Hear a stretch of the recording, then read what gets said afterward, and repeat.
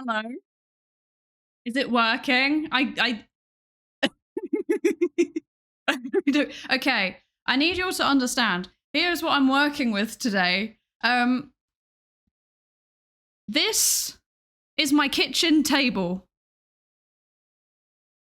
Over there, this way, is my PC. So I'm like looking to the side to try and see what you're all saying, but I also have my phone. So I'm going to be relying mostly on my phone to read chat today. It's cursed, it's scuffed, my tracking is messed up already, somehow. Because I keep getting up to go and do things. But you know what? It's all fine. We're all good. It'll be fine. Hi, everybody. Hi. How you all doing? If I put my phone here, can you see it? No, you cannot. Excellent. This is good. This is good. Okay, please don't dox me. How are you all doing today? How are you all doing? I hope you're good. Who is here? Who is here? Let me see. Hello, Lancuri. Hi, Maximilian. Hello, Flatulence Incarnate. Hello, Crystallic. Hello, Nuclear Saltwater. Thank you for the 15 stream streak, Flatulence Incarnate. What the heck? Hello, Grim Gilson. Hello, Jeff Kerman. Hi. Hi, everyone. Yeah, you were here pre-stream. I saw you, Lancuri. I saw your judgment. I also saw... I'm pointing aggressively. Titan, I saw you. How are you only just following me now? You've been my manager for like a month and a half now, and you've only just followed me. Shaking my SMH. What is that? What is that? Everybody point and shame Titan. Shame! Shame! There he is with his first time chat. Everyone point and laugh at him. Ha ha! Hi. Hello, hello. Yeah, look, I'm real. I'm real. I have hands. We know this already. I have done a hand cam before. It was also a zine making hand cam. It's the VOD's on YouTube if you care. It's there. You can go see it, I guess. Now you can see all of my weird hand ticks while I'm talking. Brilliant. Excellent. This is the last zine that we made was this one. I'm going to be physically moving around a lot today because I'm not very prepared. I was like half prepared and then I thought I was prepared and then it turns out I wasn't prepared and I don't know what I'm doing. This is the zine that we made last time. This is a mini zine. It's made out of one sheet of paper and it was all about doing a hand cam stream. So I made the zine while I was doing the hand cam. And then, yeah, there you go. Look, there's Neuro plushie. Well, technically it's the evil one, but you know, same thing. I have a small collection of zines that I will show you so that you can all understand what a zine is. But we will get there. We are not there yet. I can't unlock my phone because I've got gloves on. If anyone's wondering, this isn't a privacy thing. I have really bad eczema, so I just didn't want you all to see the absolute monstrosity that is my eczema. It's not pleasant to see. And also, I guess it maintains the scientist aesthetic. That's quite nice. But I am going to have these on for like 8 hours and I'm not looking forward to it. My hands are already sweaty. I hate this so much. It might make my eczema worse. Oh well, it is what it is. Hello, Lobster. Hello, hello. Welcome in, welcome in. And hello, Doc Rect as well. Hello, hello. Deepfakes are sure getting good these days. I know, right? Can you believe it? Look, they've even got the kind of right color on. Oh, wow. The truth is that I can manipulate your perception, so this is just what I want you to see today. Is that my desk mat? It's a bit scuffed because it's moved twice with me. Make sure you take the time to change gloves, wash hands, moisturize and such. I will be doing that. I will at least be taking them off for periods of time. Because I started the stream and then I put on the gloves and then I was like, oh, I have 3 gloves. I don't even have 4 gloves. I have 3 gloves. Brilliant. Good stuff. Excellent. Is that Ellie? Yes. Allow me to bring her into the light a bit more. That's... There you go. This is an excellent desk mat. You can get it on Uwu Market. There you go. Oh, wait, is that centered enough? I need to link. Why is there a cable here now? Where did that come from? No cable. Bad. Ah! I'm breaking things. Okay. I'm very clumsy, so if I break anything live, we all just agree that we didn't see it. we all just agree that we never saw it, okay? Can we shake on this?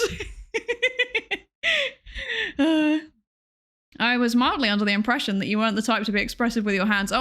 It's less that I'm expressive and more that I just like stim.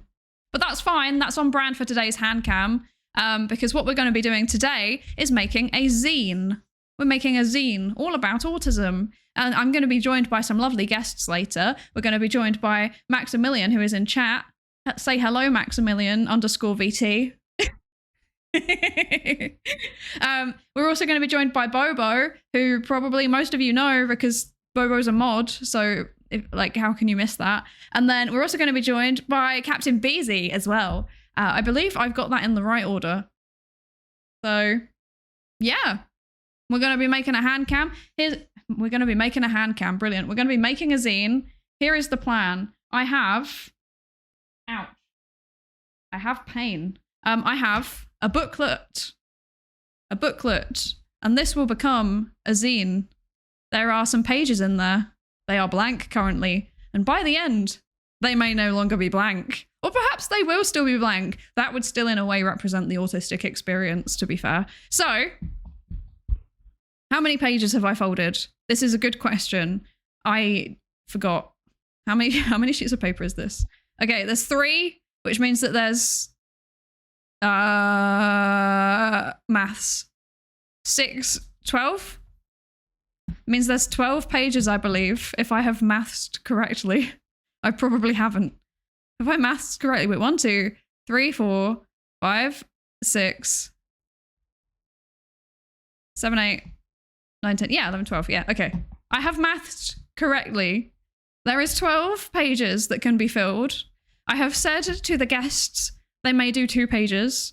In reality, if we talk a lot and I'm writing down many things, there will be more pages because there is a few extra and I have nothing to add.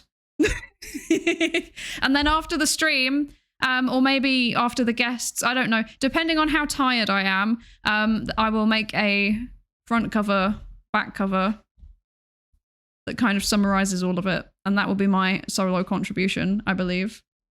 Yes. Or maybe we could do it now, but it's quite hard to make a cover without knowing what the contents are going to be. So we could start just working on some pages ourselves, to be fair.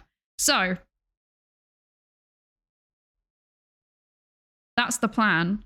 But before we start, we have some things that we need to cover, okay? We have some things that we need to cover. Allow me to put this... Let's put this over here so I don't forget where it is. This is important. Let me put it here so it acts as a chat box. Oh no, that's terrible. That's white on white. Never mind. What can I... No, that upsets me. I'm sorry. I can't do that. I can't do that. Okay. Anyway, I get awkward when I'm on Handcam, don't I? I'm sorry. I'll try and be more normal. I'm sorry. Oh dear. If we break anything, we all agree it's part of the Gap Moe. Let's be honest, it's not even Gap Moe. It's literally just me. We all know that I'm like this by this point, to be fair. We all know that I'm like this.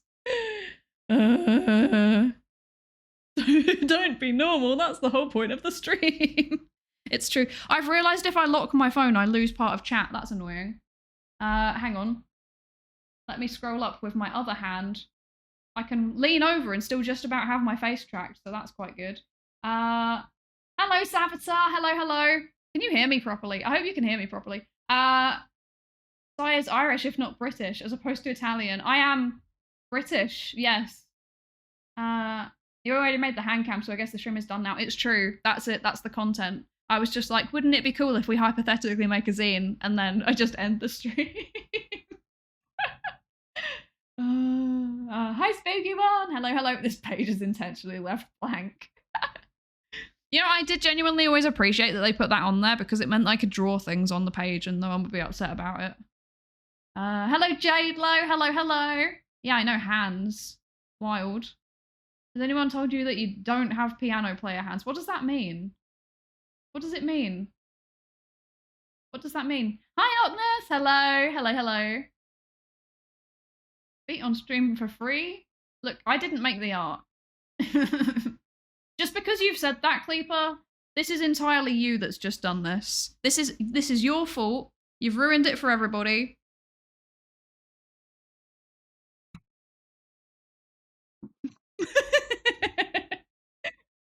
Oh, VTuber foot fan would love this stream.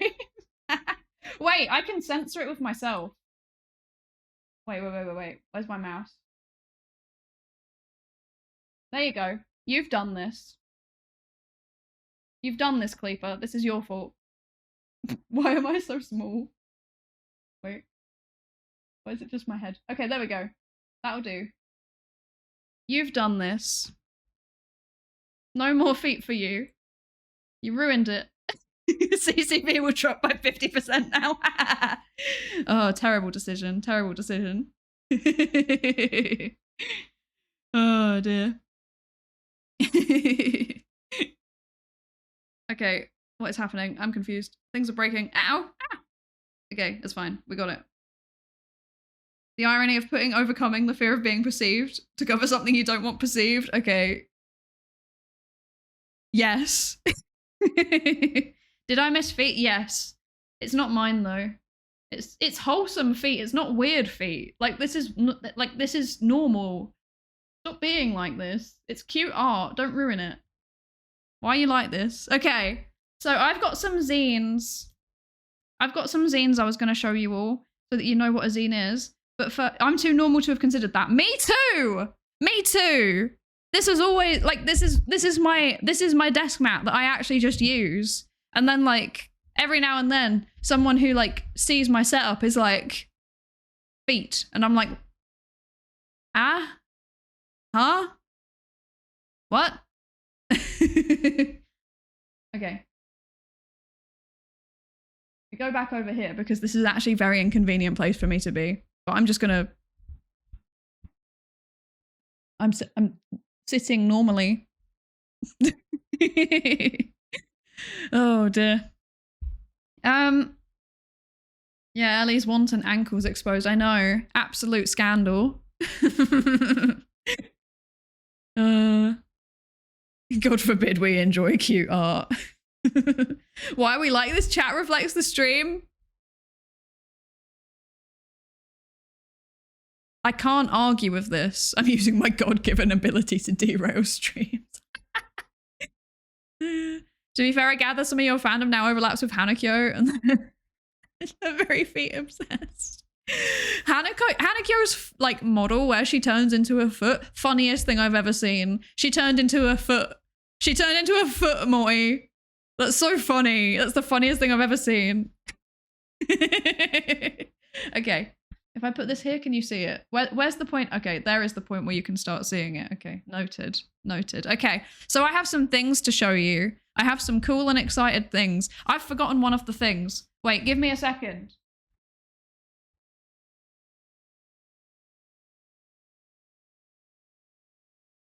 Okay.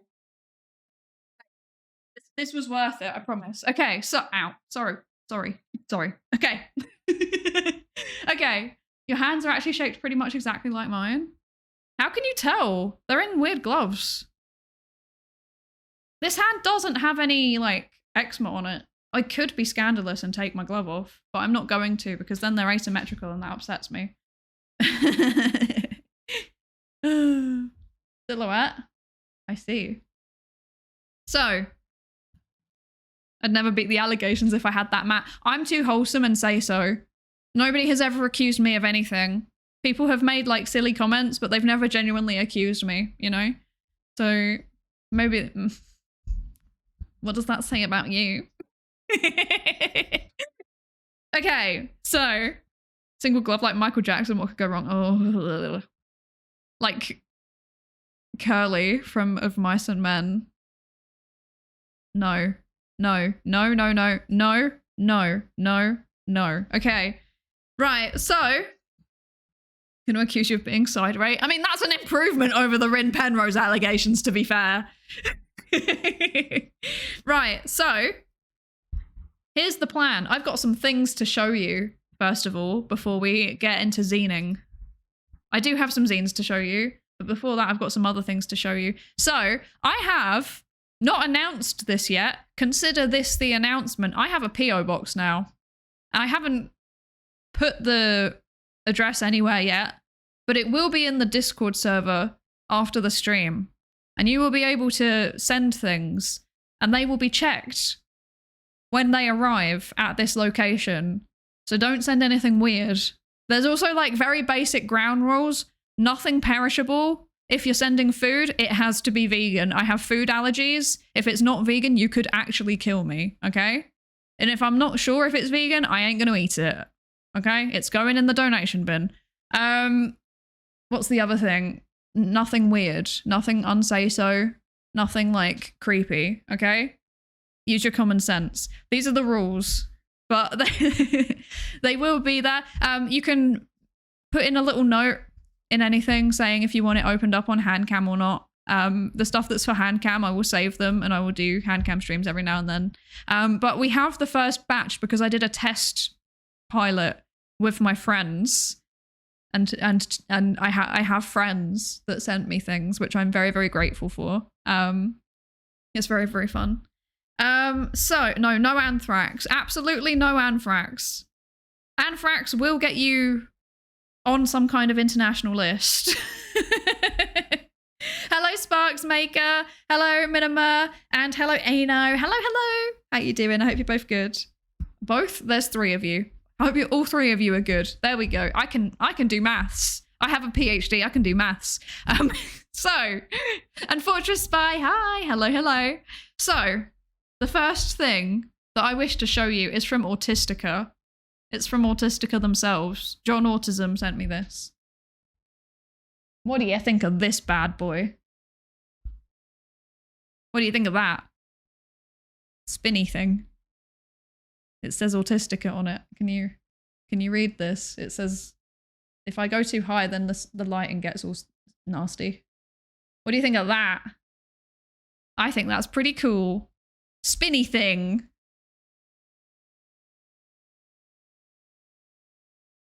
It's actually got some momentum to it, to be fair. It's still spinning. It's still spinning. Wow. That is indeed a spinny thing. I wonder if I should... Can I move? No, I can't. Okay. I was questioning whether I can and should move up my light, and then I realized I can't move up my light. Spinny thing! What do you think of John Autism's spinny thing?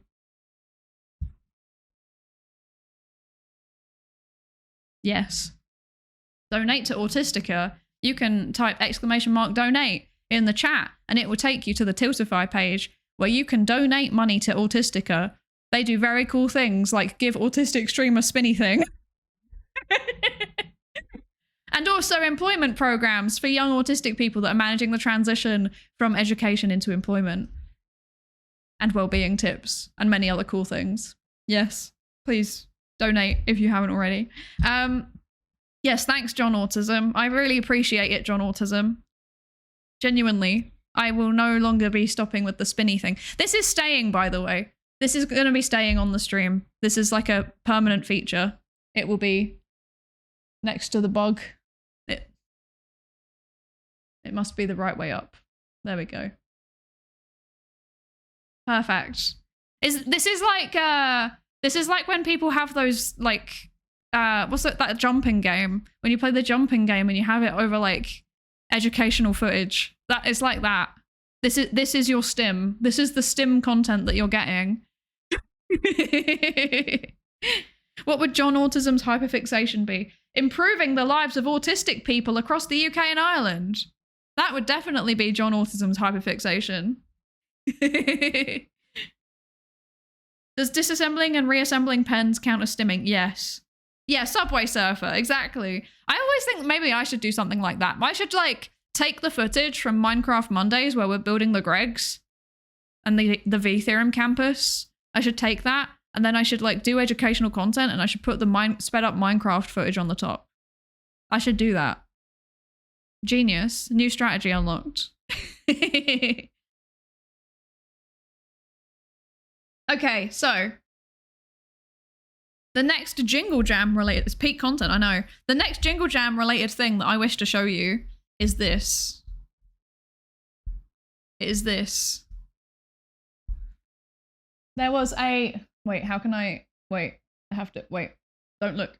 Okay. Okay. The next Jingle Jam related thing I have to show you is this. This was not sponsored.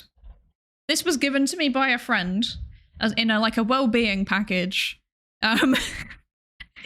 which I really, really appreciate. It was very, very kind of them. But it has all sorts of like weird things that you mix with milk, or oat milk in my case. And one of the first goal for Jingle Jam was like choose one.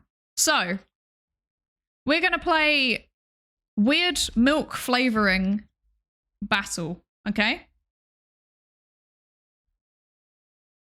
They must be aligned, otherwise I will be highly upset. Wait. Okay. Okay. Yeah, okay, good. Okay. So, we have to choose one. Mix them all together. I'm not doing that. You choose one. You get one.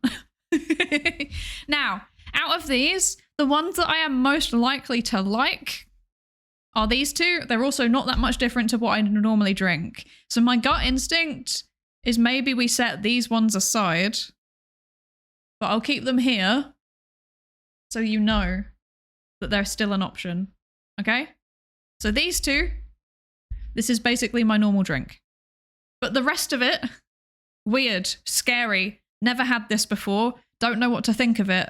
So, what are we feeling? What are we feeling? Let's start to eliminate them. There's no rules to this. Actually, maybe I should do a poll. Maybe I should do a poll. I'm not sure. What, should we do a poll? Hi, Cogs, right? Hello, hello. Welcome in. Now you can see me doing my awkward waving. Brilliant.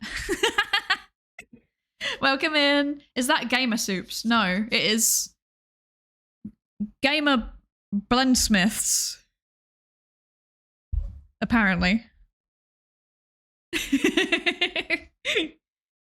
If you like chili chocolate, the turmeric and cinnamon would be to your taste. I don't know, because like, yeah, turmeric seems worst. It does seem weird. I like your desk mat, thank you. You can get, everyone, you can get one too from Ural Market. Excellent merch available at Ural Market. Yes.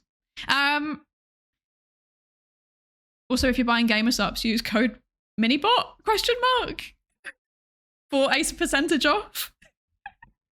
If I don't have a partnership, you know, might as well help people that do. Hi Shiva, hello, hello. Yeah, use code MINIBOT for 10% off, exactly. Exactly, Gamer Subs. They do be gaming and supping? I don't like that statement, actually. I retract that. Okay, anyway.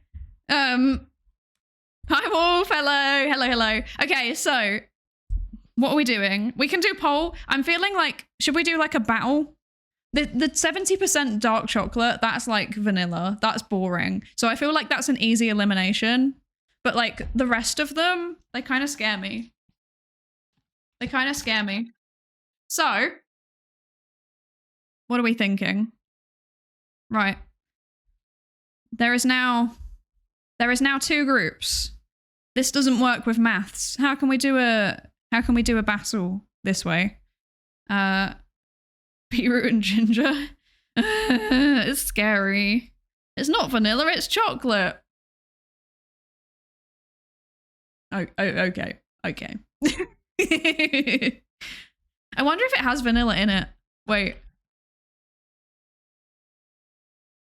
It doesn't, but it does have coconut sugar. It's Ghanaian cocoa, 70% coconut sugar and Himalayan salt. There you go. You know it's fancy because it's Himalayan salt. Throw them up in the air and whichever you catch, you drink. I don't like the sound of that, actually. That sounds like it would be a mess and I would break things. We just have a bunch of polls and go through a tournament system. Lankari, you're the mod. If you want to do polls, you can do polls. You have the perms to do polls. I'm stuck at the kitchen table. What do you want me to do? I don't know. Okay, how about we do this? Right. 1, 2, 3, 4, 5, 6. Okay? 1, 2, 3, 4, 5, 6. Which one? Listen to this statement very carefully. This is an exam question. Which one do you not want? 1, 2, 3, 4, 5, 6. Put the number in chat. Which one sounds the most boring and you want to just get rid of?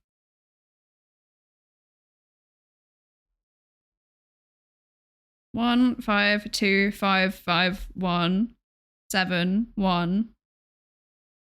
I've never had matcha, by the way. I've never had matcha. I'm scared of it.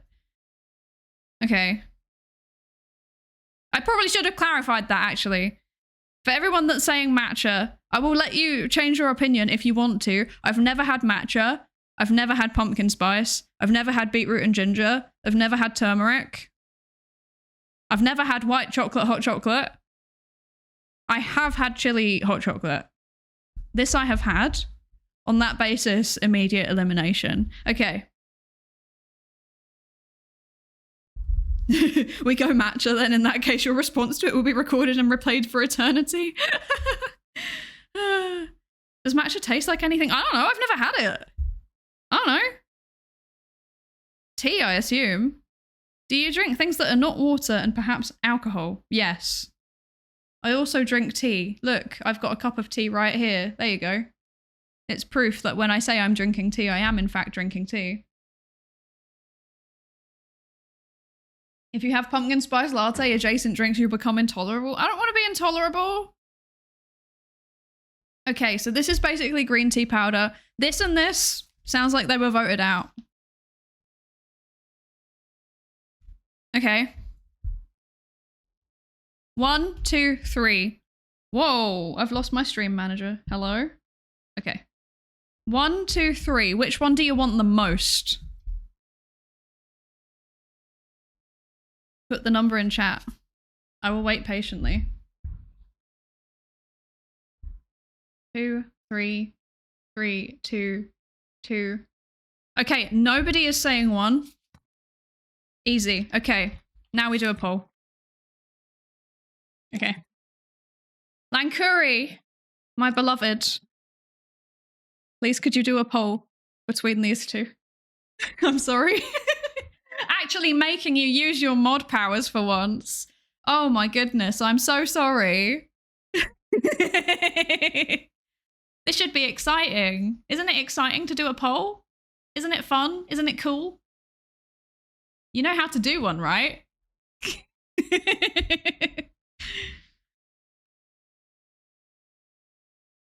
Yeah, I mean, number 1, to be fair, was that pumpkin spice latte. Yeah, it doesn't even have coffee in it. It's coconut sugar. It has actual pumpkin in it. Ceylon cinnamon, ginger, and black pepper. Weird that it has actual pumpkin in it. Very strange. I will try it another time. Whee! Spinny thing. I like the spinny thing. Would you say the character Sherlock Holmes is anti-science? I don't know enough about Sherlock Holmes, to be frank. I have never read the original Arthur Conan Doyle series, like book series, and I have also only watched very, very limited amounts of that BBC one with Benedict Cumberbatch in it. So I actually can't comment. I'm sorry.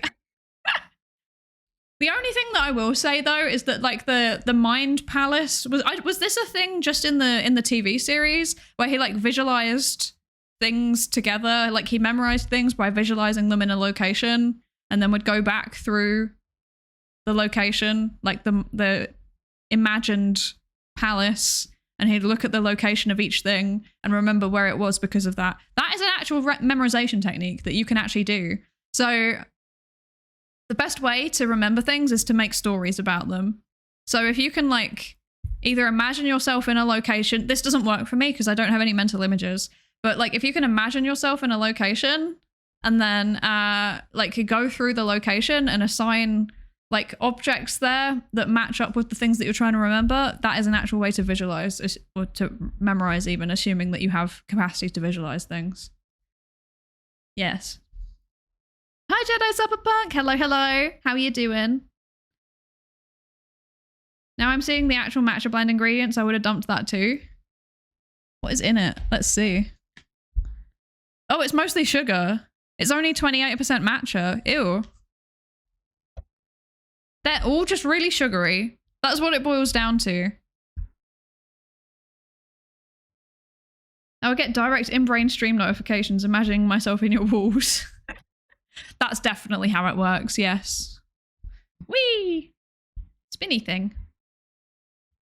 Just started reading a study in Scarlet. He's into medicine, he's into chemistry, but he doesn't give a flying sausage about astronomy. He said he could forget that the Earth orbits the sun. He would use the free space in his brain for more important stuff. That's rude. It's actually really helpful to know stuff about astronomy, I think, because, I mean, I guess if you ever get lost in the wilderness, you can kind of use it for navigation. But also it's just interesting, I think.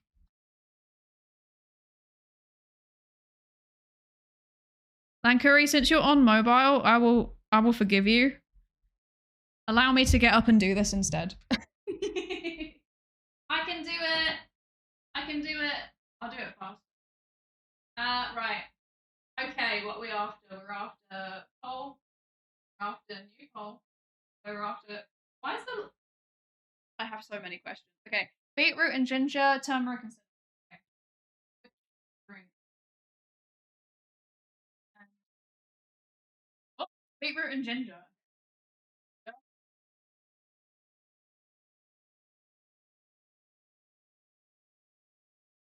With these gloves on.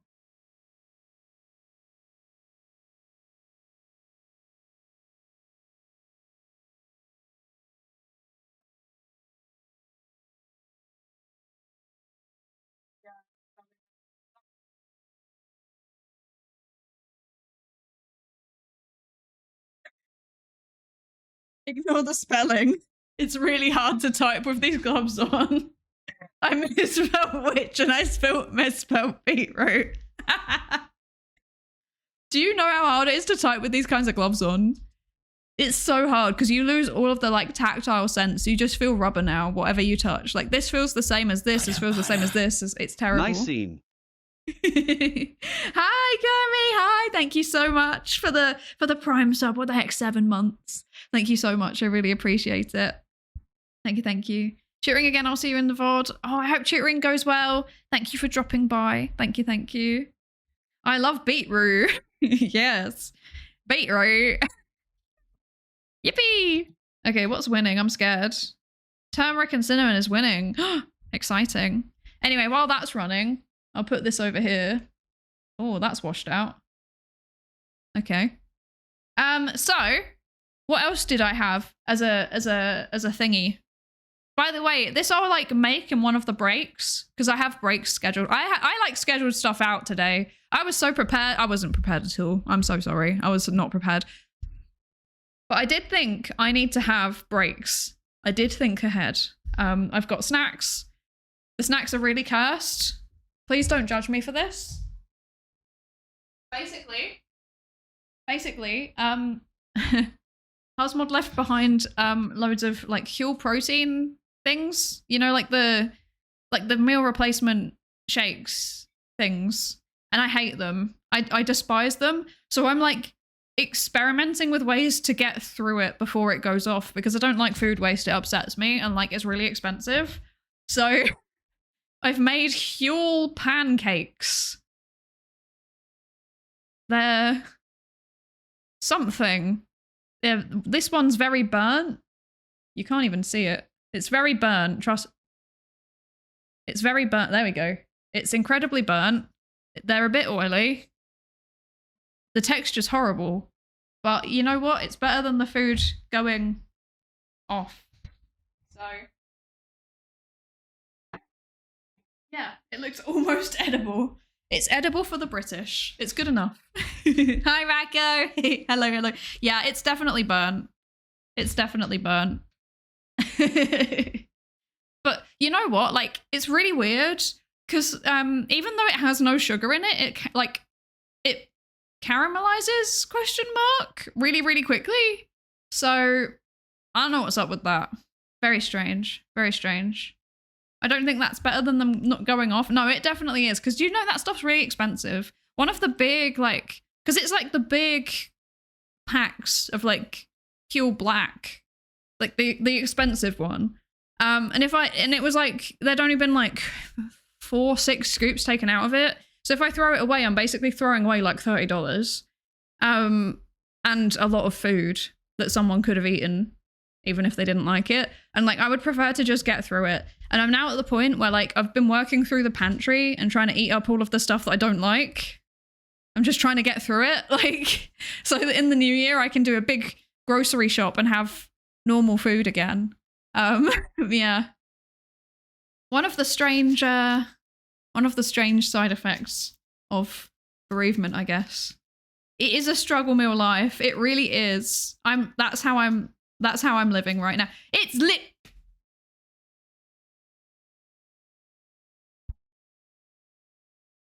It was 50-50. What are we meant to do with this? What am I meant to do? Have both? Do you want me to have both? I can have both. I have a lot of milk to get through. Like I got like a reduced liter of oat milk the other day. Like I have a lot to get through. I can have both. Both? Okay. We'll do one in the one break and one in the other break. I'm scared. This is going to be horrendous. I actually don't know if I'm going to like these. I like beetroot and I like turmeric. I don't know if I like beetroot and turmeric in a sweet drink. Because they are both mostly sugar. We will see how it goes. Hi, Tiger. Hi. Hello, hello. How are you doing? Yeah, hands. I'm real. Time for T-maxing, exactly. Mix them both. Drink in one gulp. New year, new bowels. That's awful. Steep one bag, chew the other bag. They're not even bags. Like, can you hear this? It's like sugar. It's literally just like loose powder. This one is basically like, I have like, I go through quite a lot of like instant borscht.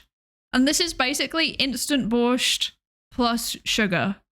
It like, the idea of this horrifies me. I'm scared. Hi, Dr. Hubs. Hello, hello. Yeah, this scares me. This one scares me less because I've heard my friends in London say good things about turmeric latte. But this one, I'm scared. Because beetroot is not meant to be sweet. Beetroot is meant to be pickled. I'm scared. Hi, Torgamus. Hello, hello. Keep them separate. Find out which one is the best chaser for the pancakes. Yeah, I should do. Wait, like, it will be cursed food. Huel pancakes plus whatever these are. I think it'll be great. I think it'll be good. Okay, so I have more things. One of them is cursed. Some of them are not. So I also received, where did I put the, there you are. I also received packages from, thank you so much for the 5-stream streak, Dr. Hubs. Thank you. Isn't golden milk meant to be good for you? Hot milk with turmeric in it? Yes, as far as I've heard, yes. Pickled, yeah. What's wrong with pickled beetroot? That's normal. Huh? That's normal. That's not weird. That's not weird. That's not weird, right? That's not weird. Oh. That's not weird. Okay. Wait. Okay. That's not weird. Okay. I thought all beetroot came pickled. My default. You know what? Wait 1 second. It's not weird to pickle your beetroot.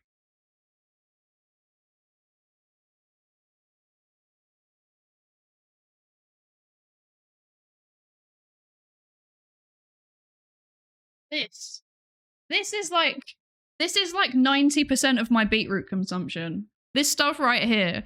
It goes with everything. Well, it doesn't go with everything, but it goes with a lot of stuff. This is most of my beetroot. And like having sweet beetroot, I'm scared. I'm scared. Borscht is tasty. It is. This is not like real though. This is really, really thin because it's just like, you just mix it with water. Yeah, like proper borscht, it's meant to be thick. This is not. It's not good. Yeah. Okay, I'm gonna put this away. Wait.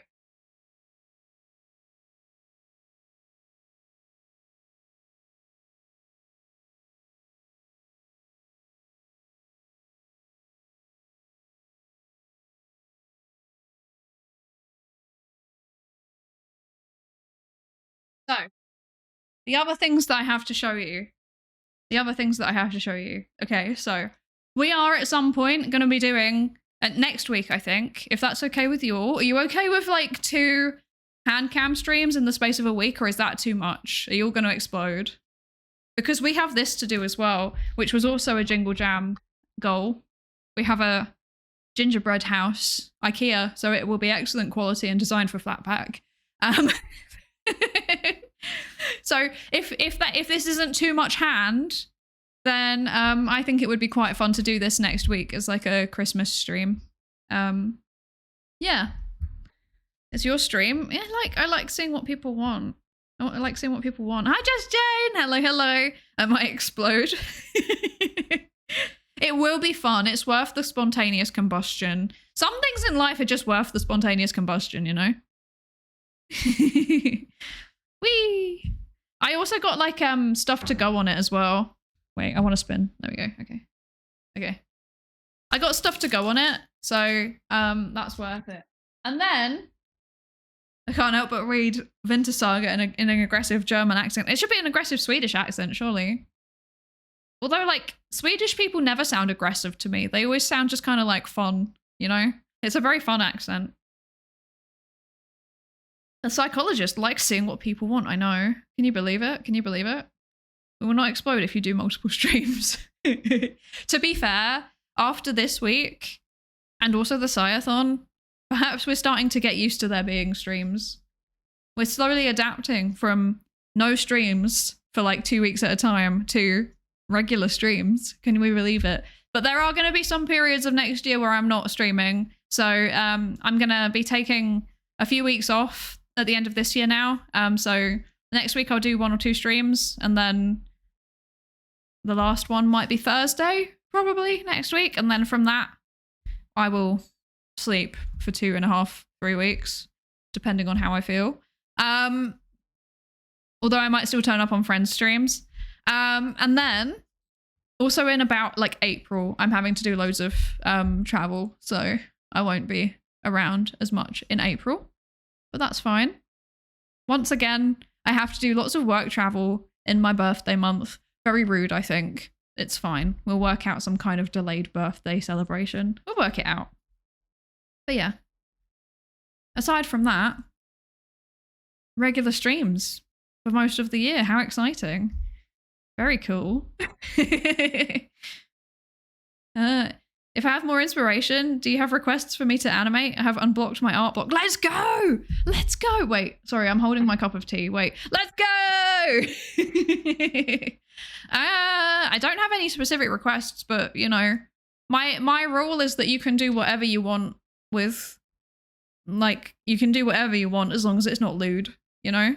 So if you're feeling inspired, just run with it. I always really, really appreciate it. I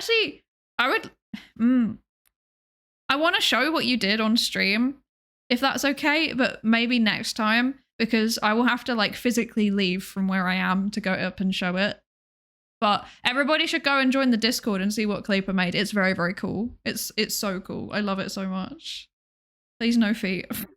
Hi, Mylin. Hello. Mylin, good timing. Good timing. Fancy seeing you here. Fancy seeing you here, Mylin. Because I was going to show something that you sent me, if that's okay. I hope it's okay for me to show the little thing that you sent me. You know, is it okay for me to show? Yeah, it's okay. Yippee! Okay, so Yeah, I've got a PO box now. And Mylin and Phi were the first people that sent me anything, which was very, very kind of them. I really, really appreciate it. I have things that I'm going to send back at some point. I've got some funny things. Okay, but this is something that Mylin sent me. Look at how cute this is. I love this so much. I actually had it framed. I've put it in a frame, but I took it out the frame so I could show you all because I didn't want it to be reflective. It's so cute. I love it so much. I love it so much. I want to punch it because it's so cute. It's so nice. And then I have got one of the limited edition Fire the Neutrophil buttons. It is going on my my science VTuber eater bag when I eventually get around to making it. It will go in there. Fi also sent me this, like, there was one fridge magnet that would have been like kind of doxy. I'm not showing that one. There was another one. This one's funny. This one's extremely funny. No, don't jump off the ledge. No, she's jumping to go and see the Autistica spinny thing, you know? Oh no, she's going into a spinning wheel of doom. No. I don't know why he was allowed to send me magnets. I don't know. There was 2 of them. Then they got through the shipping. I don't understand. But anyway, this was the magnet, one of the magnets that he sent me. The other one, like I said, not showing it. This one I will show because it's really funny. What the hell? A quote by George Washington. This is my favorite thing ever. This has been like on display in a location within my house. And now I will put it back in a location within my house. There we go. It's right. It's just there. I have a magnet thing there. It's so good. I should put it there so that everyone can see it. Can you see that? Yeah. What the hell? It's so good. Every time I see it, it makes me smile.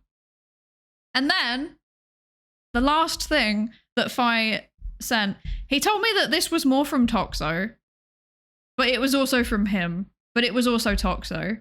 And this was also one of the things that was a charity milestone. So I hope you're all ready for this. Look at this.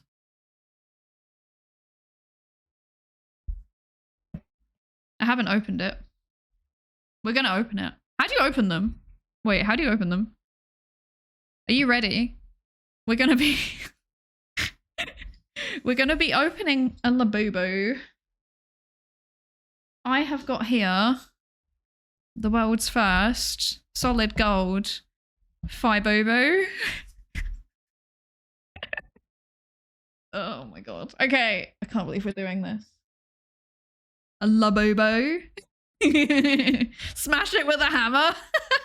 Hi, Professor Dutchy, and hello, Lost Pixel. I know. But okay, right. So Fi argues that Labubus are compelling art on the basis that I've forgotten what his argument was. Actually, I don't know why I even started. But I remember the thesis, which was that Labubus are compelling art. He has a whole thing about it, like a whole bit about it, but it's not a bit.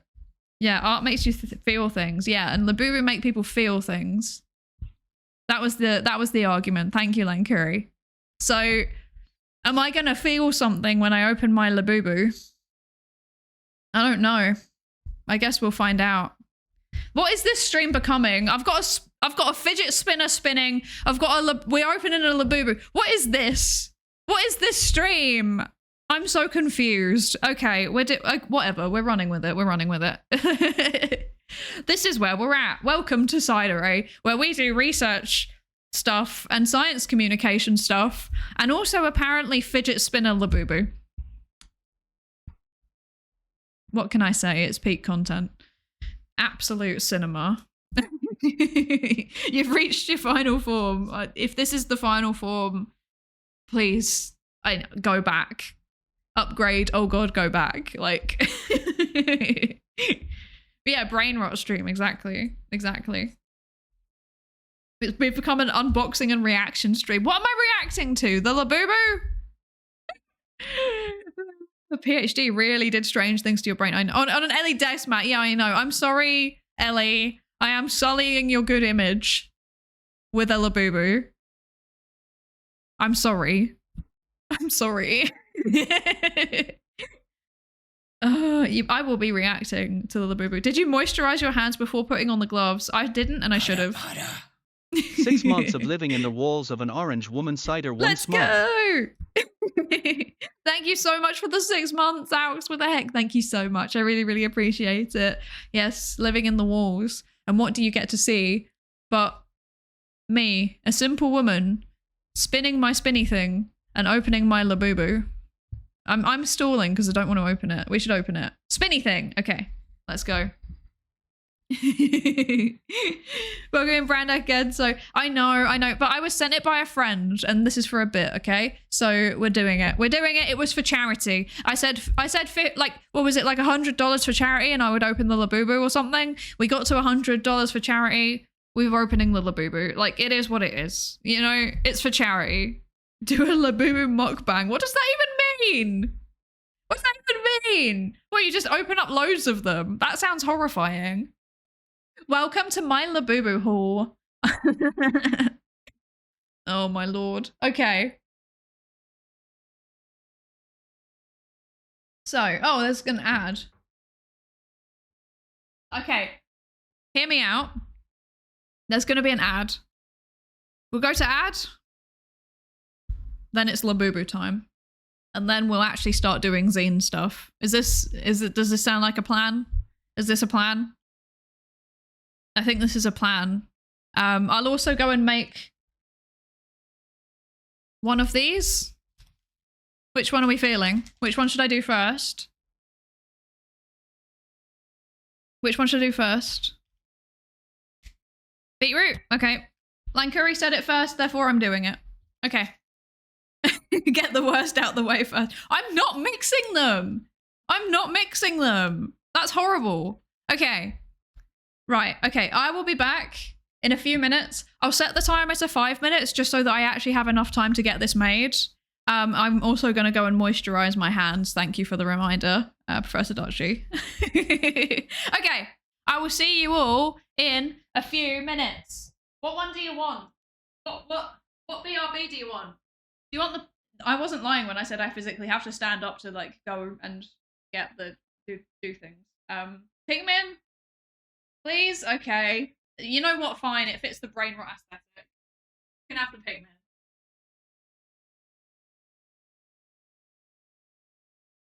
Pikmin 4 and 5, Pikmin 6, Pikmin 7, Pikmin 18 million and 11, Pikmin 3 Deluxe and hey Pikmin, new centrifuge to put Pikmin in.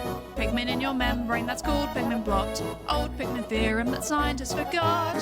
New mechanics, quantum Pikmin.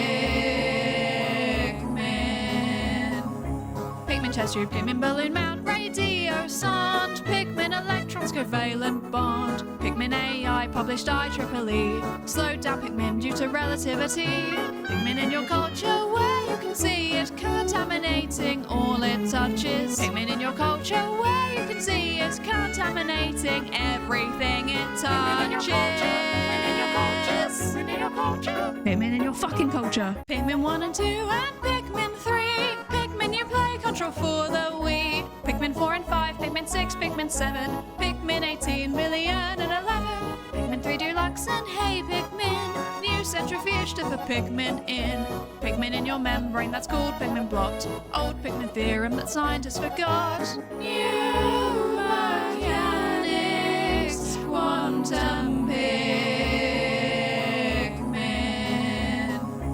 Pikmin chest tube, Pikmin balloon mount, radio sound, Pikmin electrons covalent bond, Pikmin AI published IEEE, slowed down Pikmin due to relativity, Pikmin in your culture where you can see it contaminating all it touches, Pikmin in your culture where you can see it contaminating everything it touches.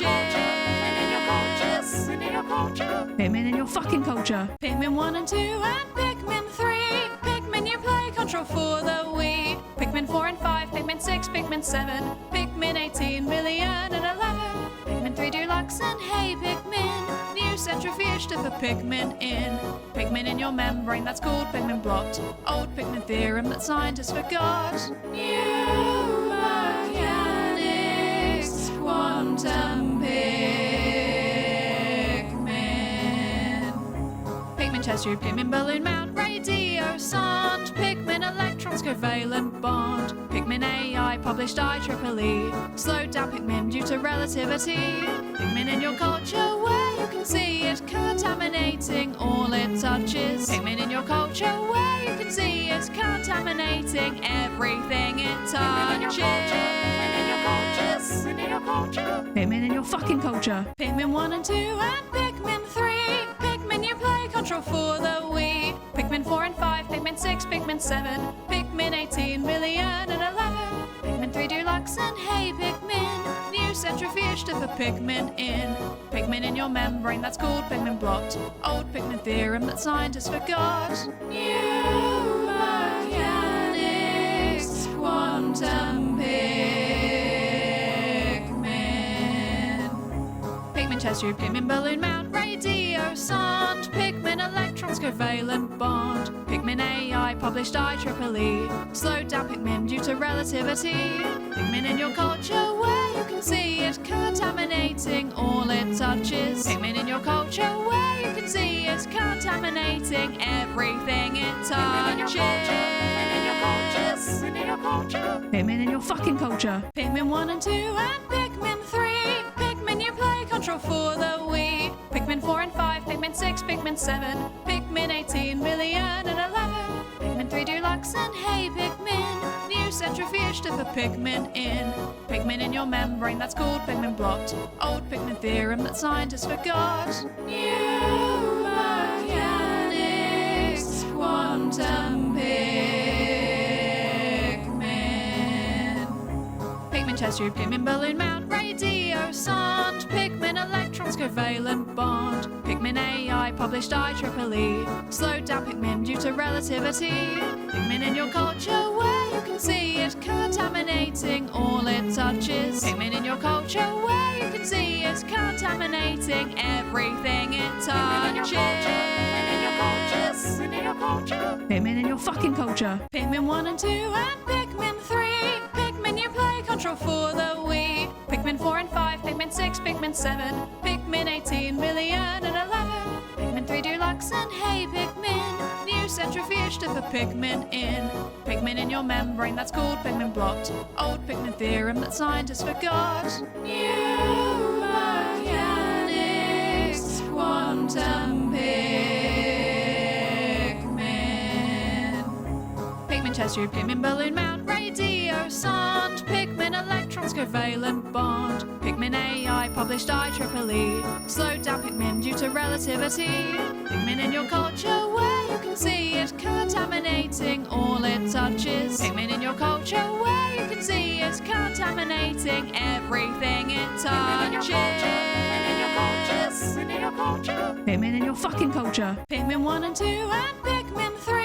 Pikmin you play control for the Wii. Pikmin 4 and 5, Pikmin 6, Pikmin 7, Pikmin 18 million and 11. Pikmin 3 Deluxe and hey Pikmin, new centrifuge to put Pikmin in. Pikmin in your membrane, that's called Pikmin blot. Old Pikmin theorem that scientists forgot. New mechanics, quantum Pikmin.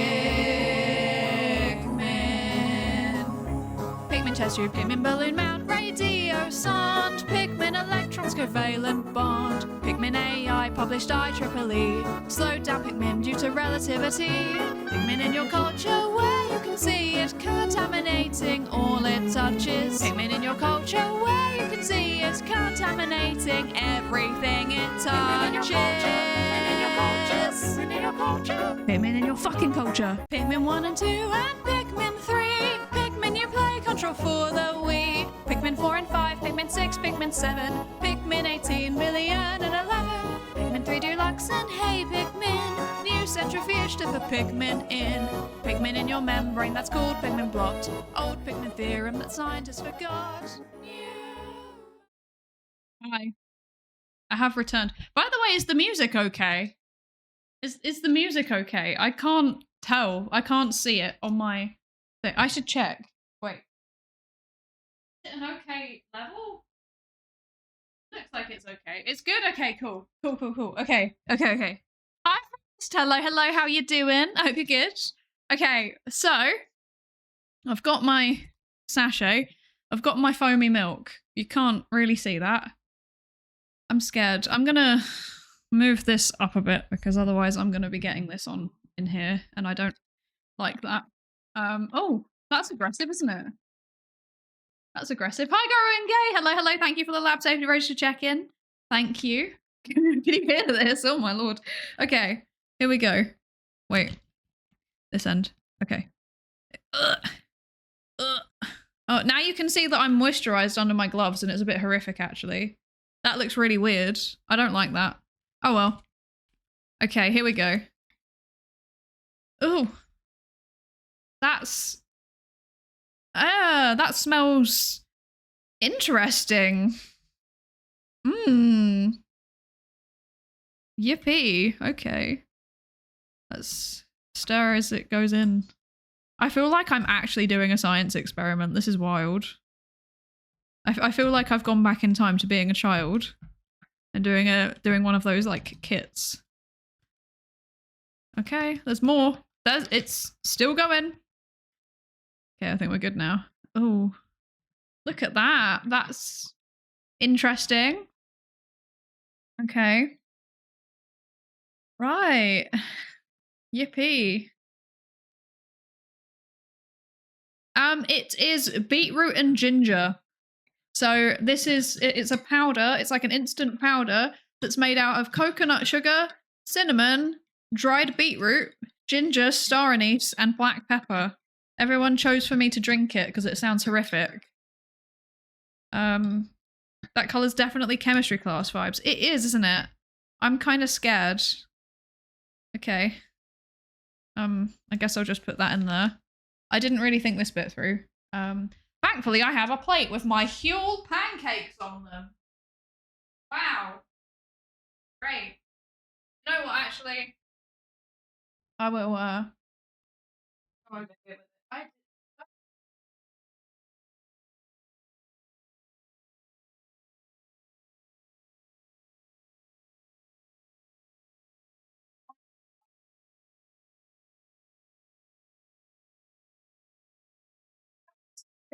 My shirt. I hope not. Okay, I'm back. This is... Ooh, let's not spill that everywhere. That's gonna stain something awful. Yeah, this is the suffering part of the charity stream. Because I now have to drink this. And I have to open this. We'll see how it goes. Okay. Okay. Oh, I love my foamy hot beet milk. Yes, that is a very British interesting. Yes. It's the color is interesting. The cinnamon appears to have all like clumped to this side here, and it's not dispersed despite me aggressively stirring. The milk has lost all of its foam as a result of whatever I've added into it. I am nervous. I'm nervous about this. Hello, Shinster. Hello. Thank you for the lab safety register check-in. I hope you're doing good.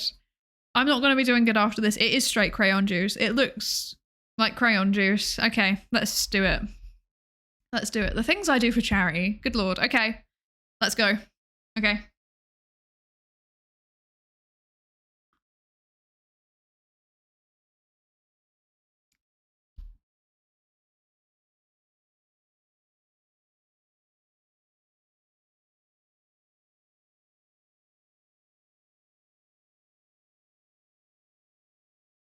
What? Wait, what? Wait.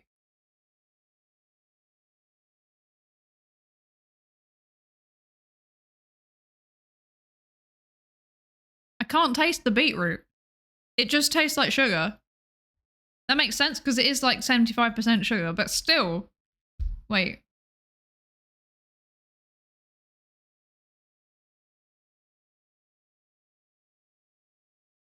What is this? I feel scammed. It's just sugary. But, like, despite the horrifying color, can't really taste the beetroot. There's definitely cinnamon in it. Or ginger, sorry. There's definitely ginger in it. I can taste the ginger. The beetroot I can't really taste. I feel like it's more for show than it is for taste. So, my review is... It's fine. It does the job. It's a warm drink. Disappointing out of 10. Okay, bye. Right, okay.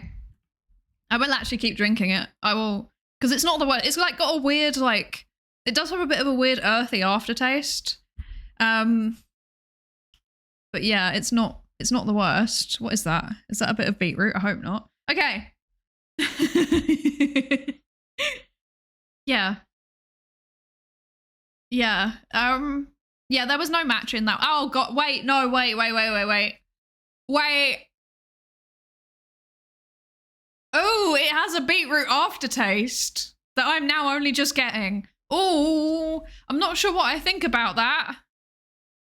Oh, that's a bit weird. Uh-oh. That's... no, line curry, no, don't make me hydrate, no. Don't make me do it, not again. Oh, wait a second. Why does it have aftertaste like? I don't know. Am I making this up? Wait, okay. I have water. I'm gonna have some water. Okay. Right, water. Let me try again. Wait.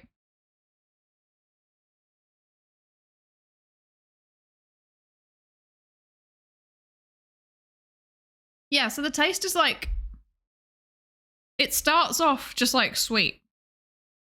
And then there's like a bit of ginger.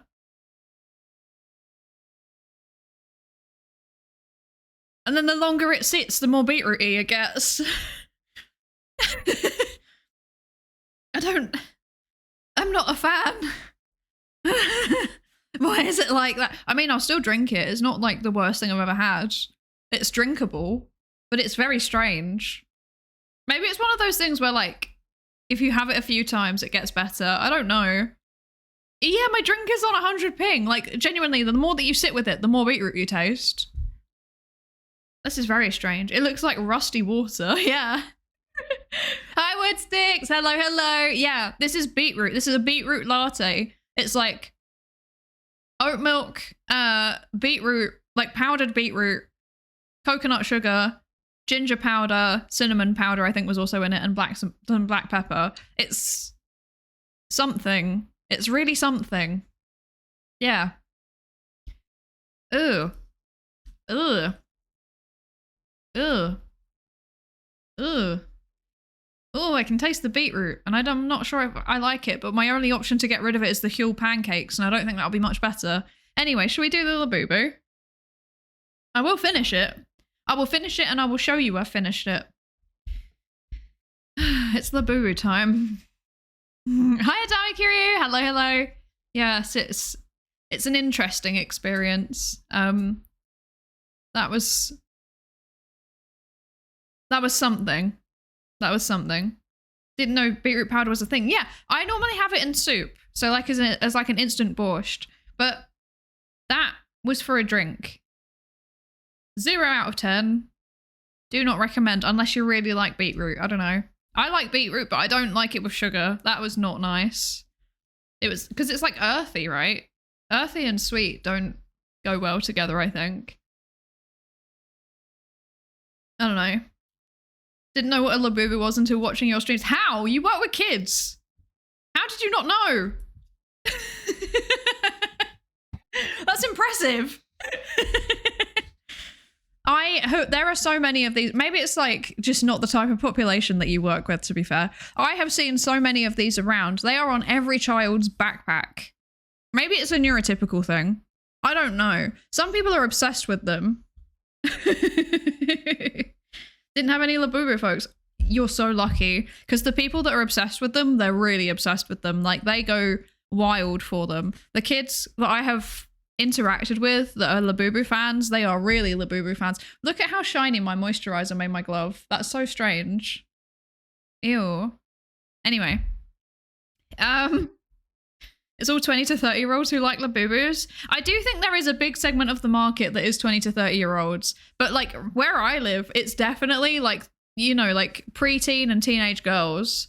And I don't know if the teenage girls are doing it ironically. I think they're probably doing it ironically, but like the preteens, you know, like the 8 to 12s, they are obsessed with Labubus here. Like every single one of them has a Labubu where I live.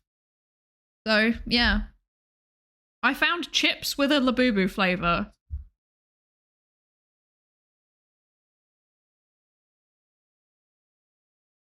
What? What flavor were they? What flavor are Labubus? I'm stalling this. We need to get through. I know an autistic girl who's really a Labubu fan. That also doesn't surprise me. This is very like, I think having one is a neurotypical thing. Having all of them is an autistic thing. Because like they're collectible. And if an autistic person develops Labubus as their special interest, you got to have all of them. They're not going to be my special interest, but I will open it. These are the options. We could get any of them. Apparently. There is can you see this? I don't know if you can even see it, but there is A, B, C, D, E, F, G, H, I, J, K, L, M, question mark, secret. So these are all like 1 out of 14 chance, and then the secret is 1 out of 168 chance. Which one would we like? What color would we like of the Labubus?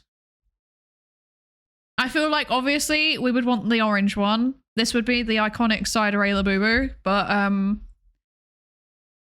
actually don't really mind. I'd be happy with any of them, I guess. Like, oh dear. I've had patients with Labubu adjacent things, dolls and the like, just not Labubu specifically. It's coming one day. It's coming one day. There's also fashion style that's around kitschy trinkets, bright colors and clashing things as a fashion style. Yes, I've seen that.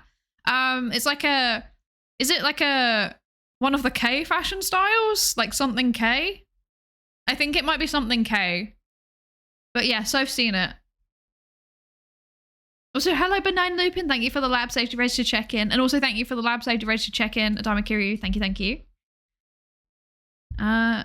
Iconic Psydere Labubu is not a phrase I expected to hear today. Oh, we don't need the Psydere Labubu. Okay. Oh, it's official. Look, it's got the seal. The seal of approval. Look at that.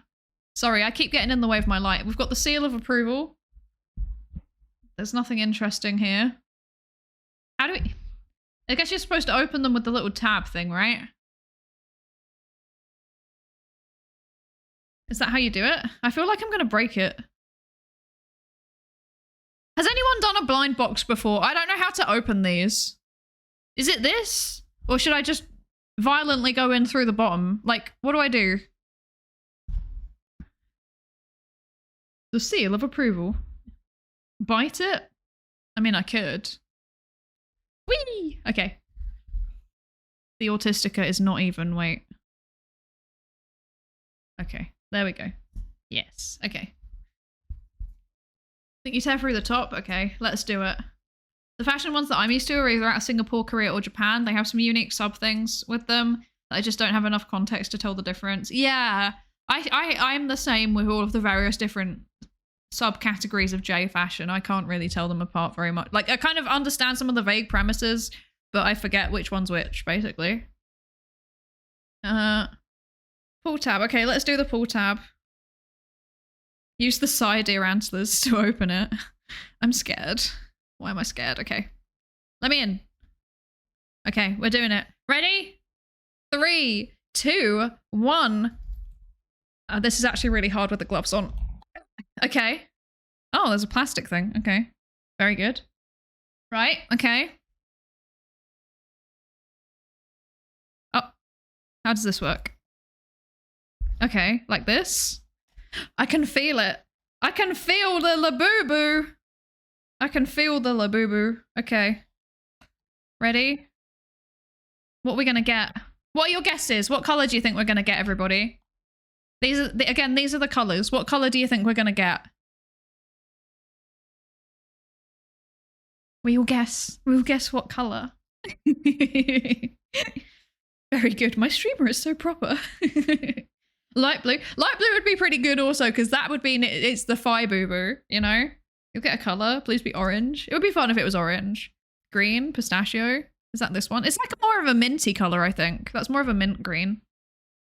G. Which one's G? The kind of peachy color. Okay. Tutal green. Hi, relativistic kill thistle. It is kind of... It's like a minty green. Okay. There we go. Oh! Oh, there's a sticker. Does the sticker tell us what color it is? Though. We'll do the actual Labubu first. Are you ready? It's quite a nice bag, to be fair. Are you ready, everyone? Ready? Oh. It's purple! Look at that boy. That is a boy.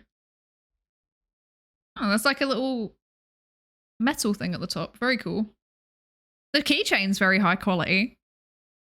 It's soft. It has a face. It has ears and hands. The foot's a bit wonky, but I can fix it. Look at him. There you go. And oh, the sticker would have said what one it was. There you go. Look at that. We got the purple one. Bro, why purple? I don't know, man. I don't know. He's just purple. He's just living his best life, you know? Close enough, that's still a Bobo. I think Mylin's color is purple, so technically this is a My Bobo, I think. It's the My Bobo. Oh, no. Considering Psydere is doing an on-stream unboxing of a Labubu, I think we can officially say this trend is dead. Is that the metric by when a trend is dead, that I do it? That's so rude. I spin. That's so rude.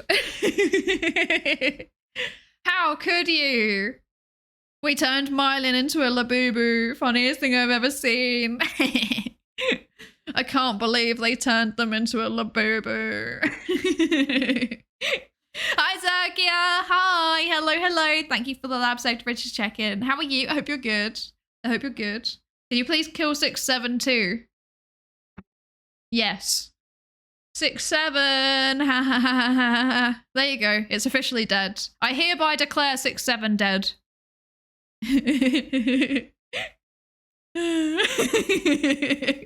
That's so rude. I spin. That's so rude. I can't help it. There's a spinny thing. Am I not meant to spin? What is the charge? Spinning my high quality Autistica fidget toy?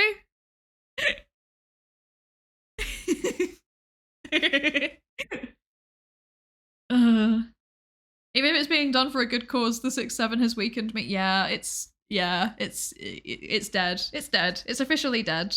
No more 6-7. No more Labubus. I can kind of see what he means though about it being compelling art, to be fair. Like I do kind of get it. It's quite high quality. Like there's a little question. It's got a cutie mark and it's in like an embroidered question mark.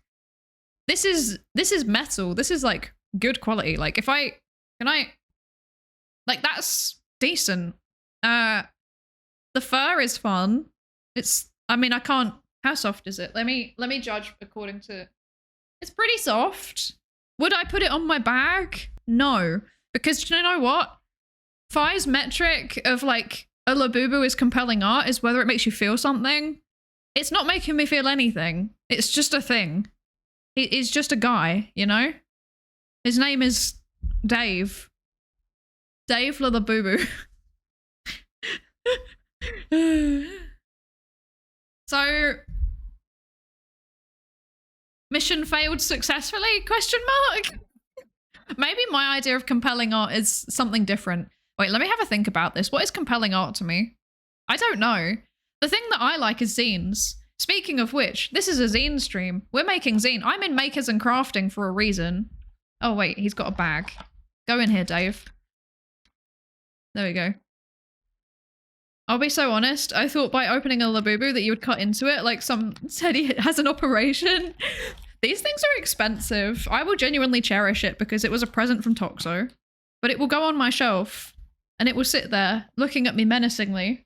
And every time I see it, I'll be like, this was Toxo's doing. It's still not compelling art, I think. Oh, am I in special events? Oh, that's fine then. Opening a Laboo is a special event. I forgot that I changed it just before I started the stream. I forgot I did that. So if I send you a Laboo, can you dissect it on stream? Yes, I can do that. If you want me to dissect anything, please make sure it's not organic in nature, but you can send it to the PO box, the address of which will be posted in the Discord server. Please don't leak it outside the Discord server. I've chosen a location for it, which is the best of everybody's situation. In theory, the place I've chosen for my PO box, you should be able to ship there from both Europe and from Britain without having any problems. It should be the best customs situation for everybody in the European continent, I think, if I've done my research correctly. So that's good. And also you will have domestic shipping charges regardless of if you're in the UK or Ireland. That's also good. Everyone else, sorry if you're outside of Europe. It would have been expensive regardless for you guys, to be honest. So yeah. It's not the Isle of Man, but I did consider it, and then I realized I can't get there regularly because the Dublin to Isle of Man ferry just doesn't run in the winter, so I couldn't go pick stuff up. Also, it's expensive to have a PO box in the Isle of Man. It's very expensive, whereas the place that I have chosen is significantly less expensive. In fact, it's actually quite good value because nobody wants a PO box there. So yeah. I should like to send you really specific, enjoyable, difficult puzzles just before April to screw with you. April Fool's Day stream. It's just me doing a puzzle that you sent me, except one piece is missing. Oh man. You're also not running a tax scam, and the Isle of Man doesn't make sense. Yeah, exactly. I do like the Isle of Man though. I really like the Isle of Man. Why is it so expensive to put a PO box in Ireland? Because the cost is always Dublin. Ha ha ha. Ha ha ha ha ha.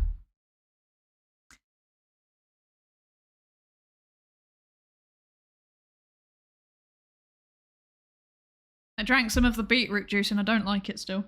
Okay, anyway. Time to move on to zines. We're zining. I thought that maybe we'd get something done before the first guest. The first guest is in like half an hour, so we're not. We're not, but I have time to show you my zines. So this is just a small selection of zines that I have acquired over the years. Okay, this is a small selection of zines that I have acquired over the years. There's a kind of like a mix of them here. So this is one that I made on stream before. Hi, Handsome Mollamoth. Yeah, look at it. Bug. It's a mechanical bug. It's not a real bug. But obviously it's like, is this the rhino beetle? Am I right in getting that right? It's based on a rhino beetle? I don't know. I don't know things. I know nothing about bugs. I just know spinny thing. Do you like my spinny thing? Ento, do you like my spinny thing? Also, hey, hello, Lazy Anomalicarius. Hello, also. Yeah, the Laboobos have appeared. They're gone now. We could have the Labubu sitting... If we wanted the stream to be, like, mega cursed, we could keep it out. We could keep it out. We could just...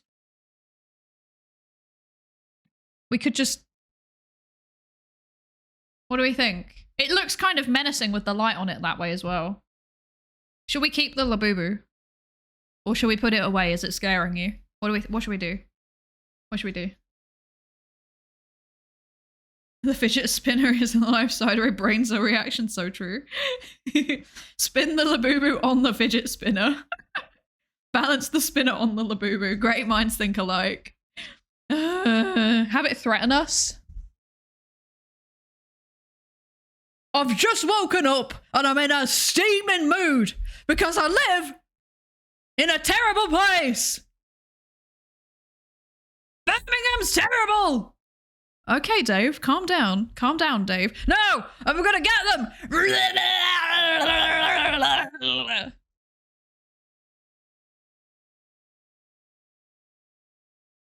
Anyway, this is an educational stream.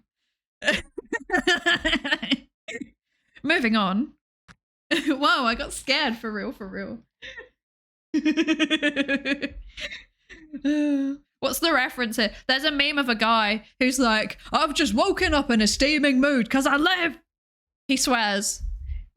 But he's like, I'm in Birmingham. It's really funny. It's 10 out of 10 British meme. Anyway. The child will sit here. Myelin is a labubu. Spinny thing will spin. Okay. Right, so. Okay, so these are my zines. This is a small collection of my zines. I've got one that I've made. This one we made on Handcam. And then I've got 3 that I have acquired from other places. I should have not left that in the shiny wrapper. Let's take that out of the shiny wrapper. That's not great. That was very silly. Okay, there we go. Okay, so I acquire these from various places, largely the internet. Sometimes you can go to fairs, but they do not have any that I have been to in my location, because the few times that there have been zine fairs or a place selling a zine, I never end up going. And it upsets me. Okay, there we go. Okay, so this is the zine, so much lower for Dave, the My Boo Boo from Birmingham. Yeah, I know. He's a regular stream character now. Okay, so this one is one that we made on stream ourselves. So basically there's 2 types of zine. You can have big ones like this that are like, you know, a booklet. They're either stapled or they're like sewn together, but it's like paper. Or you can have ones that are made on a single sheet of paper, like this. Ta-da! Wow, look at that origami. Isn't that incredible? So, either way is fine. This is a mini zine. This would be considered a full-size zine. And for anyone that doesn't know, a zine is just basically like a self-published magazine. And you can make it about whatever you want, but a lot of them are kind of like, you know, like music or you know, kind of like activism, political. These ones are not. These are the kind of like artsy, I guess. These ones are artsy. This one was just experience. This one's science. So I really wanted to show this one. I guess it's kind of political too, I guess. It's about like activist burnout in science, basically. But they're all zines. And as you can probably already tell, just purely based on aesthetic, they can be done in all sorts of ways. You can make them by hand with pen and paper. You can make them online using, you know, digital services like Canva or whatever, like this one. Or I don't know how this one was made. This one's a mixture of both. Sometimes they're collage. So there's some collage here. This is screen print. And inside it's printed photos. So they also, yeah, they can have different topics. So this one's like personal experience of doing the stream. You know, I just went through and I drew what I was thinking and yeah, with a pen, and that was it. This one is, like I said, it's a little guide about activist burnout in science, open science specifically. And this one was also done with pen and paper, but if you go at the back, you can see there's also a printed out QR code here. So you can, you know, even if you're doing stuff with pen and paper, you can still do a bit of collage. You can mix stuff up. This one's also a bit of collage because I don't know if you can tell, but like this is like a photo that's been printed out and stuck on. If I go like that, you can kind of see there's like, yeah, there's like a line because it's stuck on. This is screen print. There's like wax paper, I guess, inside. And then it is like a photo diary, basically. I think some of these photos aren't safe for me to show on stream. Let me find another one. But basically it was this Irish artist that went on a road trip across America and they just took photos while they were there. And this is some of the photos that they took. And it's a mixture of like places, but it's also, where's one that's safe for work? I guess that's fine. It's also people. So yeah, interesting little mix of stuff. And then this one is like poetry orientated. So mostly it's like writing. Yeah. So it's like writing superimposed over other stuff, but there are elements of like digital collage in there and like drawn art.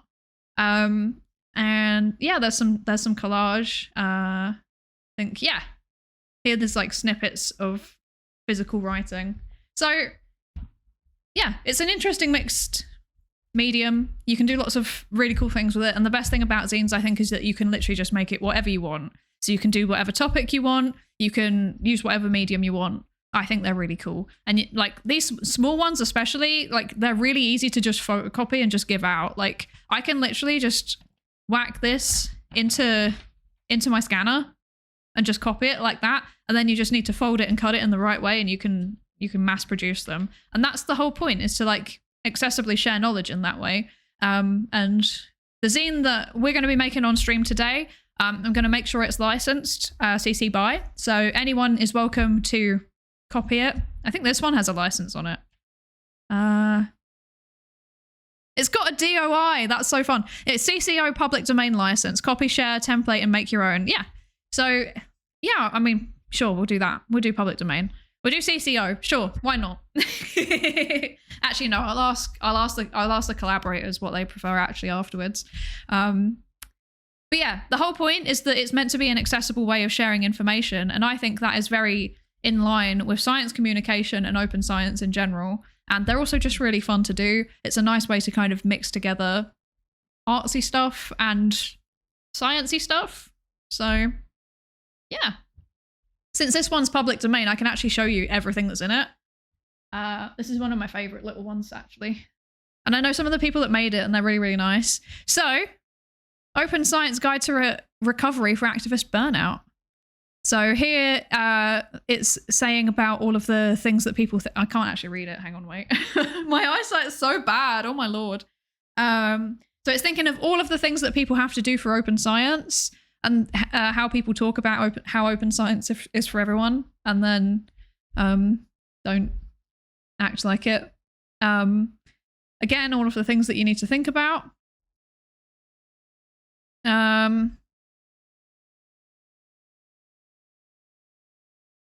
Yeah, feeling overwhelmed, burnout.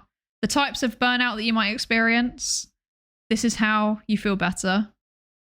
And a big part of it is community. So there's a nice little illustration here. And it's all meerkats. And if I remember correctly, I think every person that contributed to this did a different segment of it. So yeah, that's very cute. But if anyone wants a copy of this, let me know. And I will whack one in with your autism zine donation. Which you can do if you type !donate. You can get a copy of the zine that we make today. It will be £10. But it's going to charity. I'm not seeing any of it. It's not mine. Okay, so you just reminded me I got a fanfic published in a Japanese zine like 12 years ago. Yeah, there's lots of fanfic zines. There's lots of fan art zines. Really, really cool. Yeah, very good. Yeah. Hi, Spidooey. Hello, hello. How are you doing? I hope you're good. Did I have to select the zine when I donated, or was it automatic? You had to select it when you donated, so that because you have to input your address. Otherwise, I don't know where, well, not to be creepy, but like, I do know where you live, Lankuri, so I can just send you it. It's fine. If it's the same address as before, but like, yeah, I'll message you about it. I'll just send it to you anyway.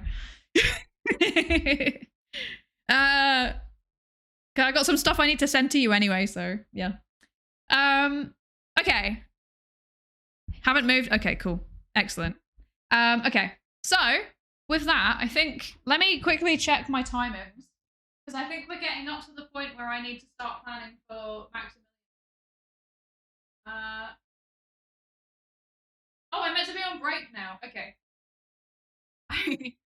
I planned in breaks so that I could have food. Aren't I smart? Aren't I a genius? Tell me I'm a genius. Tell me I'm smart.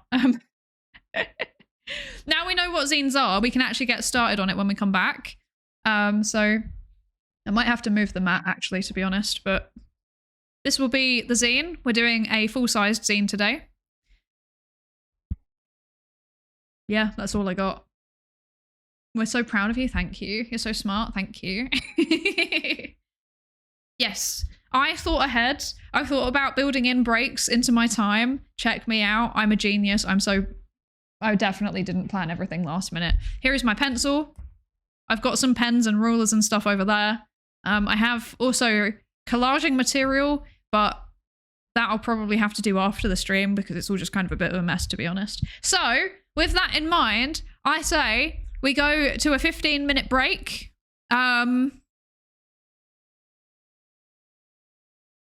Yeah, I guess that's that. I got nothing else. So I will see you all in 15 minutes when we will be joined by Maximilian, who I am now going to go and, well, I mean, you're in chat. Hi, Maximilian. Hello. I will now sort out the actual collabing stuff and also make some food. Okay, excellent. Let's do it. Let's go. We can do this. See you in about 15 minutes, everybody. See ya.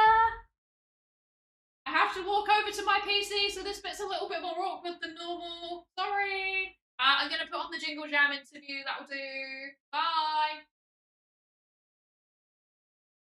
Today. Thanks for having me. It's nice to meet you. How are you doing? It's nice to meet you too. How are you doing? Yeah, I'm good, thanks. How are you? Yeah, I'm not too bad. Thank you. So, would you like to introduce yourself for everybody, please? Yes, of course. So my name is Ashley Kinnick, and I'm a research associate at Autistica. Would you like to tell us a bit about the research that you do? Yes, of course. So I'm mainly focusing on a project called the Employment Readiness Program. And that project is focused on supporting young autistic people in transitioning from education to employment. And the reason it's such an important project is because employment rates are quite low for autistic people. Autistic people have some of the lowest employment rates of any disabled group. And autistic young people face quite a lot of barriers to getting into work. So this program is about addressing some of those barriers. What kinds of barriers do autistic people face with work? So there's, relative to their non-autistic peers, autistic people might have less support around developing skills that are needed for getting into work, and also time and connections linked to being able to going out and get work experience. So this would be sort of looking at offering autistic people support in developing those skills and building that kind of confidence to be able to get into work and stay in work. Yeah. And you said you're focusing on the transition from school into employment, right? So what kind of ages would that be? Yeah, so the program is targeted at quite a wide age range, so 11 to 25 years. And we're interested in trialing it in schools and colleges and education centres, but also for trialing it for young adults who might not be in education, but who are looking for employment and who are looking for support to get into employment. So is it any kind of employment, like across the board, or are you kind of tailoring the support to specific types of employment, like maybe certain sectors, or is it literally just anything? Yeah, it is across the board. It's mainly focusing on, a sort of wide range of skills and knowledge that is considered useful, and that's, we're working with the autistic community to identify what's going to be most important to include in that kind of program. But it, that could be going into any kind of employment. And what kind of skills are the ones that are most commonly targeted in the program? This is something that we're working on at the moment. So we've got community work going on currently to develop a curriculum that will sort of shape the kind of content and resources that people work through. So I don't know if I could go into too much detail about that, but sort of quite a wide range of skills around getting ready and applying for jobs, and sort of once you're in the workplace as well, the kind of skills and knowledge that can be helpful there. Yeah, I remember when I was first applying for jobs. So my my first ever job was in a big retail store. That first, like, transitioning into that first job was really, really difficult. It was so difficult. Like, for me, there were so many unwritten social rules that I just didn't realize I was meant to be following, especially around the kind of like relationship dynamic between the shop worker and the customer. Like, I didn't realize that you were meant to treat them differently to your colleagues. Yeah. It can be really tough. There's a lot, there's a lot of social rules and expectations, and a lot of that's unspoken that sort of happens in the workplace, and that can be quite hard getting, sort of transitioning into that. Mhm. So the work that you're doing is working with autistic people to develop the resources that they need. What is the process like of working with autistic people in research like that? Yeah, so we are working with a community group that includes autistic people in at the moment in the age range of 16 to 25, and we are also working with parents of autistic people and employment professionals and education professionals who might also have expertise to feed into that process. So we've got a community group that we're working with them on a sort of continuous basis, and they're feeding into that development of the program. So through a variety of approaches, but sort of all online, and at each stage having different activities that we run with the community to work on different aspects of the program and the content, to make sure that it's community led and meets the needs and priorities of autistic people. Mhm. That's one of the things that I thought was really, really cool about Autistica, is that I've seen so much research. Maybe it's, starting to change a bit more generally now, and I'm sure that's in part due to the excellent work that you all are doing. But my experience, kind of like whilst I was younger, especially, was that I would see this research coming out, and it would be stuff that, like, I just didn't see the point of it. Like, it'd be things around maybe like health conditions or things like that like I do deal with, but it's not the biggest priority in my life. So the fact that there is that community input, and like the goals are kind of driven by autistic people, and the people around autistic people as well, like that's such a cool thing. Yeah, I really like getting to work in this way, that's working with the autistic community and autistic people, and making sure that that work really is driven by what people are saying is important, and the sort of the kinds of research we're doing, and then also into the details of the research, making sure that that's community led and is actually important and useful, like you say. Mm-hmm. Like, my name is Georgia, and I have been at Autistica for almost 10 years. I work in the income generation team. And one of the things that I remember vividly about Autistica when I joined is that they were doing a lot of work to make sure that everything that we were doing was community-led. Mm-hmm. And I remember our chief executive, who's only just left, he would always ask the question, at the end of an idea or during a project or during a meeting, is this going to make a difference to autistic people's life? As in, that was the ultimate goal of everything that we would do. So, even when we launched the Autistica Tips Hub, thanks to the money raised through Jingle Jam, I think it was last year now, even that project was very much community-led. We involved the community throughout. We always say that that particular project is for and by autistic people. So it's like something that we're really proud of. So we've talked a bit generally about what the research goals are, and all of the amazing impact it's having. I'm going to ask you annoying psychologist questions now. Mm-hmm. in the work that you're doing, what kind of research methodology do you generally use? So at the moment, so the first stage of the project is that program development. So that's a period of a phase of co-development with the community to develop the program, and we've been doing surveys, focus groups, and interviews to gather people's insights on the development of the program. And then the next stage of work is to evaluate, do an initial pilot test. So that's going to be a pilot trial that we run next year. And that will be looking at, running the program in schools and education centres, and doing sort of an initial evaluation of the program and people's experiences of going through the program. Amazing. So there's going to be a little bit of like field work based stuff going on. Yes, that's right. Yeah. That's so exciting. We love ecological validity in this house. Yes. It's really exciting work. Yeah. And it's amazing to be part of it. So yeah, excited to see this next stage next year. Mm-hmm. Amazing. And now I've asked you so many questions about the research. Do you mind if I ask you a few questions about yourself?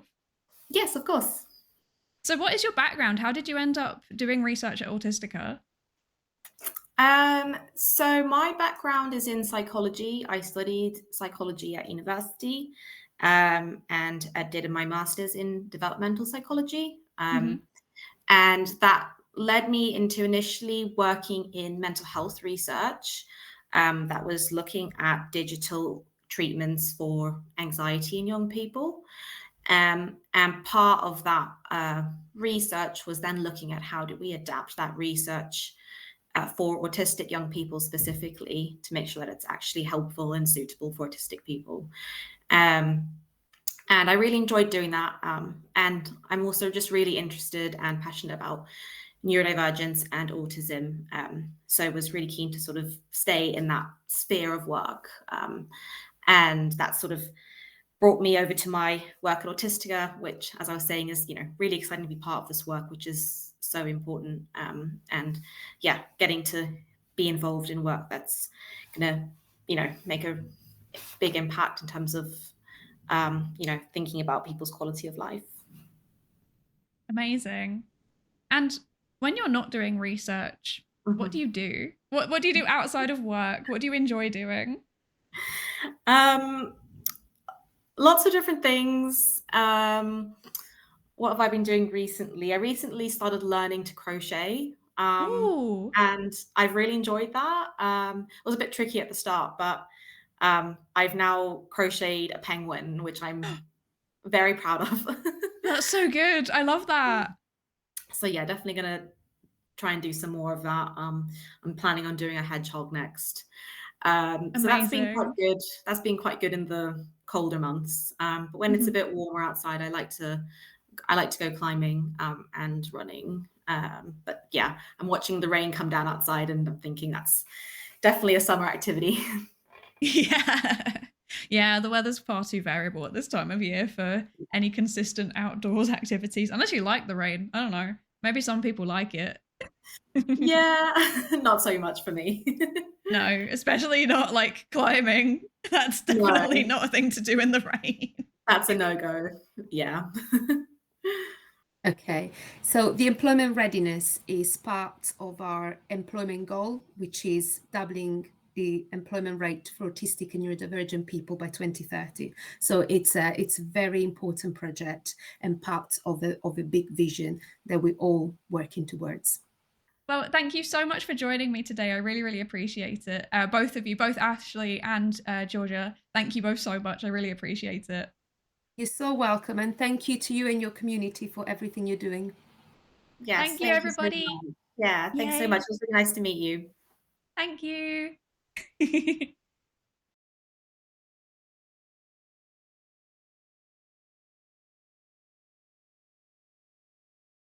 Pikmin 4 and 5, Pikmin 6, Pikmin 7, Pikmin 18 million and 11, Pikmin 3 Deluxe and hey Pikmin, new centrifuge to put Pikmin in. Pikmin in your membrane that's called Pikmin blot, old Pikmin theorem that scientists forgot. New mechanics, quantum Pikmin.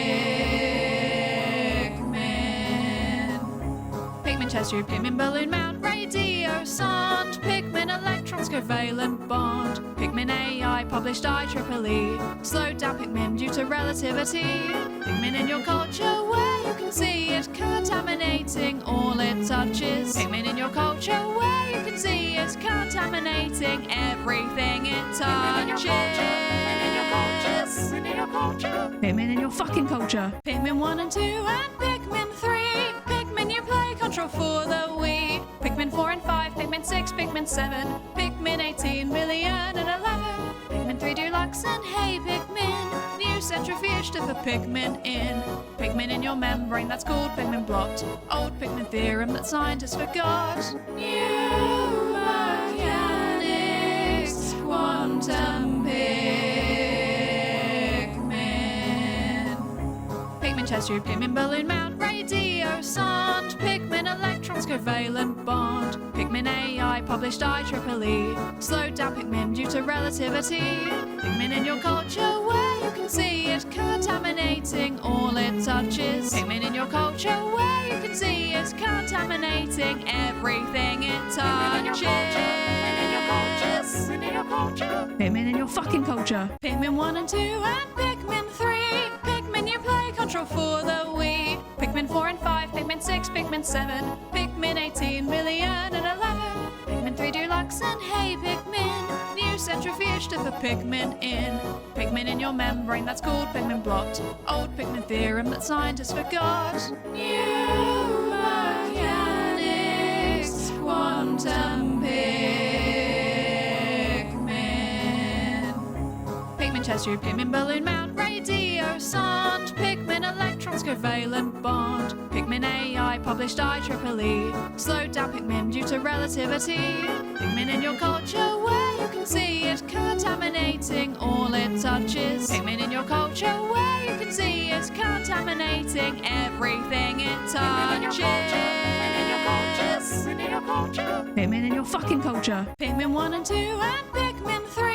Pigment you play control for the Wii. Pigment 4 and 5, Pigment 6, Pigment 7, Pigment 18 million and 11. Pigment 3 Deluxe and Hey Pigment. New centrifuge to put pigment in. Pigment in your membrane that's called pigment blot. Old pigment theorem that scientists forgot. New mechanics, quantum pigment. Pigment chest tube, pigment balloon mount, radio sound, pigment electrons covalent bond, pigment AI published IEEE, slowed down pigment due to relativity, pigment in your culture where you can see it contaminating all it touches, pigment in your culture where you can see it contaminating everything it touches. Pigment in your fucking culture. Pigment 1 and 2 and Pigment 3. Pigment you play control for the Wii. Pigment 4 and 5, Pigment 6, Pigment 7, Pigment 18 million and 11. Pigment 3 Deluxe and Hey Pigment. New centrifuge to put pigment in. Pigment in your membrane that's called pigment blot. Old pigment theorem that scientists forgot. New mechanics, quantum pigment. Pigment chest tube, pigment balloon mount, radio sound, pigment electrons covalent bond, pigment AI published IEEE, slowed down pigment due to relativity, pigment in your culture where you can see it contaminating all it touches, pigment in your culture where you can see it contaminating everything it touches. Pigment in your fucking culture. Pigment 1 and 2 and Pigment 3. Pigment you play control for the Wii. Pigment 4 and 5, Pigment 6, Pigment 7, Pigment 18 million and 11. Pigment 3 Deluxe and Hey Pigment. New centrifuge to put pigment in. Pigment in your membrane that's called pigment blot. Old pigment theorem that scientists forgot. New mechanics, quantum pigment. Pigment chest tube, pigment balloon mount, radio sound. Hello. Over scenes. Hello, everybody. Welcome back. Welcome back. Hi-Fi! You missed the Labubu unboxing. This is so sad. It's the My Boo Boo, the Mylin Labubu. This is Mylin. They've been Labubu-ified. And below the God. Labubu, this. Why is the why does the Labubu have greater status and position than I do? Fi sent me the Labubu. It's very sad that he missed the unboxing. Oh, But no. here, below the Labubu, with a greater sense of status, look, I can give you head pats.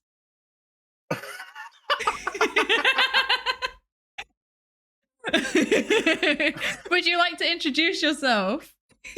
I would love to. Hello, everyone. My name is Maximilian Archambault, former butler turned VTuber, and I have been very kindly invited on by Psy today, and I'm slightly nervous and very excited simultaneously. You're gonna do great. You're wonderful. Look, we met at Vexpo and we became friends after hours and hours of shared trauma and queues together. So wasn't it basically that we went from the 2-hour queue to see Matara Khan and then immediately straight into the queue for the concert? Yep. Was it only 2 hours? I feel like it was longer than 2 hours. Well, okay, you were already there when I got there, so maybe you were there longer than 2 hours. I was there for longer than 2 hours. I'm pretty sure that I joined the queue at 5 and then finally got to her at like half 8. Yeah. And then we went straight into the concert that started at 9. Yeah. And spent half an hour in that queue too. Yeah. Oh, Jesus. That's the first time I went to a convention that actually had I had a plan, but I didn't factor all of the queue time into that plan. That is such a mood. I was the same. I was like, I'm gonna go around here, and then I'm gonna do this, and then I'm gonna go to this thingy and this panel, and then I just didn't get to do half of it because I ended up a large chunk of time in the Matara Khan queue, and then another large chunk of time in the Rin Penrose queue. Oh god, I bet that was awful as well. You know what? It was fine both times because I had nice people with me. You know, I could hang out with you in the Matara Khan queue, and in the Rin Penrose queue, I ended up standing next to a former Rin Penrose clipper, who I am now talking to about editing for me. So, you know, win-win. The allegations continue. Look. All I'm saying is he knows a certain sense of humor, okay?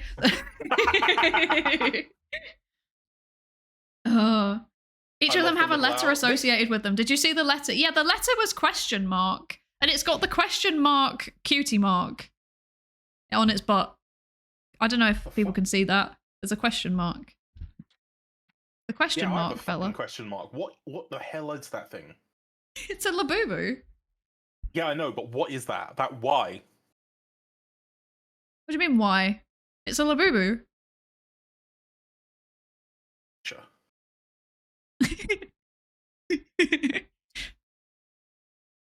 That's an absolute specimen. I like how the closer it gets, the worse the lighting gets. This is horror film. That's because it's eclipsing the light. It is fucking... The aura on this thing, it needs to be studied. He's just a little guy. Yeah, that's what Phil said.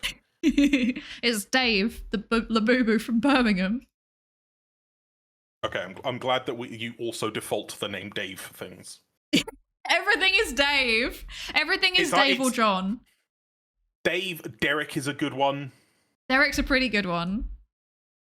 If I ever get a pet, whatever the pet is, and regardless of gender, its name will be Dave. Sorry, Derek. I love that so much. Why not both? Double barrel. Derek, Dave, Archibald. Yeah, sure. Exactly. Excellent. It's perfect. It's a question mark because you're a psychologist. I get it. That's pretty good. That is pretty good. Well, that ties in. Yeah. Mylin said they love your little owl. Oh, we haven't done shared chat. My bad. My bad. Uh-oh. Do it. That's right. My chat doesn't normally do anything, so that's fine. But yes, the owl's name is Mr. on twitch.tuvalu. The owl's name is Mr. Pebbles. He was designed by a friend.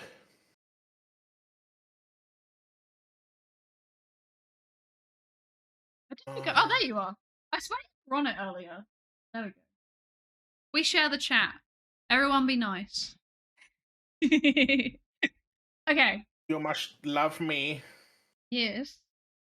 And if you don't, Dave will find you and he will commit atrocities. In the name of his unholy lord. Indeed. Okay, I understand the Lord shared chat. You Labubu. don't need to tell me shared chat stuff. Thank you. I'd like to actually see the chat. Thank you. Very good. Okay. Cool. So Okay, I'm gonna bring this over into the center screen because I'm gonna give myself a crick neck if I stare at the other monitor for too long. yes, do not do that. Position important. Ergonomics. Taco Meowsix, thank you so much for the follow. Welcome into the research participation pool. Taco! Welcome. That's a friend of mine. He's a Let's go! VTuber as well. Would you like the thing to be spin? Yes. In that thing. The spinny thing. Okay. There we go. Excellent. Hi, Right, Taco. all is right with Hello, the world. hello. Balance restored. All is good. We have outweighed the Labubu. So, zine. Yes. We need to Paper. stay somewhat on topic because I know what we're like. We will just end up talking and we will never do anything zine related. So, the topic for today's zine is autism TM. That's it. Yes. That's the topic. So I was thinking maybe we can do some stuff. We could do some stuff around your personal experiences, or we can do some stuff around VTubing specifically and how your autism and the VTubing. Oh, we should probably actually properly give you an introduction. Actually, would you like to say hello? Have you done this already? Yeah. What do you do normally on stream? What do you do normally on stream? Vidium games. Which ones? Oh God. Where's Steam? I know you've been playing Kerbal Space Program recently, right? Well, it's funny. Kerbal Space Program is one of those games that I refer to as like a Halley's Comet kind of game, which is fitting given the nature of the game. In that it kind of enters my life for a short period of time, and I obsessively play it, and then I stop playing it for like fucking ages, and then it comes back again later. So the last time I played this was actually right around when I started VTubing, which was 4.5 years ago. Wow. I was playing it then I stopped, and then I've started again. But I was playing it when I think the first time I played it was the second to last update before it became paid. So it was still free when I first played it, and it was literally like 5 parts. And the rocket just basically goes up. And that was kind of it. And now it's got, ludicrous amounts of other stuff in it. And the modding community has completely run away with it because there's whole shenanigans with the sequel and how that fell apart. Number 2, yes. Yeah, we don't talk about KSP2. Rip in pieces. Rip in peace. You also play Uma Musume. Too much. I was disturbed to find out earlier today that Uma Musume, coming out 6 months ago, is now my 4th most played Steam game ever. I don't think that's disturbing. I think that's completely understandable. I haven't done my daily login bonus. Okay. Get your logins, but yeah, I'm at I'm at 1,055 hours on Uma Musume now, and it came out in July. Gamer. The only thing I knew about you before this was that was what I play, because whenever you see me in Size Discord, no, Discord's giving me away. Fuck. Yeah, but Mylan's no better. They're saying that, but they're no better. So it's a case of takes one to know one then.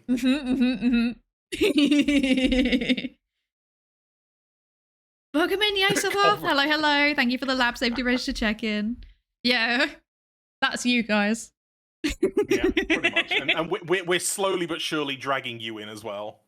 It's true. I do get the appeal. The 7 hours that I was on stream the other day, I didn't realize I'd been on stream for 7 hours. I say the other day. It was yesterday. It was yesterday. literally yesterday. Well, I was meant to stream yesterday, and I straight up cancelled my stream so I could sit and watch you play Uma Musume. So funny. That's amazing. Oh my goodness. So Yeah, you like Uma Musume? You've gone yes, back to I a little do. bit of Kerbal Space Program. Am I right in thinking you Yes. sometimes also do like 3D modeling on stream? Yes, and that's also thanks to another video game, which is currently my most played video game on record for anything, which is Nebulous Fleet Command, which is a 3D space strategy game, which uses sort of relatively realistic electronic warfare and sensors calculations because the lead developer was a former US Navy like radar operator, sensors operator. So she implemented a lot of her experience in the Navy to make a space combat game. Nice. And I loved it. I loved it so much. I literally taught myself how to do 3D modeling so I could make spaceships for the game. I love that so much. That's so cool. Yeah. So thank you for the 3 stream streak, Yesathoth. Thank you. Yes. Wow. So, clearly you play a lot of games, and a lot of the games are part of your VTubing. And you've also taken They up are, additional yes. hobbies in relation to your games. Well, I assume actually, Yes. is VTubing one of them? Like, did you start VTubing because of games, or was it that like you got into VTubing separately and the two just kind of meshed together? Well, I mean, I've been playing video games since I was 2 years old. Mm-hmm. When I was playing the original Doom on my uncle's PC. Amazing. Yeah, I gave myself nightmares for years. That was a terrible idea. But yeah, no, video games have been an intrinsic part of my life since effectively day one. My earliest memory is unwrapping like my PlayStation under the tree for my 3rd Christmas, I think. Yeah. And then VTubing. Oh god, we're going into a bit of a life story here. So That's the whole I've point of the actually stream. I've technically been doing content creation of one form or another since 2011. Wow. Because I started watching Let's Players in like 2009. And got really into that, and then decided I wanted to do that. So I started making Let's Plays. And I did that for 3 years, I think. I got about 8,000 subscribers on YouTube, and one of my videos hit over 1 million views. That's a lot back then. Yeah. Still don't really understand why. But that's just how it goes. And then I got super burnt out, and I started writing instead, and I started writing fan fiction. And I did that for, let's say, 2-ish years. Then took a little bit of a break, and then COVID hit, and VTubers exploded into the scene. And I started compulsively watching HoloLive clips and streams. Then obviously HoloLive English came out, and it got even bigger, and it was right around end of 2020 then.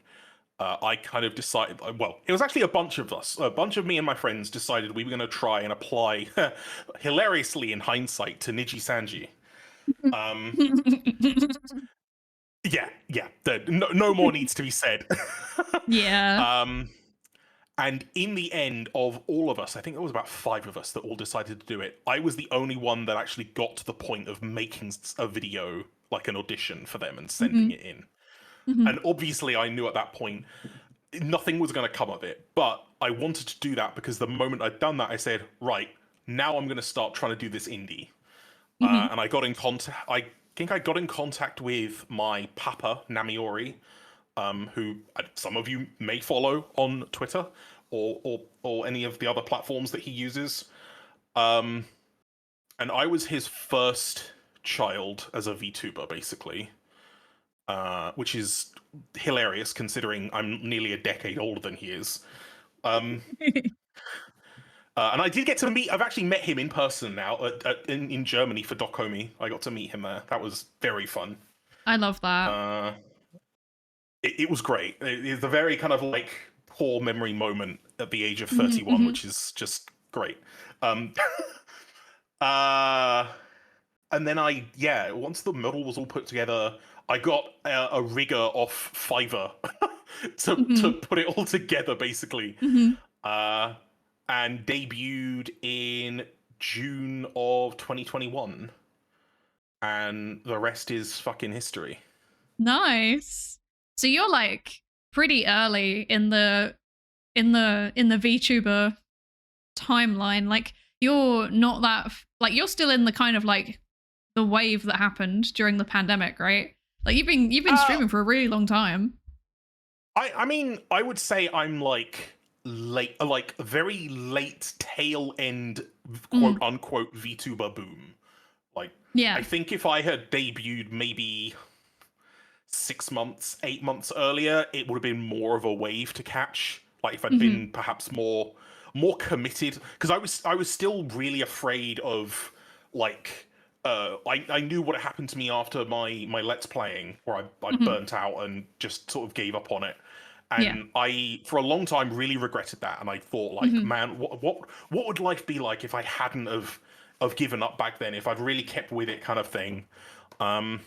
So I was scared of sort of getting myself into another position where that was going to happen again. And it has, it looms over my head always. But I do have that experience at least to look back on and go, I can't give up because it'll just be another, what if I hadn't kind of thing. Yeah, definitely. Okay, so what I'm thinking, what I'm picking up from this, I think feel free to say like, no, that's a terrible idea. What I'm thinking might be fun to do is I'm kind of imagining like a little wavy line that kind of goes through all of the different ways that you express your special interest. Because I assume that video games is one of your special interests. Possibly the special interest, I could say. Like of all the constants in my life, video games really has been it. Okay, so I want to keep this page for just like a general introduction to what the zine is. So if we start here, what I'm thinking is maybe we have one page that's like, what is a special interest? And I think that is the kind of page where maybe everybody can contribute something. And then I'm thinking maybe here we have something about like how things kind of like how it follows a non-linear direction. You can express the same special interest in many ways. How do those sound as a start? That sounds like a fantastic start to me. Excellent. Okay, so what's the best way to visualize this? So I'm thinking. Yeah, I'm kind of like dangerous. I know. I spin. Okay. I spin. No thoughts said empty. Okay, so yeah, I'm thinking like maybe, do you know what? I'm just gonna intuit it. Fuck it. Oh, hello.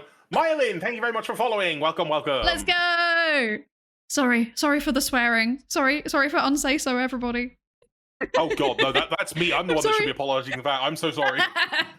To be fair, we have now established that when I'm on a collab with another British person, it brings out the worst in me. So. Are you calling me a bad influence now? I'm saying the Brits are at it again. Oh god. Okay. So I'm thinking like wiggly. I don't know why I'm feeling the wiggly. This is just what I'm feeling. Wiggly. Ooh. Oh, Tender VT, thank you very much for following. Welcome.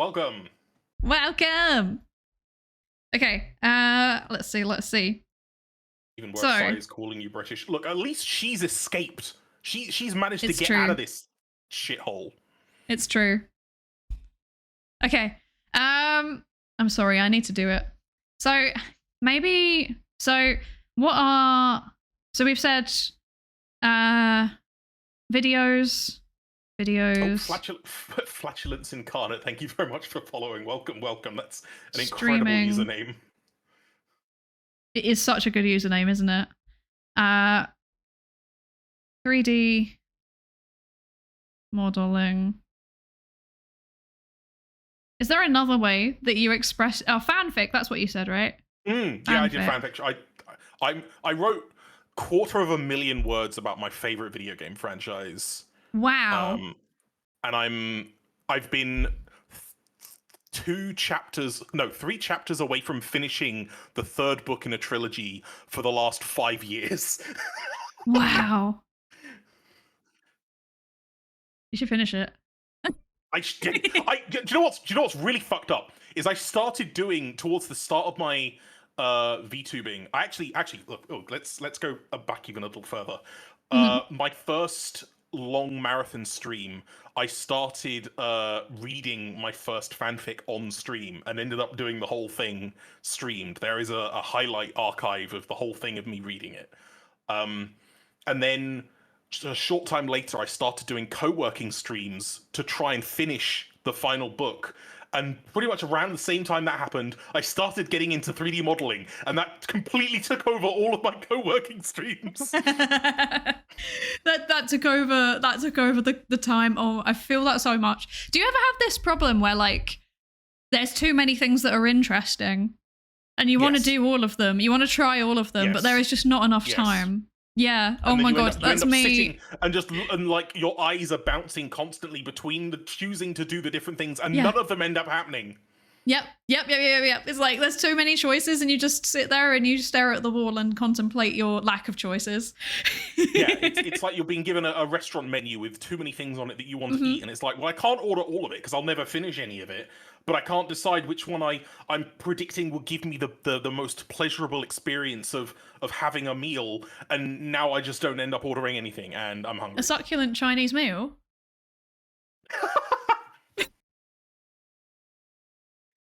Sorry. Wait, is that a reference to something? Yeah. Do you not know the meme? Apparently not. You don't know the meme. Oh my god, it's my favorite meme ever. Okay, so it's this guy. He's like getting arrested. He's Australian, so obviously that makes it like even funnier.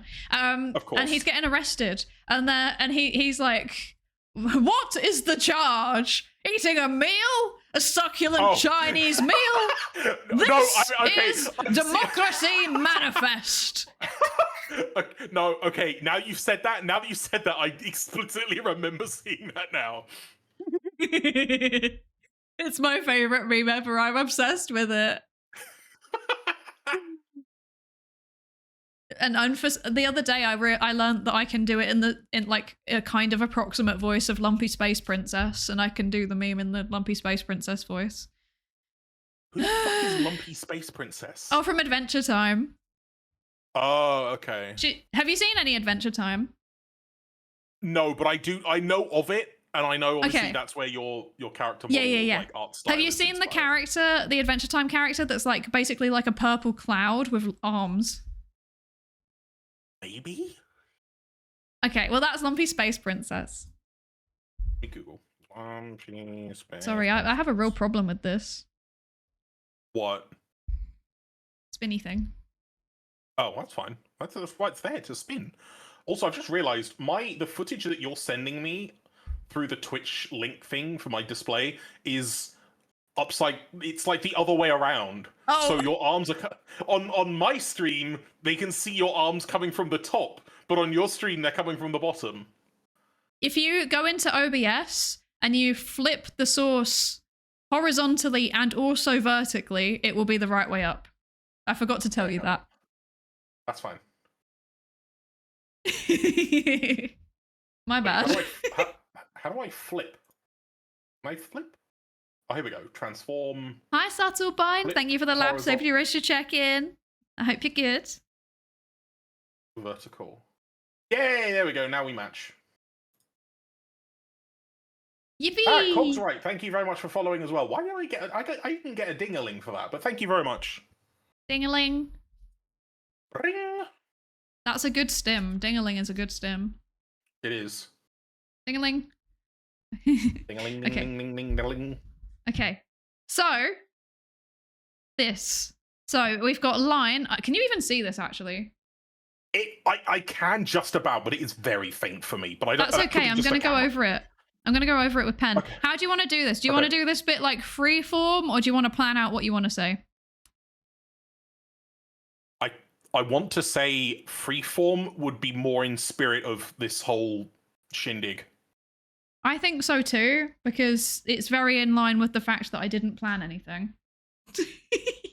This one's black. Okay. What is a plan? Does it taste nice? What is plan? I make up as I go along. Okay, so my thinking is maybe we can have maybe some text that goes along that's like special interests manifest themselves in many different ways or something. Oh, that means I have to write. Okay, hang on. Oh dear. Oh, now you've given yourself some really awkward angles to go at it.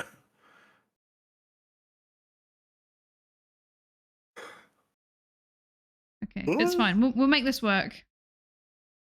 I believe in the me that believes in you. Thank you.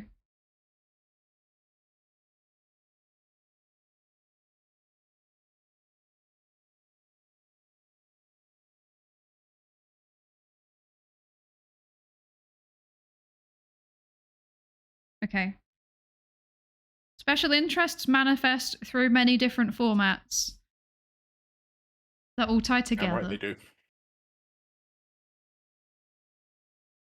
They are all born from different things and yet can also become those other things as well. It's a big Ouroboros of being a fucking nerd.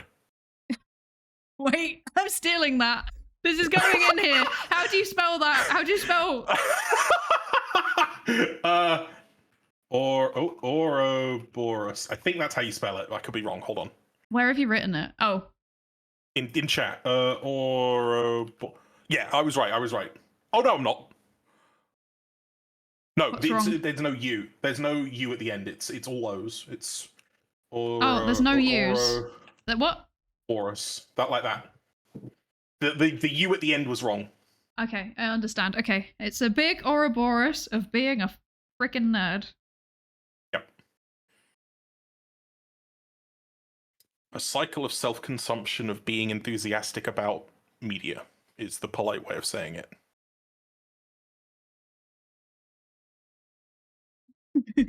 This is going in a fancy quote box, I think. Fancy quote box. Sounds like a Cheerios tagline. Oh, fuck, I love Cheerios. Wait, what is your favorite cereal? That's a really important question. Me? Yeah. It's my response is going to be controversial. I don't really eat cereal. Controversial as mine. Oh, okay. That is pretty controversial. But when I do, I have. Now we need options. We need a Psydere edit of the most interesting man in the room meme. I don't always eat cereal, but when I do. I don't always eat cereal, but when I do, it's M&S cereal. Oh no. I'll have you know, I'm a very basic like little girl. Okay, I'm a little girly. But so I don't really have cereal, but if I do, my top three are like in no particular order: Weetabix with sugar on them. Yeah.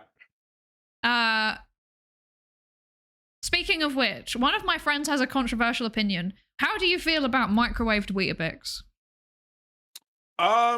Not for me personally, but I get it. Like it's not like an offensive concept to me. It's an offensive concept to me. I hate the concept. You don't like hot cereal? I like porridge. I was going to say, is that not just porridge? Yeah. Why would I... It's just specifically the microwaving it. It like upsets me for some reason. It feels very American. You're not wrong there, I suppose. Yeah. But yeah, my top choices are Weetabix, standard, sugar on them. Mini Weetabix, the chocolate ones. I mean, fair, yeah. And do you know they're like the chocolate pillows, the ones that are like hard shell and then inside is like a kind of Nutella? Oh, like Crave. Yes, but I can't have proper Crave. I have to have knockoff ones. That's fair. Yeah. Yeah. Yeah. Okay. Those are my favorite. My favorite cereal is Grape Nuts. What is a grape nut? It's like very small, extremely crunchy little wheaty pieces. Why have I never heard of this before? Probably because it's like old person cereal. I see. No, to be fair, it's probably because I don't really eat cereal, actually. Well, also, like, yes, there is that. You have a bias against wheaty. I'm the type of person that I eat muesli more than I eat cereal. What's that say about me? I know, I like muesli. I could destroy one of those kilo bags of Alpen in like a few days. It's so good. I like granola as well, to be fair. I think I might have a slight preference for granola because like I'm not like sensitive to textures in an oversensitive way. I'm sensitive to textures in an undersensitive way. And like crunchy is the only texture that gives me satisfaction. I mean, it's a good texture. It is a good texture. It is. But like I like crunchy and then I like bean dip smooth. It's together, good sensory experience.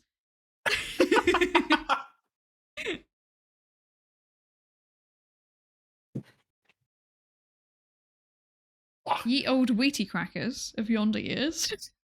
Really old American cereal was the first alongside cornflakes. Wait, what? Was Grape Nuts an American cereal? Cereal was in. Great, I'm sorry. Grape Nuts just sounds really cursed. Why did they call it that? There's probably a reason. Whatever the reason is, I don't like it. Developed by C.W. Post, former patient and later competitor of Kellogg's. I see. So the guy who basically invented modern cereal, one of his patients went, fuck you, and made his own cereal company. Wow. That's fair. I respect that, to be fair. There are two versions of the grape nut name origin. One is that Post thought what he referred to as grape sugar, glucose, was created when the product was baked. Since the product has a nutty flavor, he combined the two into grape nuts. The second version is that the product simply resembles grape seeds, or grape nuts.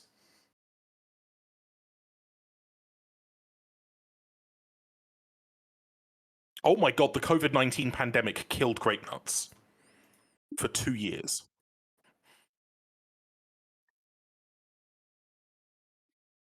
Huh? When the pandemic hit, they were temporarily discontinued. I see. I was going to say that's a bit random, but actually if their primary audience was older people, that isn't random. That actually kind of makes sense. God. Oh, that's a bit grim. Was it logistics? Hold on. Oh yeah, it could have been logistics. Oh, I do like cinnamon flavored cereal as well, Snow Hive. I do quite like Cinnamon Crunch or whatever they're called. Spinny thing. The great grape nut shortage of 2021. This is the most autistic tangent ever. I'm so sorry. I'm on a postconsumerbrand.com news thread now. Yeah, it's very off topic, exactly. There was me thinking like, oh, we're gonna get sidetracked by Uma Musume. No, it's fucking cereal history. I feel like I need to add a little post-it note. Like I need to have a post-it note added into each one that like notes down the weird topics that we went on. I don't have any That's not a post-it notes that's though. not hang on. I can do like a TXT file, and then I've just send written it to you grape nuts on afterwards. it. The less context, the better. Yeah. You know what I can do? So right now this is all in pencil, and what I'm going to do is go over it in pen at some point and like, you know, well, we can start going over it now. But what I can do is I can find, like, I can print out stuff and put it, like, paste it in as a collage type of thing. And what I will do is I will print out grape nuts and I will just stick it onto the page. And then, like, if we're talking about special interests and go off on a random topic, I'll print out a picture that represents it and stick it to the page. And everyone that's reading it that hasn't seen the stream will be extremely confused. But it's a nice little in-joke for everyone else. Yeah, and honestly, the more confused people, the better, as I'm concerned. Yeah, exactly. The stream might be a better depiction of the autistic experience than the zine. Yeah, Oh, yeah. That's such a mood. The people yearn for the grape nuts. As a child, I yearned for the grape nuts. I did. That's the fucked up part. It was my favorite cereal and remains my favorite cereal. And part of it is because it sounds mental. The name is so funny.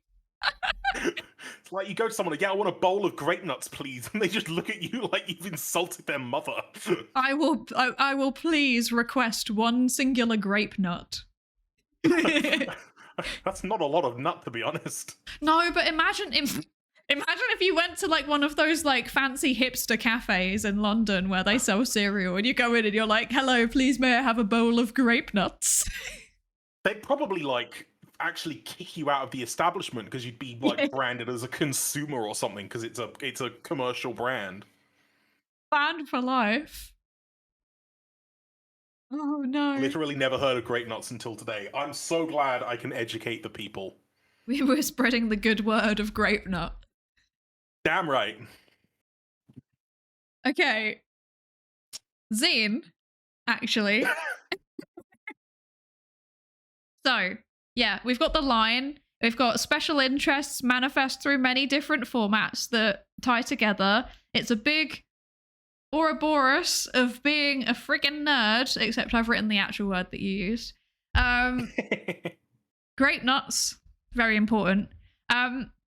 Would you like to expand on the way that your special interest being video games fits into each of these categories? So there's videos, 3D modeling, streaming, fanfic. So the watching videos part came from a very, very old friend of mine from school who sent me the first Minecraft Let's Play that C-Nanners did. Oh my lord, that is a throwback. Hello everyone, my name is C-Nanners. Yes! Yes! Okay! We're so back! Oh, okay, that was a moment. But yes, C-Nanners was the first Let's Player that I ever watched, and his Minecraft Let's Play was the first one that I watched as well, because a friend sent it to me. So I can largely blame a lot of my kind of like modern life trend, as it were, to one specific person and the video that they sent me. And yeah, so I got hooked on that, which also in turn got me into Minecraft, and I did play a fair bit of Minecraft, but not... I think I never got into the whole Minecraft YouTuber kind of pipeline for despite that being the obvious starting point of a YouTuber playing Minecraft being where I began. I didn't get into that specific pipeline, and I don't know whether it's just because I didn't make Minecraft a sort of like core part of my personality, so to speak. Yeah. But yeah, I more strayed into kind of like, I mean, just going back to C-Nanners, like the videos he used to do where it's like Call of Duty gameplay in the background, but he was talking about other stuff over the top. That was how I knew him. Yeah, so that's kind of like, if you think about it, sort of the old school version of today's TikToks where they have Subway Surfer in the background whilst they read off Reddit threads. Yes. It's like that, but from 16 years ago. And then from there, it would be... Well, I mean, that's how I then got into doing Let's Playing myself. That's a pretty straightforward trend. From video games to fan fiction, that is mostly a more direct thread of just... I played... do you know Armored Core, the From Software? No, franchise? I do not. Okay, it's about big robots, basically. Okay. To really boil it down. And I played Armored Core 2 at a friend's house on his PS2 because I didn't own one at the time. And for whatever reason, I don't necessarily know why, but that specific franchise got lodged in my head. Kind of like how a piece of corn gets lodged in someone's tooth and you can't really get rid of it. Like how a grape nut could get lodged in your tooth. You know, I wasn't going to say that because I thought it was too on the nose, but there we go. You've really done it now. And yeah, that franchise got stuck in my head and became kind of the focal point for another particular special interest of mine, which is mecha, like big robots fighting, stuff like that. And I played the franchise for years and years and years, and I don't really know when or why, but I started... I know why. Oh, fuck, it goes... Oh, no, it spiderwebs into something else. I was obsessed with playing Metroid on the Game Boy. And that was my first exposure to fan fiction because I found Metroid fan fiction, but I didn't know what it was. I didn't know what it was at first. I didn't know the word fan fiction. I didn't know what I was looking for. I just kept trying to look up stories. I was like, Metroid stories on the internet kind of thing. You know, I was like 8 or 9. And we had dial-up internet, so I couldn't actually sit and read them online. My mum made me print them out to read. Because it was cheaper. That's kind of iconic. Because it was cheaper than sitting on the broadband reading online. Oh my lord. And then, so from there I got into fan fiction, and then the two kind of interests of getting into fan fiction and my love for this Armored Core franchise collided when I discovered Armored Core fan fiction. And then it was kind of like a car crash of oh god, what is my life? As I started going off and reading loads of fanfic. And then a particular fanfic stuck with me, and I really kind of wanted to not iterate off it, but it felt like fuel, like an inspiration that I wanted to use. So I kind of started taking little bits and twisting it and then building it from other stuff that I thought of, taking stuff from this whole convoluted franchise of disconnected pieces and trying to arc weld it into a contiguous narrative. Yeah. And I spent like... I want to say 2, maybe even nearly 3 years trying to write this fan fiction. And I wrote about 40,000 words, but it was really disjointed. There was no real like plot. It was really, really all over the place. And I started talking to an editor and I was like, can you fix this? And the short of the long answer was fuck no. But the framework was there. So what we did is we took it all the way back to the beginning, really trimmed it down, and then I used something that I found on the internet called the snowflake method, which for narrative planning, which is where you start with the absolute most limited details possible. You try and describe the entire story in one sentence, and then you fractal out from there and describe it in a paragraph. Then fractal out again into 5 paragraphs, fractal out again, and then do a paragraph for each character and their main motivations, their traits, fractal out again, develop all of your like arcs for parts of the story and so on and so forth, until you start from that one sentence and end up with a complete narrative and all your characters are fleshed out and such like. I did that, and then in 9 months, I wrote 115,000 words for this story. Wow. And then once I'd done that, later that same year, I took part in NaNoWriMo and wrote 46,000 words in a single month for that. Wow. Then I took a short break, started writing the third novel, and never finished it. So, would you say that when you're doing creative hobbies like that, would you say that your inspiration kind of comes in bursts, or is it fairly consistent? Oh no, it's so burst based. Yeah, it's like once the fuel is there, I have to use it before it's gone. Yes, I have the same thing. I have days where I wake up and it's like, so to be honest, I found this mostly hard in like education and employment contexts, where like sometimes I wake up and it's like, today is not psychology day, you know, like. I am not in the brain space to be doing the thing that I am paid to do. I am instead in VTubing brain, and I can't do anything about that. And I'm like, I sit there and I'm like, I have to force myself to do stuff that my brain just doesn't want me to do. And it like physically hurts. It like hurts to do it, but I have to do it.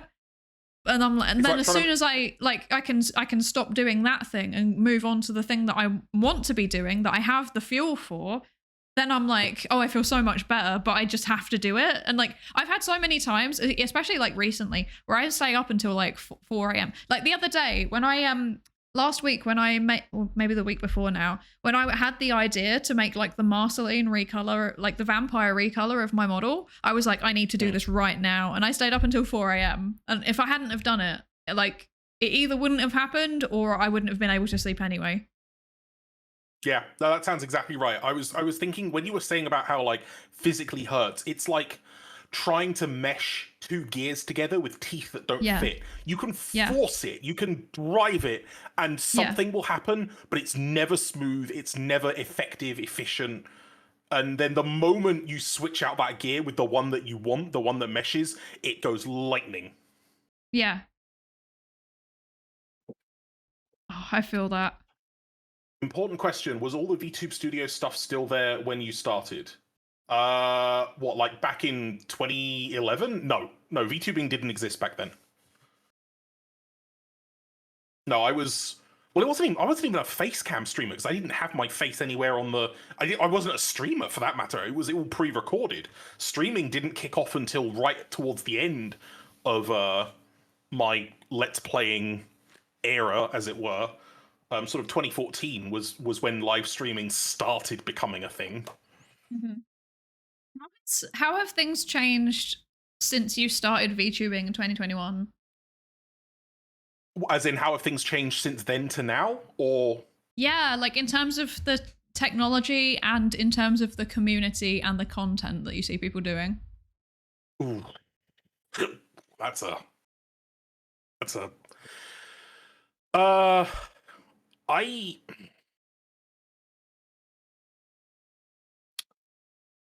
there's a lot of good and a lot of improvement and positive things that have come in the time between then and now. Mm-hmm. But it is impossible not to see quite a lot of very ugly stuff that's come out of it as well. Yeah. And it's not anywhere, it's not anything like past the point of no return or like permanently damaged. It's just a case of, I feel like if there isn't some kind of reckoning almost, that we could get to that kind of point where the associations of VTubing gets like permanently altered. Yeah, I mean, the association of VTubing at the minute is already like, when people have an association, it's already like, for some reason people assume you do lewd content. At least that's my experience. It's either it's like that, particularly if you're a woman that VTubes, they automatically will assume that. If you're a man that VTubes, they either assume that you're like a useless loner with no friends, or you're like some kind of fascist chud. It's like one or the other now. Oh god. Yeah. And I have been, yeah, and then and also the whole like, oh, everyone's just like ugly and weird, and that's why you're a VTuber, which is the thing that's like the dominant narrative going around at the minute with all the That's like right now, stuff. yeah, that is currently a problem. I'll have you know that I'm incredibly average. You Most were of us very are, in lovely. fact. No. Average. Most people are average. It's a bell curve. Most people are in the middle of the bell curve. I am in the middle of the bell curve. But I'm nice, and that makes up for it. Never trust anybody that says that they're nice. Look, I survived many hours in contact with you. I think That's we can true. say you're nice. That's true. So, I've been writing things down as you were talking. I hope that's okay. So, what I've done is I've got here, so there's like little circle, and then it's split down the middle, and the top is what you were doing. So here it says watching and creating videos, and underneath it's like what I'm hearing sounds like one of the core motivations. So that is like sharing and enjoying what you love. Yes. There's fanfic and creating stories. Yes. Underneath that, I've put sometimes special interests meshed together, and then I put it in brackets that it's mecha. Yep. We haven't got anything for VTubing or 3D modeling yet, but what I have been writing around is like the benefits of engaging in your special interest in this way. I've put inspiration, iterating off others' work, skill development and improvement, collaborating with others, motivation, dedication, because you've been going a long time. That is dedication. And then or mental illness. I wasn't sure how to swing one way or the other. And I wasn't sure how to phrase the thing about bursts of energy. Maybe we need to think about this, but I've just written down like bursts of energy, the gears have to mesh, and the fuel has to be there. Use it while it's there, sorry. Use the fuel while it's there. I wouldn't know how to streamline that further than it already is. Yeah. Like that really is the sort of the crux of it, is that much like fire has its necessary things, creativity is a fire of its own kind. It has requirements and conditions that have to be in place for it to happen, and those conditions and requirements can be different for different people, and usually are, to be honest. So it's really, honestly, a lot of it is working out what you need to be able to create, and then going from there, rather than just sitting in front of a blank piece of paper and crying. I'm gonna write that down too. That was good. Okay. Almost like they VTube to hide how good they look. Honestly, that's kind of a point as well, is that, if you look at the experience, a lot of flesh tuber women, that's a fucking awful phrase, but that's how I'm going to go with it. Online, like the live that they have to go through and the experiences they have, like, no fucking wonder you want to be an anime cartoon on the internet instead of a person, because someone's going to turn up on your doorstep with a crowbar kind of thing.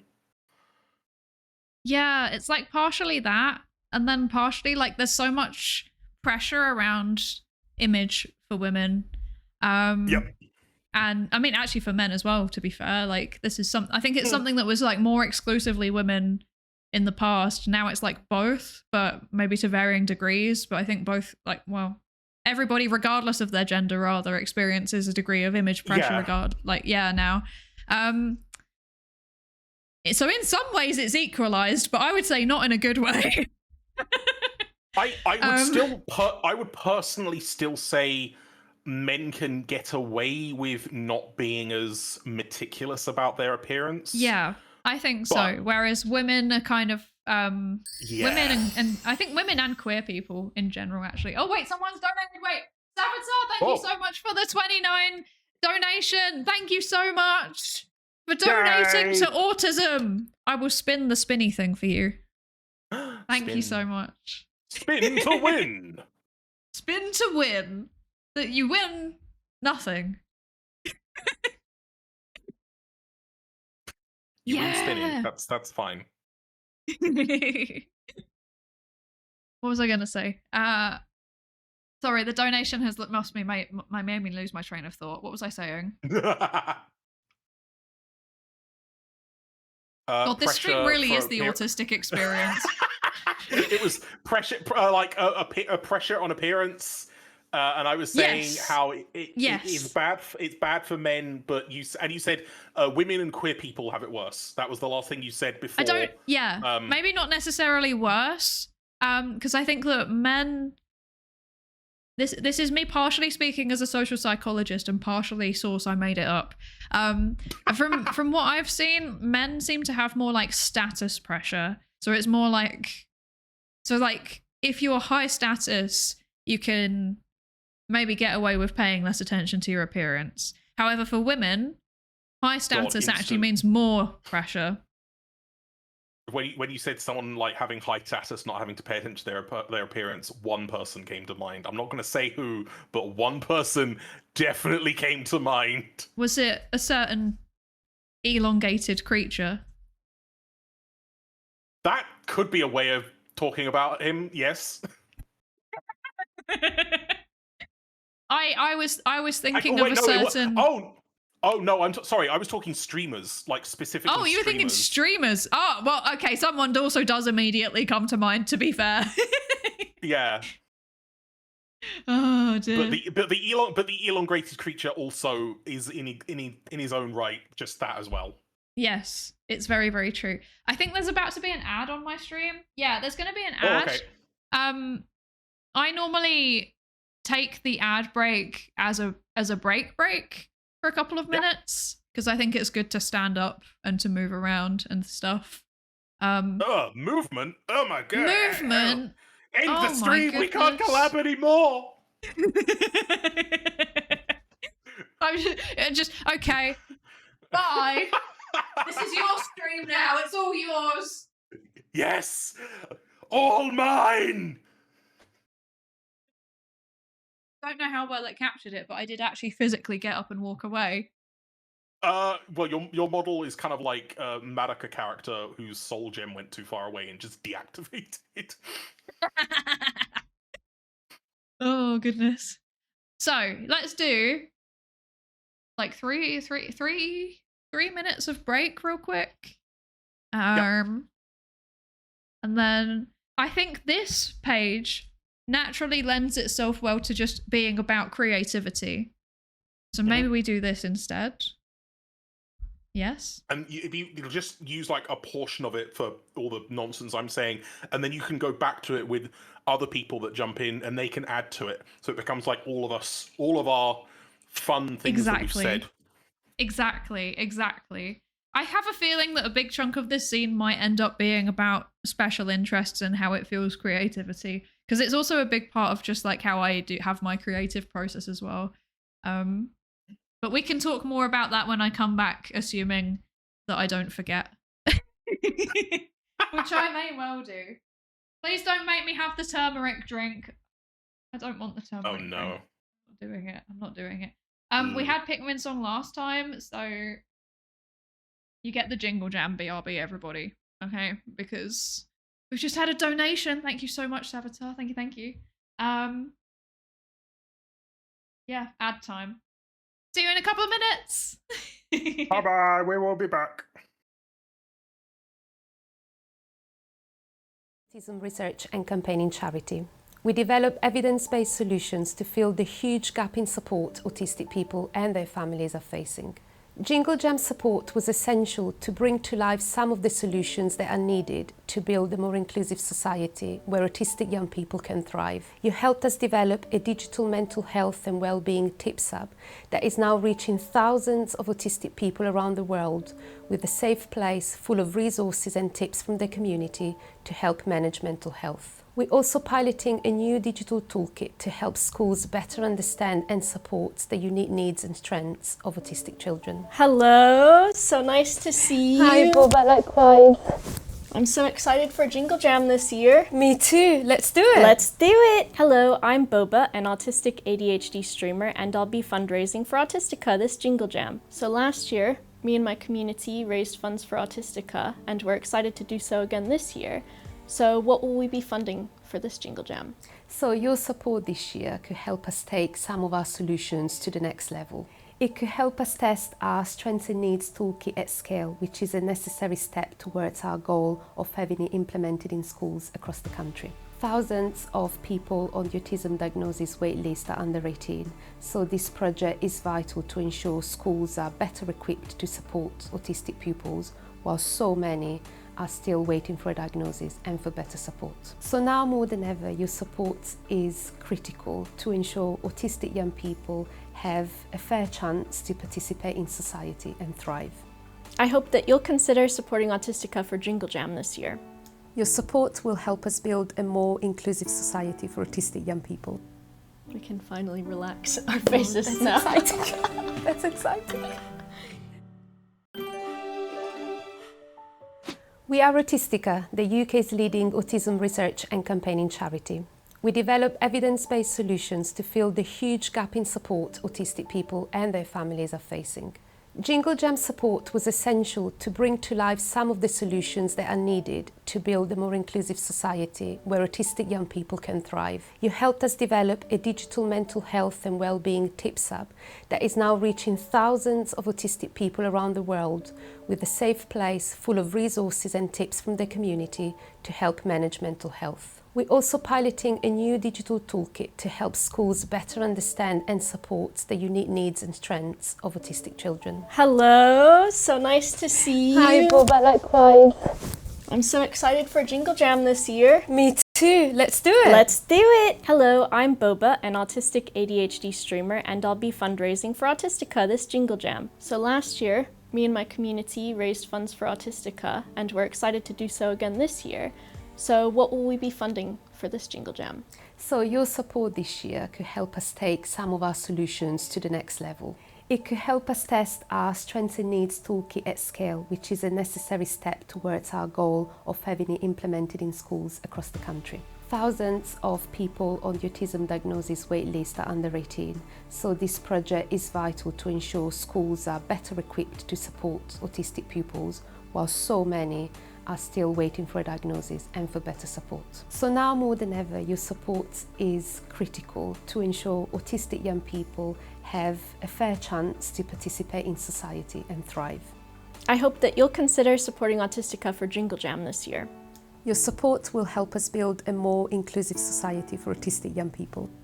We can finally relax our faces now. Exciting. That's exciting. We are Autistica, the UK's leading autism research and campaigning charity. We develop evidence-based solutions to fill the huge gap in support autistic people and their families are facing.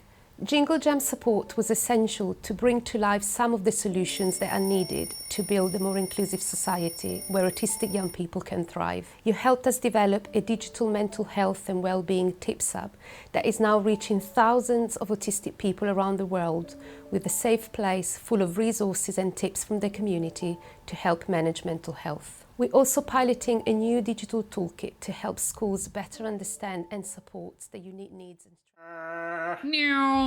Hi. Hello, We everybody. return. We have indeed returned. Okay. No, I'm not going to forget to come back. I would never forget to come back. Actually, I probably Psydere would. wandered into the woods and never returned. And here we see the wild Psydere just wandering off, forgetting what she was doing, as happens on a semi-regular basis. Singing the Pikmin song. I do like singing the Pikmin song. Okay, so we've got our map happening. I was going to ask you about creativity. Yes. Creativity. What is creativity to you?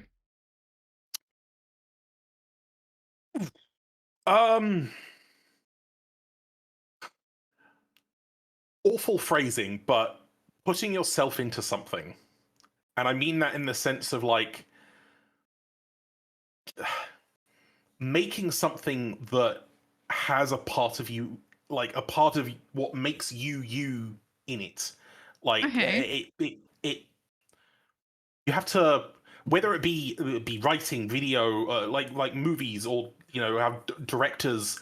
When people say like, "Oh, you can tell that so and so directed this because it's got their signature touches to it," like that's a part of it. It's about being able to show someone something and they see you in it. Like they see that it's clear you made it.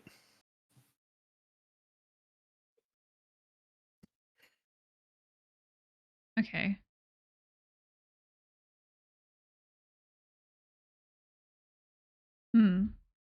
What if instead of Attenborough voiceovers we had Lumpy Space Princess voiceovers? I don't know what that would sound like, but you probably do.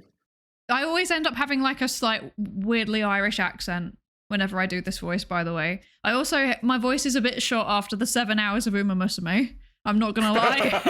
So that probably didn't sound great. But here we have the totally amazing humpback whale, and it is swimming, and it is going to its mating grounds. That hurt my voice like so much. That felt more like you've given Attenborough like a country fry California girl voice. That's exactly what Lumpy Space Princess has. I'm just trying to imagine David Attenborough saying "totally amazing" now. I can't do a David Attenborough voice. That's far below my register. And here we have the totally amazing humpback whale. That was not David Attenborough, but it was something. It was something. It was good enough. I like how we both said "and here we have" at exactly the same time. That's just the David Attenborough start to a sentence. It is.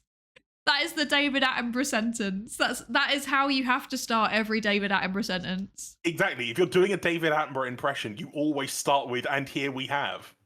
Exactly.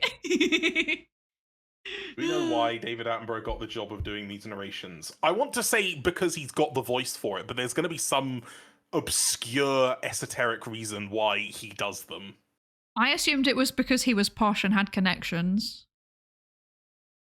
Yeah, pretty much. That would be kind of my assumption, is he does have a good voice for it, but he knew people. Like, his brother did stuff as well, didn't he? I have no idea. I don't know who people are. Oh my god, what the fuck are people? What is a person? Imagine. You heard it here, folks. Autism. What is a person? Okay. Okay. Yeah, Richard Attenborough was an actor. He was the fucking... He was the spared no expense guy from Jurassic Park. I see. I've learned something today. I've learned many things today, actually. Including the fact that grape nuts exist. Speaking of which, creativity is David Attenborough. He was the producer and they couldn't afford to hire someone to do it. But, okay, you know what? That's far more mundane but equally amazing. I feel like that's like how I started VTubing. By accident. Fair, honestly. Hey. So, yeah, creativity is putting part of yourself into something. Someone sees you when they see the creation. It's clear that you made it. Okay. Yes. I'm gonna change this because this is a bit...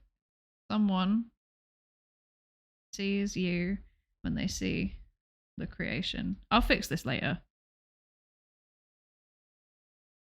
Famous last words from an autistic person. Foreshadowing is a narrative structure. Oh no. I actually will finish this. We will finish this. I'm determined. So basically what I want is for us to have a kind of like rough draft. We can go over it in pen, like, because I understand that it's actually quite difficult to see anything as is. I mean, it's not necessarily important for me to see, or I suppose, I mean, with the words. It's quite important. You are in fact a co-author of this scene. So I'm gonna stop being cringe. I'm just gonna like go for pen, and then we'll say this is the rough draft, and I will use my role as creative director to then go away and make a second version that looks nicer. I think this is sensible. Do you agree? I think that was a loaded question because the answer is yes. As my mother liked to say when I was told that I needed to go to church, it is a voluntary process. Yes, you're being voluntold. Yes, exactly. Why do we have to go to church on Christmas Day? Because we should. Well, you said that I could not go. Well, I said that, but you're still going. Every church experience ever. Okay. Is this more readable? Yes. Excellent. Well, yes. A lot more readable. Big yes. Okay. Tell me more about VTubing. How did you end up? What do you use VTubing for? Maybe this is a good way. Maybe this is a good way to phrase the question. Like, what kind of creative benefits do you get out of VTubing? I would say personally, I am a bad example of that because I don't think I use VTubing in nearly as creative a manner as several other creators do. Like some of the stuff some of them do is just out of this world, and that in itself is a form of creativity. Mm-hmm. Mine really was just a case of I wanted to get back into making videos again about, video games. But it had been so long since I'd done it, and it kind of felt old hat by that point. And VTubing was like the new fun way of doing it, because I'd also entirely basically missed the original streaming boom, as it were, of the like mid 2010s, when live streaming largely outstripped and overtook traditional, I say traditional air quotes, let's play content as the sort of primary video consumption method, as it were. Yeah. And I just found it also tied into the fact that it was almost like perfectly fitting in the years between when I stopped making videos and started VTubing. I got into anime. So whilst I'd say the peak of my interest in anime was like 2016, 2017, where I was watching like 40 shows per season, and then in expected fashion completely burnt the fuck out. I still had like residual interest in Japanese media and stuff like that, even if I wasn't consuming it at nearly the same rate. So VTubing was like another way of kind of blending those two things together. Of like my interest in making videos, in video games, and anime, like being slammed together in a fucking nerdy particle accelerator. Sort of like special interest hadron collider. I love that. Interest hadron collider. That's so good.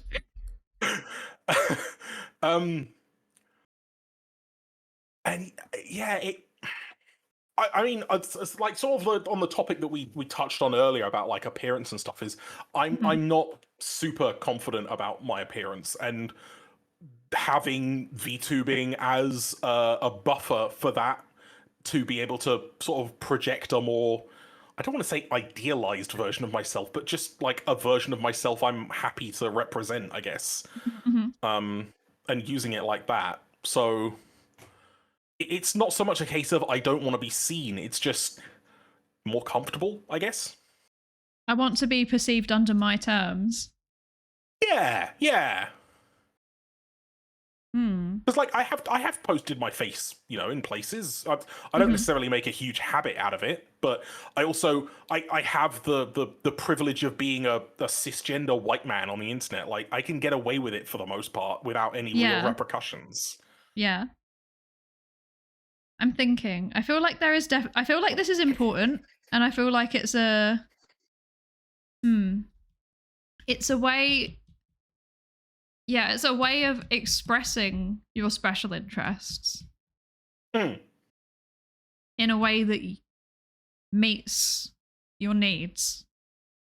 Yeah, I'd agree with that.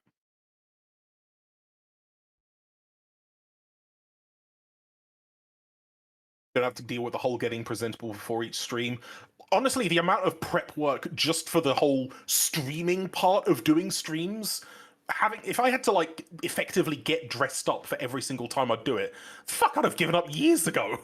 Like Christ. That's such a mood. If I was on camera, I just wouldn't. Like the amount of times I would cancel stream because I'm like, I'm too tired today and it shows.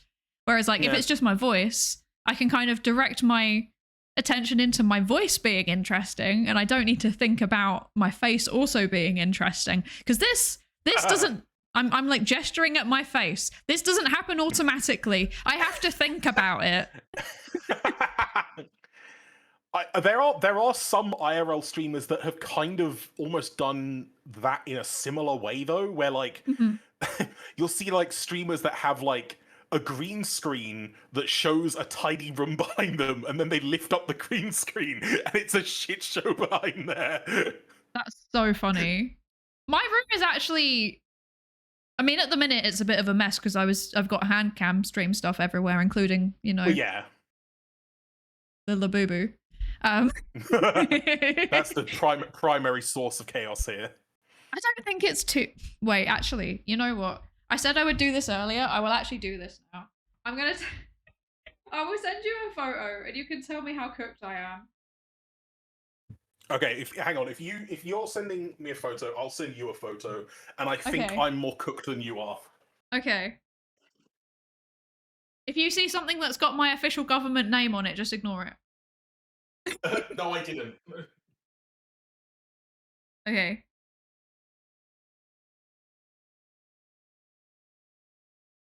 Rate my setup. Rate mine.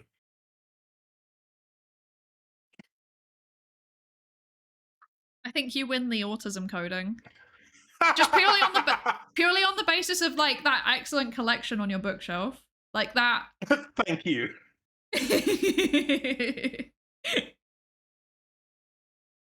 Wait, is that ketchup? Where? Oh yes, I have my own bottle of ketchup on my desk. For when required. I have so many questions. Oh, you have such a sick monitor setup. Thank you. Yeah, I've got 3 monitors hooked up to the gaming PC, and then the second PC inside the PC has its own monitor as well. That's where the stream is. I see. What do you think of mine? Hang on, I need to move things out of the way so you can see. Don't show it on stream. I'm not showing it. I'm not showing it. Okay. You have like 4 monitors. How do you need to move stuff out of the way so you can see it, huh? But, look, let's not start asking questions. All right, hang on. Oh, I see. Yeah, okay. The pancakes. Yep. What? Oh yeah, the pancakes. Oh, you got a little stream deck as well. I do. It's still got my old model on it though. Like not even this model. It's got my Vroid model on it. It's like it's still coded to my Vroid toggles. What is the blue plushy thing I can see like squished under some boxes? Which one? It's like staring at the camera in the corner. Oh, the one with the happy face. I can't see all I can see is the 2 beady eyes. There's 2 plushies. There's a shark that's like just a giant mouse, basically. Oh, right. Okay. Yeah. No, it wasn't the shark. It was the one under it. Oh, yeah. No, that's my boss. Oh, okay. That's Vedal. That's my... Well, he hasn't employed me Vedal yet. Turtle. Oh, yeah. He hasn't employed me yet. I'm still waiting for the job offer. I'm not sure if that's also a stack of post-it notes or something else next to your keyboard. I genuinely can't tell what that is. I think that's the stack of zines that I was showing earlier. Oh, okay, that makes sense. Yeah. I mean, a lot of the stuff on your desk, whilst it looks like a little scattered, everything has a purpose there. A lot of the stuff on my desk does not have a purpose here. I have a spoon, a bread knife, pills, plushies, ketchup. Some random stuff. Thank you for not questioning hazards due to comets and asteroids. Wait, I can't even see that in the photo. It's like it's underneath my desk. Has like a shelf on it. It's underneath the shelf. Oh, I see. Yeah, okay, I can see the corner of the book. I couldn't read the title from there. And then there's what is in the red like plastic packet under the monitors? That's the gingerbread house that I intend to bake or build at some point. Yep. Okay, I remember now. Yep. And then underneath Vedal, what's underneath Vedal? I don't even know. It looks like a book, maybe, or a box of some kind. Underneath Vedal is this. Oh, is that yeah? It's an external hard drive cage. Amazing. Yeah. If I haven't used it, I think it's not mine. Oh wait, whose is it? Osmod's, but I don't know if he's used it. Let me open it. Live unboxing! Live unboxing! Okay. Oh wait, I don't know if I can open this with my gloves actually. It's still in there! It's not even been opened! It's still in the film! It's literally still in the film! Can you see that? It's still in the film! Incredible. Wow. I don't know why I would need this. I already have a NAS. So now you can NAS in your NAS, I guess? Yeah. You could call it Little NAS.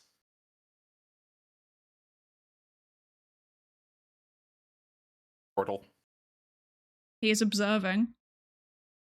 I feel perceived.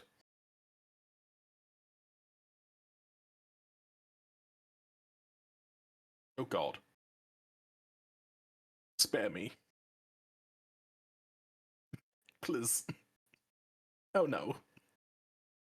Oh God, the darkness. Why is a little anime shadow above his nose? It's the fur. It's where the felt has been like nudged. He will observe. Oh God. It's the foreman on the work site. Yeah. He must observe the work being done, otherwise no work will be done. We're doing don't slag us off just yet. We're doing pretty good. Yeah, look, we've got a title and stuff. No, there is actually stuff in here. I just haven't gone over it yet. I have sharing. a 2 terabyte SSD from 2 years ago that I just never installed and is sitting. What the fuck? Put it in, Jesus. I think I've got. Wait, hang on. How many? Where's all my storage? Where are my files? I have done this wrong. I have a 1 terabyte C drive, an 8 terabyte D drive, a 4 terabyte E drive, 4 terabyte F drive, 2 terabyte I drive. So that's 1, 9, 13, 17, 19. I have 19 terabytes of total storage.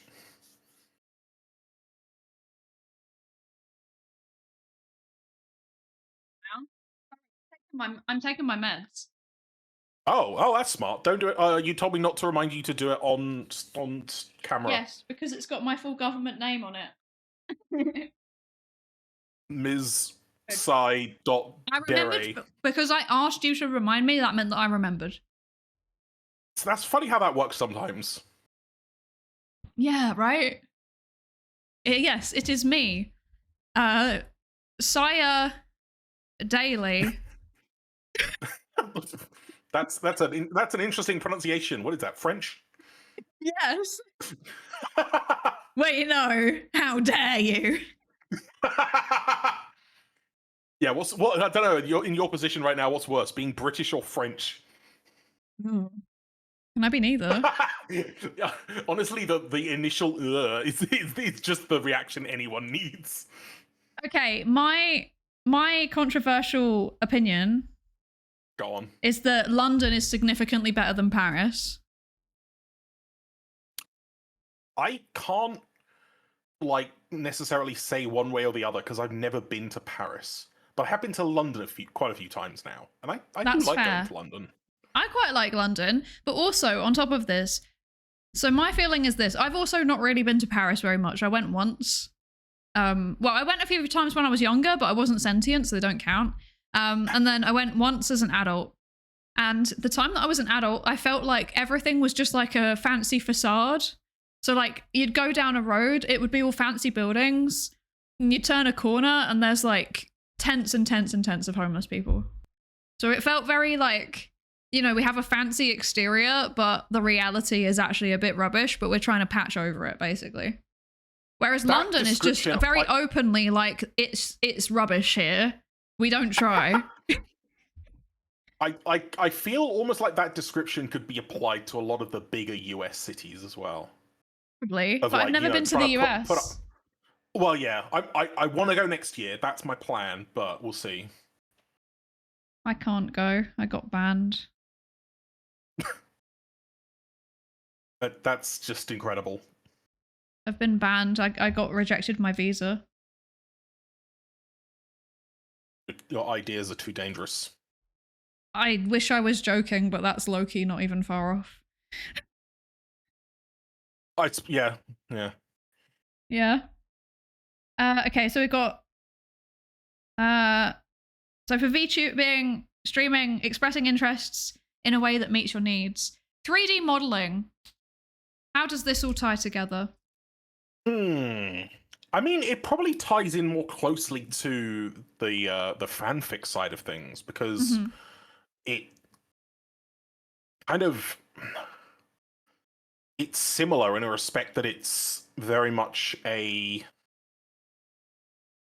I want to say it's a how do I explain this? I suppose the way I wanted to originally explain fanfiction, or at least writing in general, how I would try and explain to other people is I have a picture in my head that I want to show you. I'm using words to do that. That's basically what writing is. And 3D modeling is basically the same thing, but just a little more direct, because it is also a visual medium. And arguably, most art forms could be an extension of that, in that you have something in your head and you want to put it in other people's heads, but it has to go through a translator that is art. Interesting.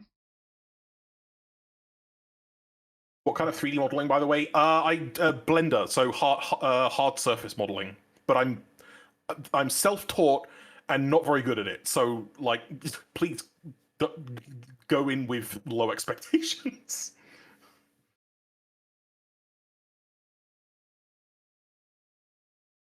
Translating an image or idea from your head to someone else's. That's what I've written down for that, because I think that's a very cool way to phrase it. Okay. I thought so too, and that's why I said it. Good. I am glad that you said it, because it was good. Yay! Let's get even more circular logic with it. Yeah. Okay, motivation, dedication, skill development. If someone asks nicely, I'll let you download data directly into my head. I wish I could do that. That'd be fucking fantastic.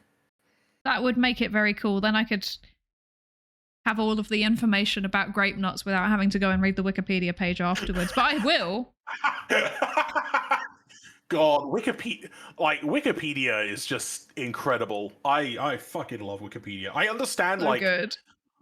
particularly when it comes to like the wiki format, it has done some damage in places where it's been kind of like taken over and commercialized to hell and back. But the original Wikipedia, at least, is just phenomenal. My pen died. Oh no. It's so good. I wish that there was more examples of wholesome. Actually, there's plenty of examples of like wholesome collaborative work like that on a large scale, but yeah, it's kind of sad the way that sometimes it gets misused, and the fact that like so many kids are told like, oh yeah, like it's bad because it's on the internet, and it's like, well, it's on the internet, but it's also crowdsourced, and a lot of the people that write Wikipedia pages are actually like experts in their field. So yeah. And I get the whole like, don't use Wikipedia as a source, because the idea is that Wikipedia has its information in sources, and you can find those sources. And if there aren't sources, 99 times out of 100, it will say this information is not like sourced correctly and should not be taken at face value. Yeah. But it's weird because like they would say, oh yeah, don't use Wikipedia, but a book encyclopedia is fine. That always annoyed me. I think it's, well, at least a lot of, probably for our generation, it came down to the fact that those sources of information didn't necessarily exist when our teachers were being taught how to teach. Yeah. And so perhaps they wouldn't necessarily have understood how to use them correctly. And so it was just easier for them to say, don't use it at all. This is very true. My favorite Wikipedia fact is that you can just download it in its entirety without pictures. Jesus, that's gonna be a lot of... Fuck, how big would that be? Even if it's just text, how big would that be? That'd be fucking ginormous. It ain't just text though, is it? There's so many pictures on it. And diagrams. No, that's what Do you know how many SVG files are on Wikipedia? No. They said without pictures, they meant. Oh, without pictures. Oh. 128 gigabytes. Okay, but 128 gigabytes of pure text is mental. It is quite a lot. Sorry, I've stood up because I'm trying to find, like, an eraser. I don't have one. So I guess I suffer. That was with pictures, forgot to specify. Really? Only 128 gigs for the entirety of Wikipedia with images. That doesn't seem right. Unless it's far more optimized than I originally gave it credit for.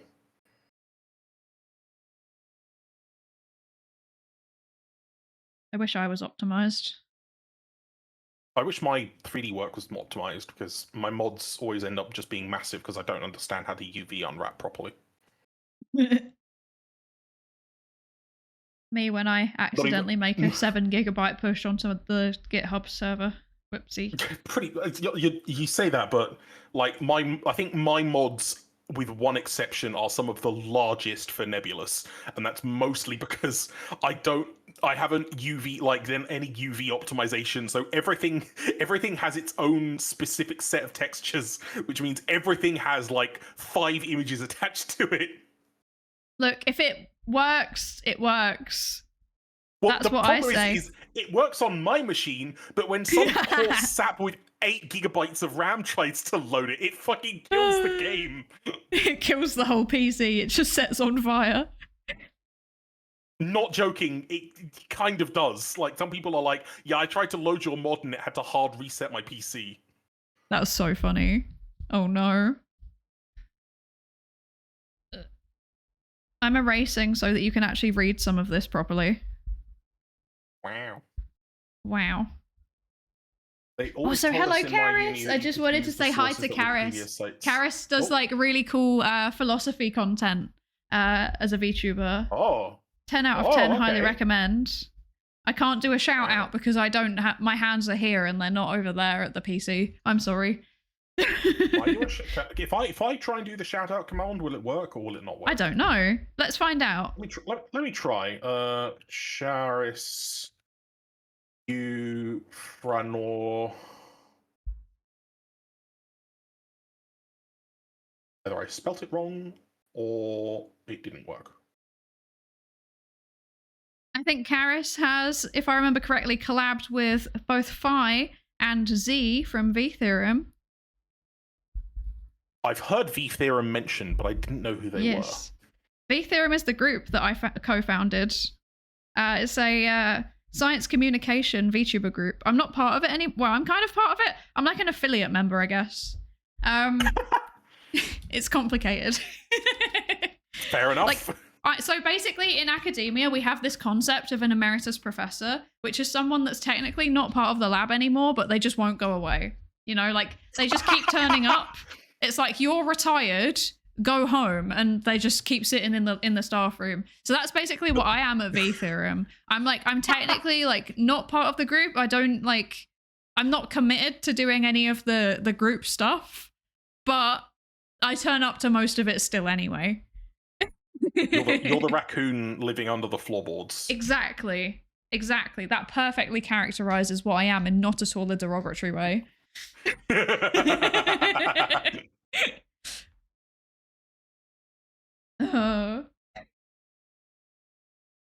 Like David Brent in season 2 of The Office UK. I haven't seen The Office. Is that bad? I haven't seen The Office either. I've not seen either the US or UK version. No, me neither. High five! And also, hello, Zed Kettle. Hello. Hello. Hello. Okay. How much time have we got left? Not much time, actually. We haven't got much time left together. Sad. This will be our final moment, and then we will turn to stardust. We will all explode into supernovae. Get ready, everyone. Or the end is nigh. We will turn into that orange liquid from the end of Evangelion. It all returns to nothing. It all comes tumbling down. And tumbling down. And tumbling down. I want a spoken word jazz lounge version of that song. Wait, that's amazing. That is a thing that needs to happen. Psy is largely the same shade of LCL. It's true. You are an LCL creature. Holy shit. Put her in a why fucking did they give robot. it the? Is that the same name as that they give to the bad, bad cholesterol? Am I making that up? Is it HCl and LCL that's like good and bad cholesterol? Why did they call it that? No, it's LDL, I think, is what you're thinking of. Oh, LDL, Low density okay. lipoprotein. And HDL. Okay, I see. Close enough. I never said that I was good at words. I never said that I was good at science. She says, with shoving the PhD under the bed sheets. Oh my god, my PhD certificate is so ugly. It looks like someone's made it in Word. I'm genuinely upset. Maybe they did. Maybe it's made in clip art or something. Genuinely, it looks like it. Like I would show you it, but I feel like it might be a bit doxy to do that. Well, yeah. But like it's got like it's got like it's like got a border around it and everything, and then it's like writing. It looks like a well done for participating certificate. My brain immediately went to the more you know meme, but for a PhD. I do know something very, very specific and unhelpful.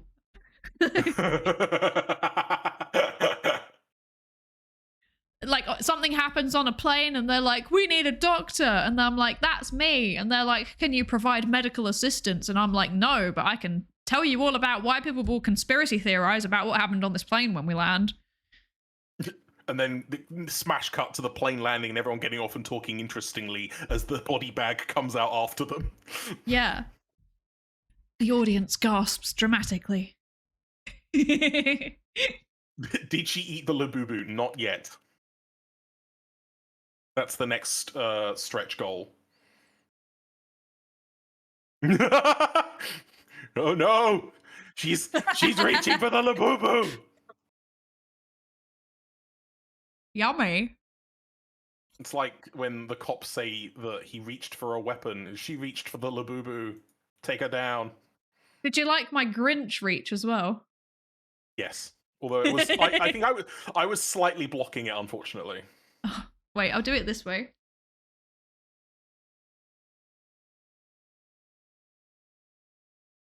That's how the Grinch does it, right? It's like the slow approach, grabbing around, and then quick. Can you tell that watching The Grinch was my Christmas related stim? It was usually Die Hard for me with me and my mum. That's so fair. That is a Christmas movie. Mm.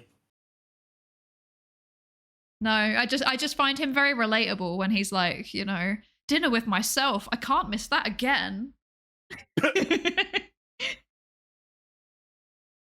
I like there's the I can't remember if it's like a Vine or just a short video of like someone filming the Grinch in public as they walk past, like a cosplayer or something, and they go, "Look, it's the Grinch! Merry Christmas!" and he just coughs on them and then walks off. Oh, that's so good. That's so good. There's that one as well where it's like the Grinch at a yoga retreat, and he like as they're like, and now exhale. He's just like.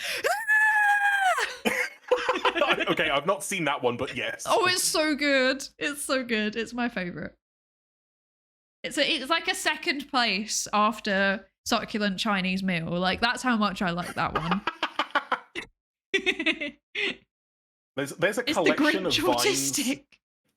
There's a collection of vines that's just like vines for reducing anxiety, and it's just all of the best vines that I can remember.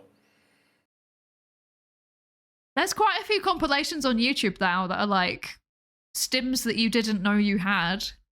And then when it plays the video, it's like, I do have that stim.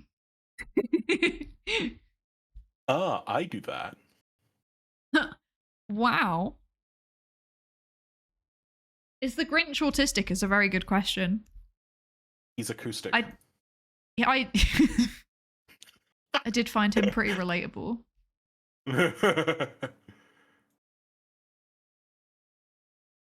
I watched the Grinch at the yoga class and he is autistic and so am I and he needs a hug. Amazing. A hug, but like from a distance because no contact, please. Don't touch me.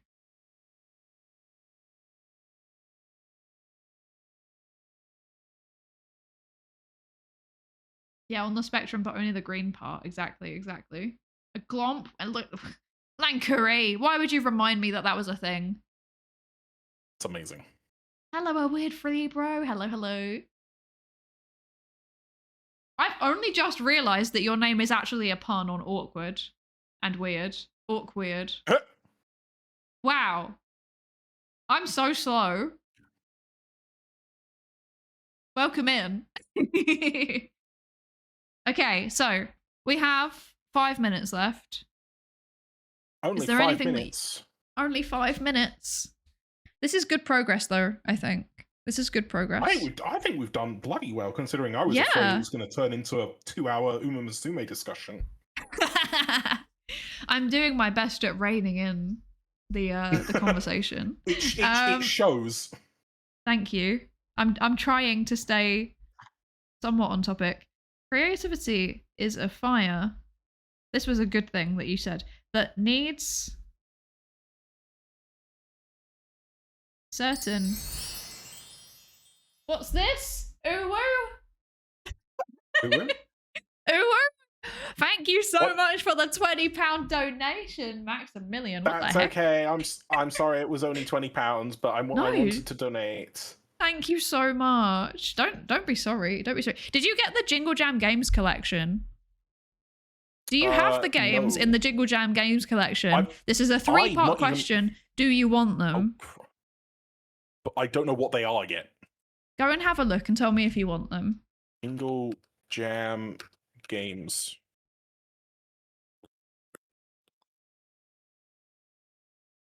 Thank you so much. I do genuinely really appreciate it. Of course. And I really appreciate your time as well. I appreciate the opportunity even to be offered to be here. So I mean, friends get first dibs. That's how I always say. that's fair. Honestly, that makes sense. Looking at the selection on offer from the Game Jam, Jingle Jam, I will pass. But thank you very much for the offer. Okay, so we got this far. This is pretty good. Where after we've wrapped up here, we're gonna have a 10-minute break, and then Bobo will be here. Bobo. Yes. Very exciting. Bobo. Bobo's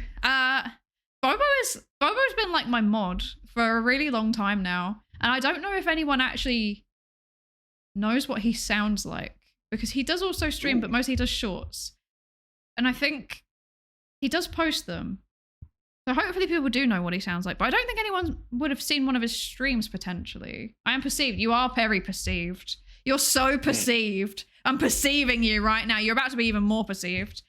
God, that's threatening. Yes. You're perceived by the Labubu as well.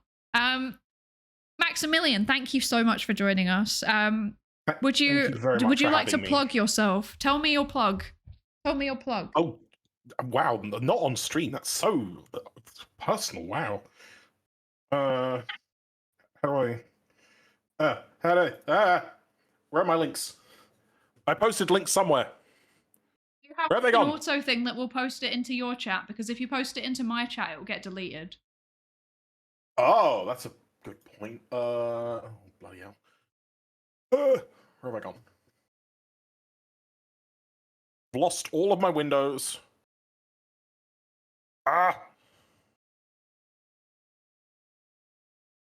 Jesus Christ.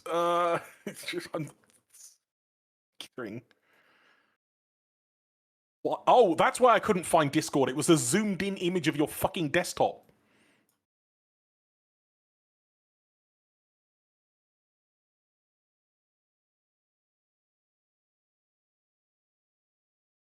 Oh, scrolling.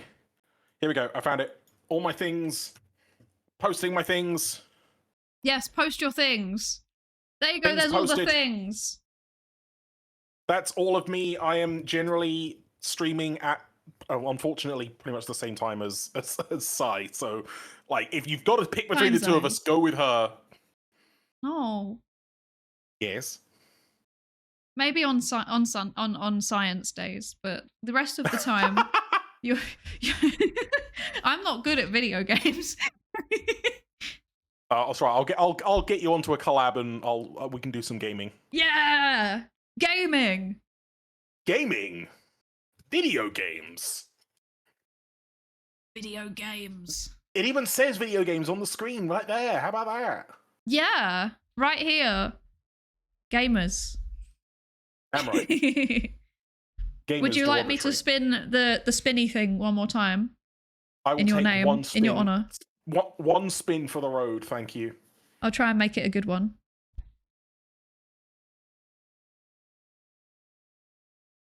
Spinny thing. There we go.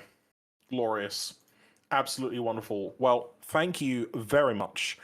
I will be back for anyone that cares. I will be back tomorrow, next week, at 7 p.m. standard streaming time, and I will be playing Dawn of War, which is what I was meant to be playing yesterday until I got, like, catastrophically sidetracked by your Uma Musume stream. Sorry, I'm sorry. It was very self-inflicted. I knew it was going to happen. It was like watching a car crash in slow motion. It was like, well, it's gonna happen. We've accepted fate at this point. It's happening. It really was that. But yes, I will now let you take your break because I know you need to have a bit of time to unwind before the next guest. But thank you also everyone in her chat. You've been very welcoming and lovely. Please do keep taking care of Sai. She is very special and lovely, and I'm very grateful that I got to be here. I am a creature. You are, yes. Yes. Thank you so much for joining us. Thank you. I do genuinely really appreciate your time and your contributions to this. And I will, of course, send you one. You will get as many copies as you desire. Yay. I just need to know your postal address, but don't tell me that on stream. I live in the Hebrides Mountains. Hebrides nuts! Woo! Hey! Dabs. I tried. Spinny thing. Okay, bye everyone.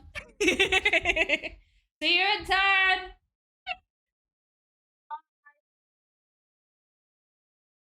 To you, I'm talking to you, Maximilian. Say goodbye to everyone.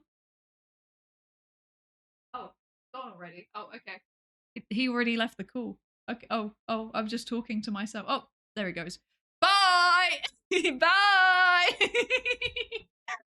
Oh dear. Okay, so yes, Bobo will be joining us in about 10 minutes. Until then, I'm gonna have a break.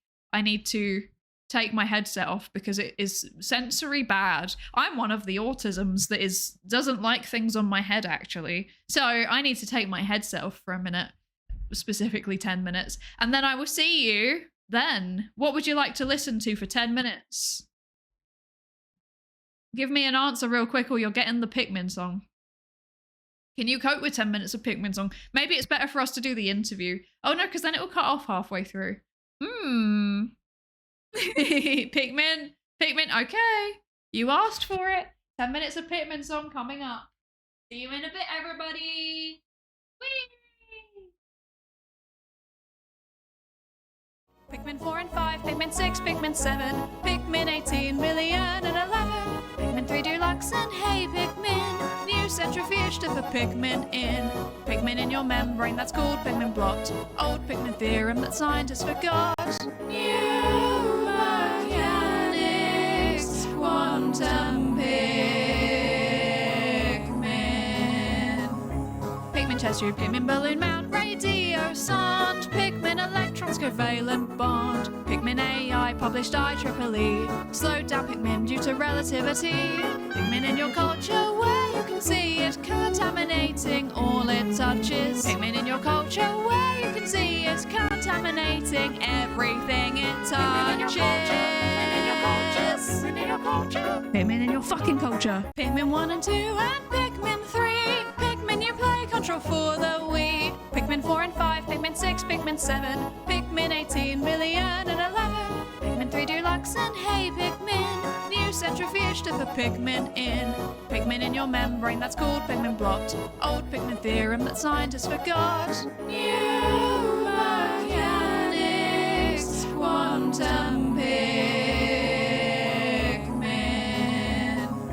Pikmin test tube, Pikmin balloon mount, radio sound, Pikmin electrons covalent bond, Pikmin AI published IEEE, slowed down Pikmin due to relativity. Pikmin in your culture where you can see it contaminating all it touches. Pikmin in your culture where you can see it contaminating everything it touches. Pikmin in your culture. Pikmin in your fucking culture. Pikmin 1 and 2 and Pikmin 3.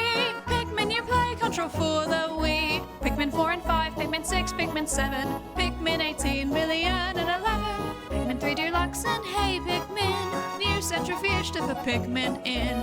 Pikmin in your membrane, that's called Pikmin blot. Old Pikmin theorem that scientists forgot.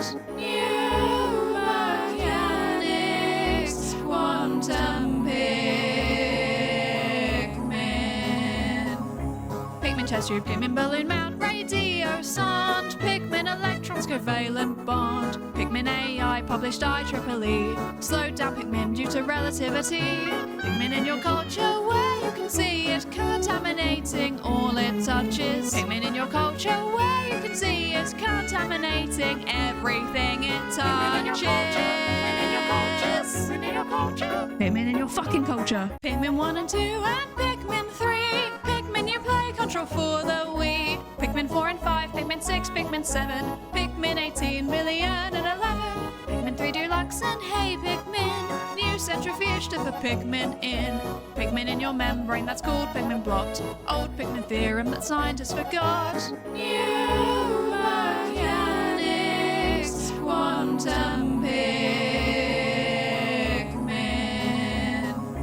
Pigment chest tube, pigment balloon mount, radio sound. Pigment electrons, covalent bond. Pigment AI, published IEEE. Slowed down pigment due to relativity. Pigment in your culture where you can see it contaminating all it touches. Pigment in your culture where you can see it contaminating everything it touches.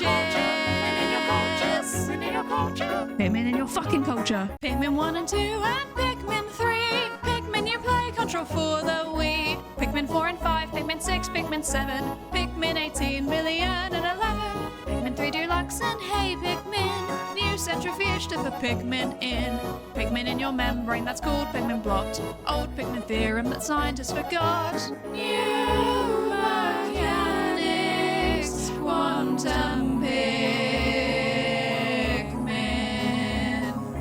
Pigment chest tube, pigment balloon mount, radio sound. Pigment electrons, covalent bond. Pigment AI, published IEEE. Slowed down pigment due to relativity. Pigment in your culture where you can see it contaminating all it touches. Pigment in your culture where you can see it contaminating everything it touches.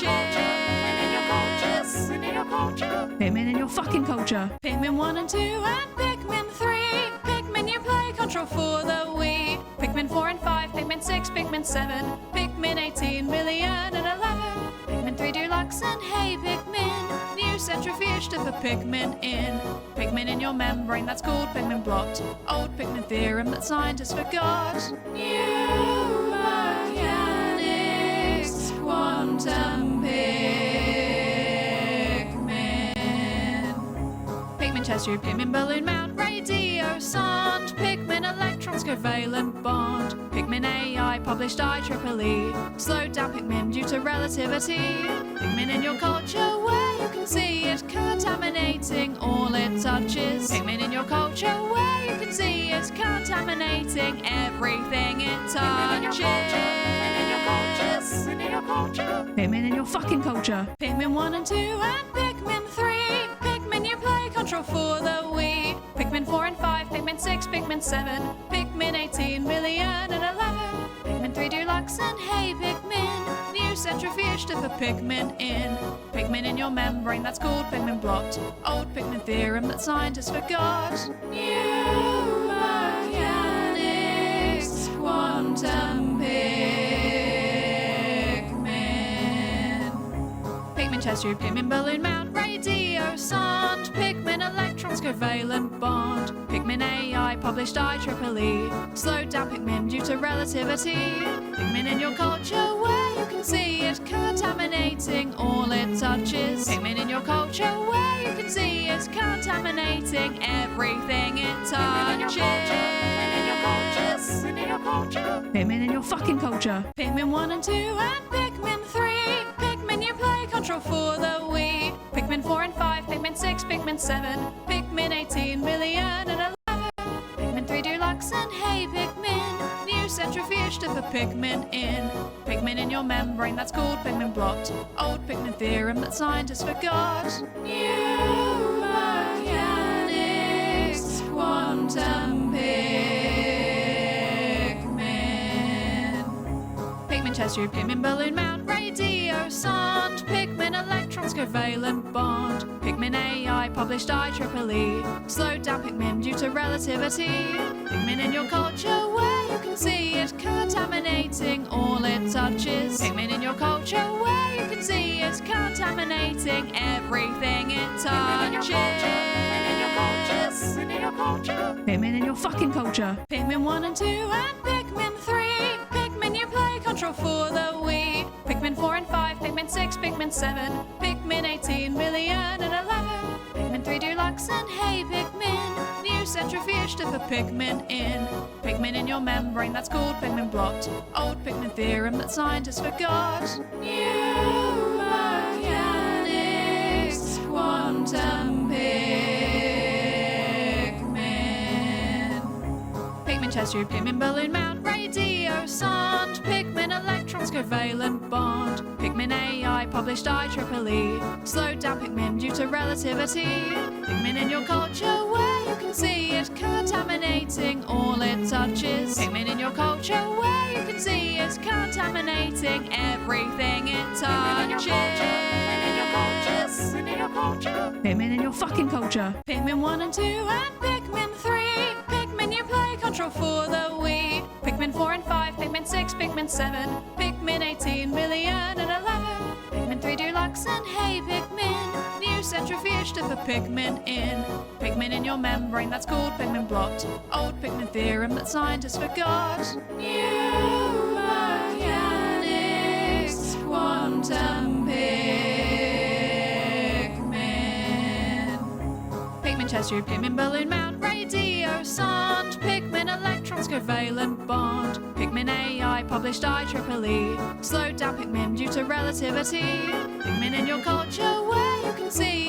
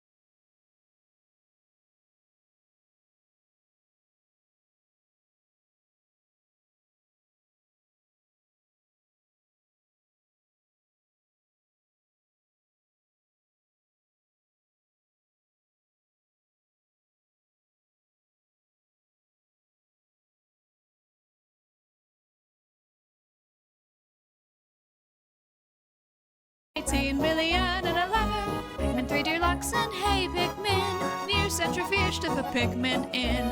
Pigment in your membrane that's called pigment blot. Old pigment theorem that scientists forgot. New mechanics, quantum pigment.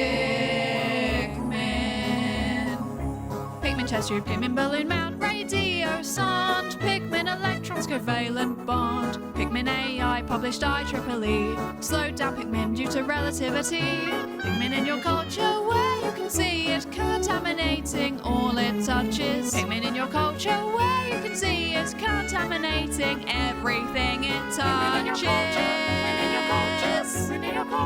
Pigment in your fucking culture. Pigment 1 and 2 and Pigment 3. Pigment you play control for the Wii. Pigment 4 and 5, Pigment 6, Pigment 7, Pigment 18 million and 11. Pigment 3 Deluxe and Hey Pigment. New centrifuge to put pigment in. Pigment in your membrane that's called pigment blot. Old pigment theorem that scientists forgot. New mechanics, quantum pig. 3, Hello. 2, Oh. 1. Where is Bobo? Where are you? Where are you? It crashed. Oak. There you are. You're... What? I'm breaking things. Oh my goodness! That's a slime on my stream! Hello.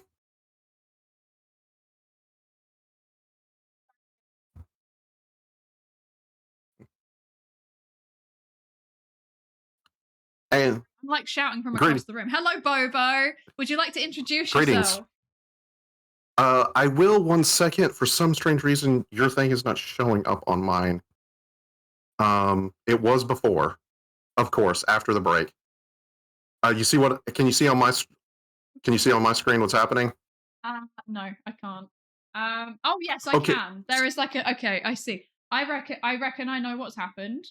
If you give me 1 second, I will go in. I think it's because of my crash. So my Firefox crashed as well. So I think if I go in here and I block that, and I join the call and I go like this, that, Okay. Now that'll work. I was. All right. Let's see how it's working. Okay. Woo. Gotcha. Oh, I've got a bit of Inception going on my stream now. Okay. Oh. Do you want me to? I can do this. Will that help? Okay. Okay. Down so that you're a bit. I lost weight. Okay. So with this, hey guys, we just started, and just ignore all that beforehand. Just editor's note. Just edit. Yeah. Hi, Yeah, I am. You didn't see anything. I am Bobo the Mighty. You might, if you're in Psy's community, you might have seen me in her Discord commenting on either like health-related things or just commenting about various other stuff. I am a slime VTuber who, for the past year, has been making content on the Red app, aka YouTube, where I discuss like health-related things, food-related things, plant-related things. Mylan is now following me. Hello, Mylan. So content creation wise, I create little stuff on the YouTubes. I am soon going to restart streaming on Twitch now that I've got my assets built together.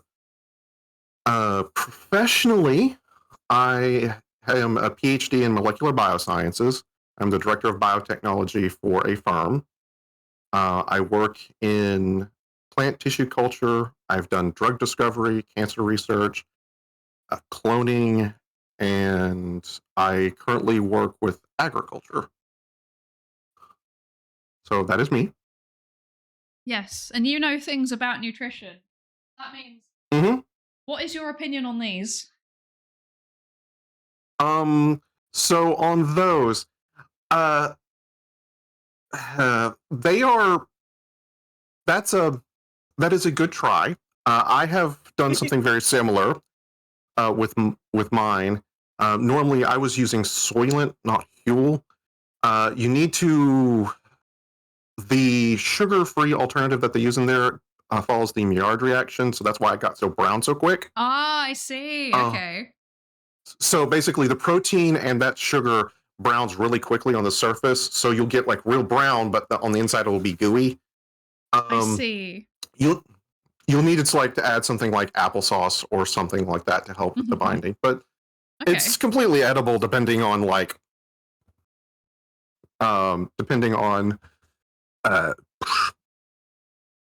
excuse me. Sorry, I just got a thing. Depending on the flavor. I've had some of the Soylent stuff, and let's just say some of it does not work well in pancake or Yes. I haven't tried these yet, and I'm living in fear. Is it okay if I try them now? Oh yeah, sure, go ahead. Okay, because I also, look, I do in fact have an eczema free hand. I'm a real person. Hi everyone. Lewd. Never revealed my actual hand before. How scandalous. I know, a naked hand. I didn't want to touch these with the gloves. I don't want to get pancake grease. Oh, they're falling apart. Nice. Okay. That's what I meant by the applesauce. So for things like vegans, eggs in most baked goods act as a binding agent. They're not necessarily there for food purposes. They're there to make sure that your stuff doesn't fall apart. So for vegans, you need to. Yeah. It's not too bad, I guess. It could be worse, but it definitely needs something binding. It's not very binded. It looks a bit sad. It's a bit floppy. Okay, I'm gonna try it. Okay, hold on a second. I'm currently looking at both streams. Because Linkuri said that it looks a little laggy, and I didn't know if it might be on my side or what. My OBS looks like it's relatively in time. But wait, hang on. Let me check my stats. Okay. I haven't got any dropped frames. My bitrate is fine. So I don't know what this is. It's been stuttering. Yeah, my bitrate's been in the green. Okay. Yeah. Okay, Lancurry, you can't just sit there and say, is anyone else's stream lagging? And then drop that you're on hotel Wi-Fi. It's you. Yeah. Sorry there, Chief. That's what's probably happening. My bad. I was expecting it. I was expecting it was my fault. For her. Yeah, this is definitely something. It's not awful. That's true. It's definitely undercooked in the middle. That's what happened. It browned on the outside and didn't get through the middle. It just happens sometimes. This is really bad. This was the first one I did. I'm still going to eat it. Okay. Depending on the situation, yeah, Linkuri, you can ask a nutrition question.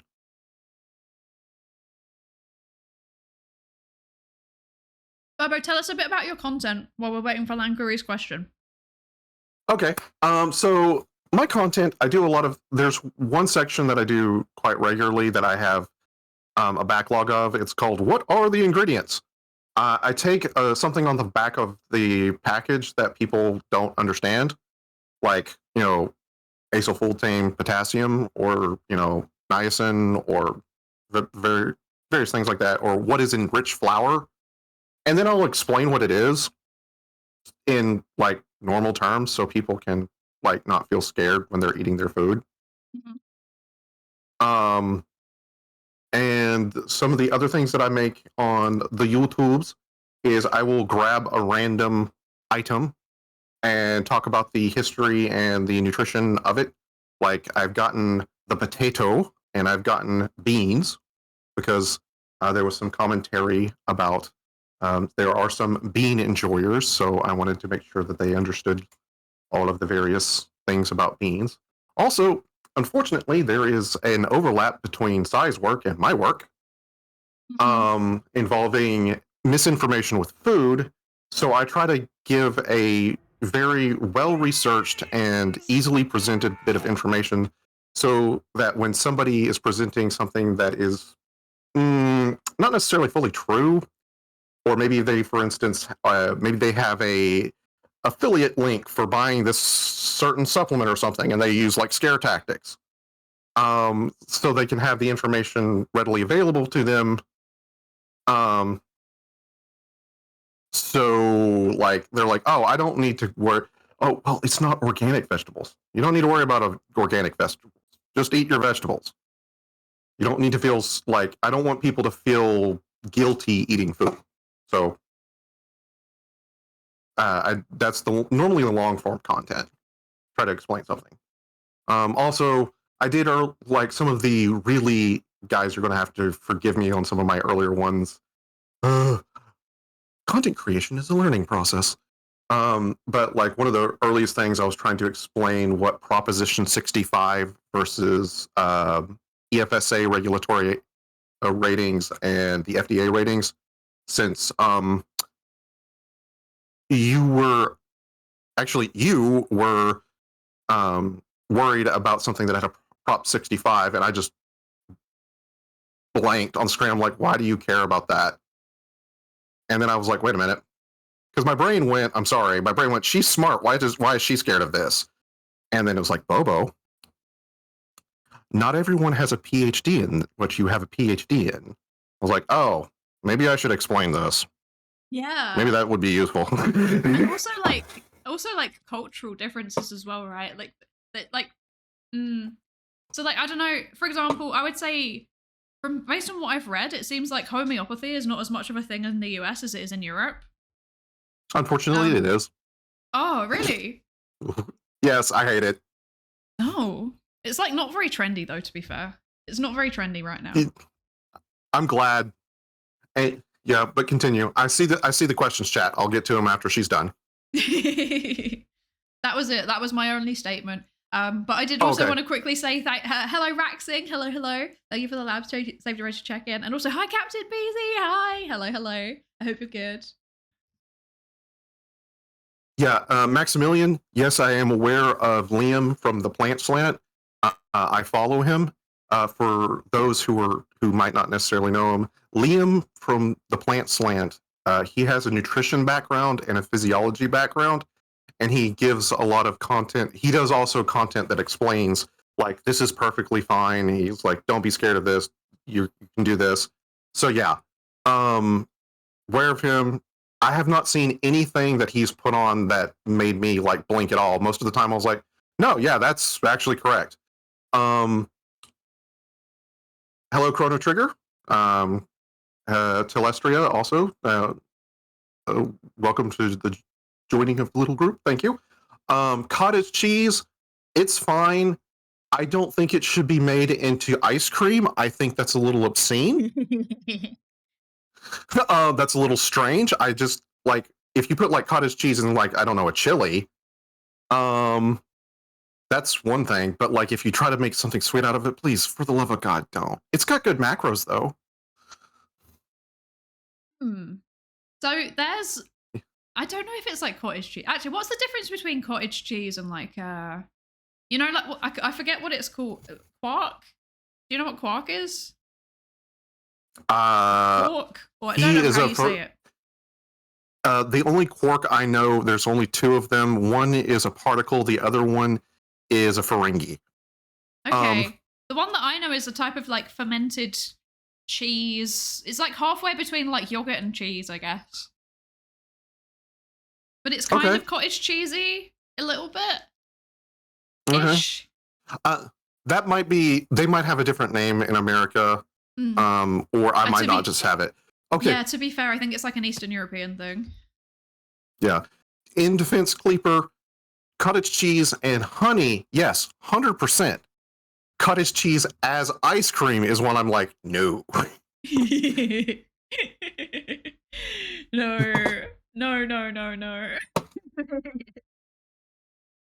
Absolutely not. So, we are here today to do a zine. Yes. Yes. So, would you? I always feel like I don't know how to like introduce it in a way. You are here because you have self-selected because autism. Autistic. Yeah, there was like, okay, so this will be for the people in the group chat for this.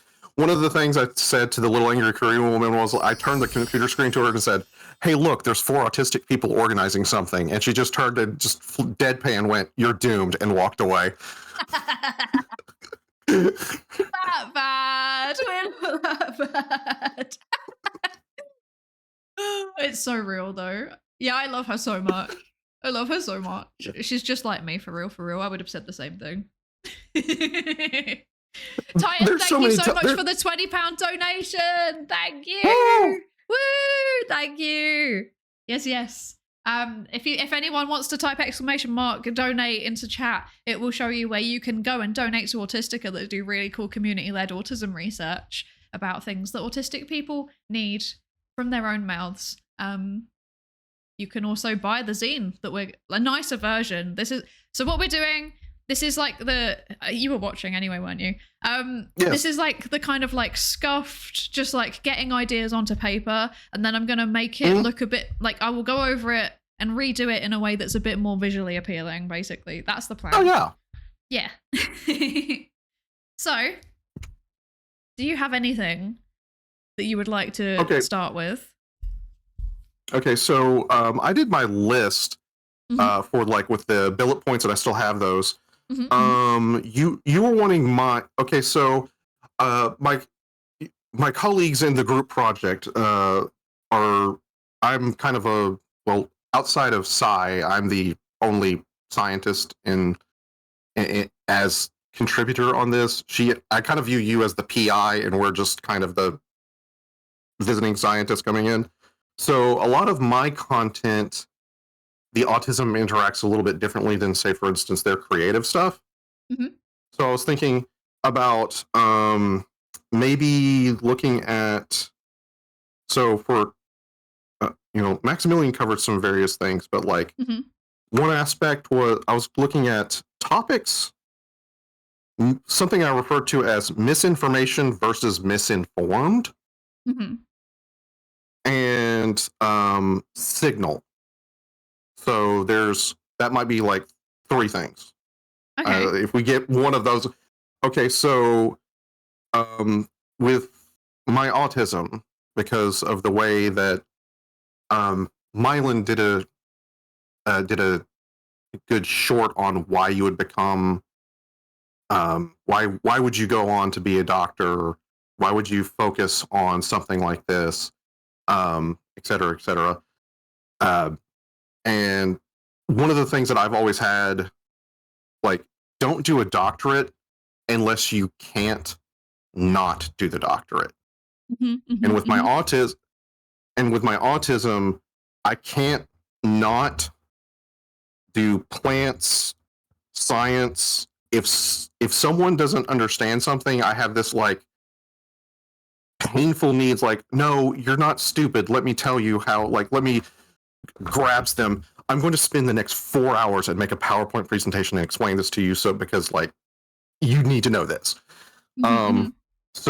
So for content creation, I don't know, since I'm not a psychologist, but like part of that whole, like, I have to do something is like, okay, well, that's what topic I want to do. Like, so I see something, it's like, okay, I need to make an hour-long video on beans. I'm not sure if that's a neurotypical response to something. That's definitely not a neurotypical response. That is size department saying, like, this is how you be polite to someone. Wait, I think that starts. I think that's a good way to like create a heading. Okay, actually, because yeah, Maximilian's stuff was kind of like around the need to create. So yours is going to be around the need to inform. So, BZ, I think I spotted you in chat. I do believe. If you're still here, have a think about what need content creation fills for you. Because I think that might be a really nice theme that kind of runs through it. Okay. Okay. So, need to inform. Tell me more. Okay, so just on the need to inform? Yes. Or should I go? Okay, so... Well, whatever you want. You can basically, like, you talk to me, I will ask questions. Okay. So, with the topics of need to inform, there is one of the things, if I enjoy or like really understand something or spend a lot of time with it, and I have, like, this is going to be badly worded, but I don't mean it like mean, but if I have like respect for you, and this is something that like I like and I think you'll like, I like to give. It's like, hey, I think that you will enjoy this. Let me go give this to you. Like, this information, like, this book is cool. This movie is cool. This topic is cool. So I will, that's part of the thing, is like, I think these things are cool, so I need to give it to people. But like, I can't feasibly grab random individuals off the street. Hey, let me discuss phytohormones with you. And they're like, wait, sir, this is a Wendy's? Leave me alone. Oh God. But I can make a YouTube video. And then anybody who has like either a smartphone or computer or laptop or tablet can look it up on their leisure. So my desire to go off for like an hour on some random plant topic can be done, and then someone can, whoever wants to see it, can come in and see it at their leisure. And let's be honest, if it's my long form content, put it online put it in the background while you're doing the dishes or cooking food or painting miniatures. Because that's what long form content on YouTube is for. It's supposed to be in the background.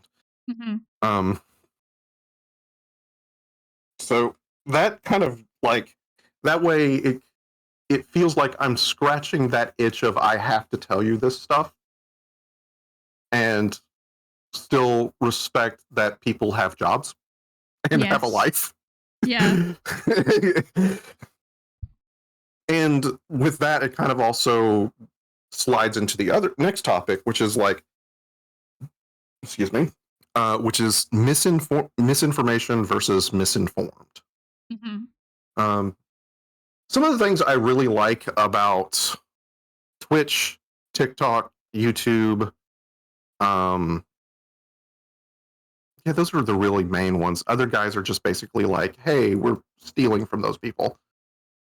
Is the barrier to entry for people who maybe have disabilities or maybe maybe don't necessarily, or just have the disability of, I'm in like Alaska. How do I like project to people? You know, on the one side, that's great. It allows for people to it allows for anyone to say anything. On the flip side, it allows anyone to say anything. Yeah. So like in the mod section, I was discussing something. I will keep, you know, but I was discussing there's some misinformation in some of the women's health, children's health things involving using making their own cleaners at home. And they were mixing various chemicals, and I've had to come in and state, hey, that's what's called a rapid oxidizer, and you're and like one of them, like I made a comment, is like, because one of the things that I do in my daily job is I'm a blind tester for various compounds for agriculture. So sometimes in science, you have to have another lab test something without me knowing what group is what, right? Yeah. And one of the things that the people were using in cleaning TikTok was in that item, and a small 1 milliliter container exploded and set a fire that lasted for like 4 minutes in a purple column of flame. And I'm like, hey guys, that was 1 mil of that. Maybe don't pour like 50 milliliters into your toilet bowl and just start mixing it with bleach and ammonia. Please don't do that. Please don't. I can say from personal experience, yeah, don't put things down toilets or in sinks that you don't know what they're gonna do. Yeah. Oh, and why would that be? No reason. Okay. While the little angry Korean woman would love to host you in her lab and give you a tour of the lab, she is flat stated she's not allowed to touch any of the bottles or turn on the sink without like supervision. Honestly, you create almost a mass casualty event one time. To be fair, also, yes, of course. To be fair, also, my lab I'm using it safely, but like I've had to, because since I'm a postdoc that's in business, I've had to occasionally explain to like people, no, you have to make sure that every tour is regulated and people are here. They're like, well, what's the worst that can happen? I have chemicals in this lab that can take out the entire neighborhood, like an entire city block. I don't want people in the lab that I don't trust. Yeah. Yeah. Yeah, it's like, and they're like, what do you mean? I'm like, and the little angry Korean walks by and goes, do you want me to show them the balm soap? And they're like, because there's a soap that we have it's a soap it's a soap that we use for certain chemicals that when it's used properly, it is a cleaning agent, but it's also one ingredient away from being a bomb. That's fun. Yeah. I keep that hidden. Yes, I don't blame you. There are some things that just need to be like so under control. Again, Mhm. definitely not speaking from experience. Yeah. So with some people, like so the misinformation versus the misinformed as a content creator, since I have access with going with the whole, like, I need to tell you something, and I have access to these informations. Also, I've signed a whole bunch of legal forms to make it to, yes, Mylan, Fight Club, that is not completely inaccurate. Let's see here. But like, since I have those various legal things, I can discuss with relative like legal certainty. Hey, you can do this, you can't do this, don't do this, and basically help individuals who don't have my background go, oh wait, that person over there that just happens to have a really flat stomach and like perfect jawline, they might know like how to exercise and stuff, but maybe I shouldn't listen to them on everything I take into my body. Yeah. Like, because there's what's called like there's various appeals, and one of the authority appeals that you can do is say, hey, look how muscly and pretty I am, so obviously I'm healthy and I know what I'm talking about. Well, they can be healthy, but that doesn't necessarily mean that they're like, the reason why they're healthy is because they have a personal nutritionist, they have a personal trainer, they also have, let's be honest, they might have a plastic surgeon that's, done a little tweaking. Also, every time you see them, they're in perfect light. They've had a perfect, like, they've had a makeup artist do it, so like it's not 100% real. And I can go like, hey guys, just take it with a grain of salt. They might be on Anavar's arms and trend. So just okay. Ooh, you did a little blinky blink. Yeah, I saw that. I don't know what that was. I'm getting concerned. I'm getting nervous that my OBS is going to crash again. But for now, we'll assume it's fine. Okay. All right. Okay. So, of course, I bring the gremlins. I'm sorry. So no, it's fine. Okay, cool. So with one of the reasons why I chose a lot of things about plants and health related stuff is because the misinformed can get their information from misinformation and then signal boost it. So since I have the background, I can make content, and then going back to the whole thing, anybody with a cell phone that has access to the internet can check my YouTube channel.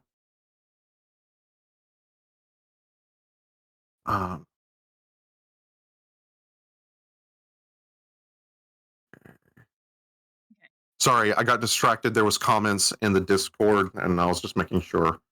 That is okay. In the group, in the group call, just as a side note. Doing the spinny thing. Oh, I can't see it. It's over on my PC over there. Okay. I'm sorry. I'm not pulling up on stream because. Yeah, don't. Yeah. It's fine. I will look in a bit when I actually. Okay, I have I literally have my phone here. What am I doing? I'm like at my kitchen table, everybody. I can't remember if I said I'm at my kitchen table because my desk, this didn't work at my desk. So my PC is like over there. That's why I keep kind of like looking this way, is because like I'm looking to see what's happening on the screen just to make sure things are still working and not broken. Yeah, that's fine. To be honest, I also set up my Handcam setup just in case we got visited by Mr. Floofy Pants. So, excuse me, if I should not be drinking soda, even if it's sugar free. So just in case he decided to like take a nap on the battle mat. Yes. Currently he is napping in his favorite little hole thing. But one of his favorite places is battle mat that I stream D&D with my players. He just will like, oh, that's a nice little battle. That's a nice little set of terrain, and then pile them all together, and then lay his head on them like it's a pillow and go to sleep. I love that. I love that. I will link more pictures in the Discord for Mr. Floofy Pants, since some people. We always want more photos.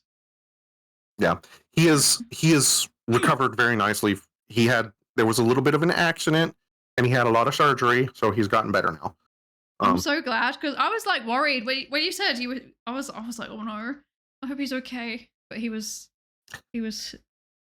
not fine. But, good enough. Yeah, the thing where I said like just Mylan is aware. I told them, but like there was a stream where I was like, hey guys, I'm having to leave for a personal emergency.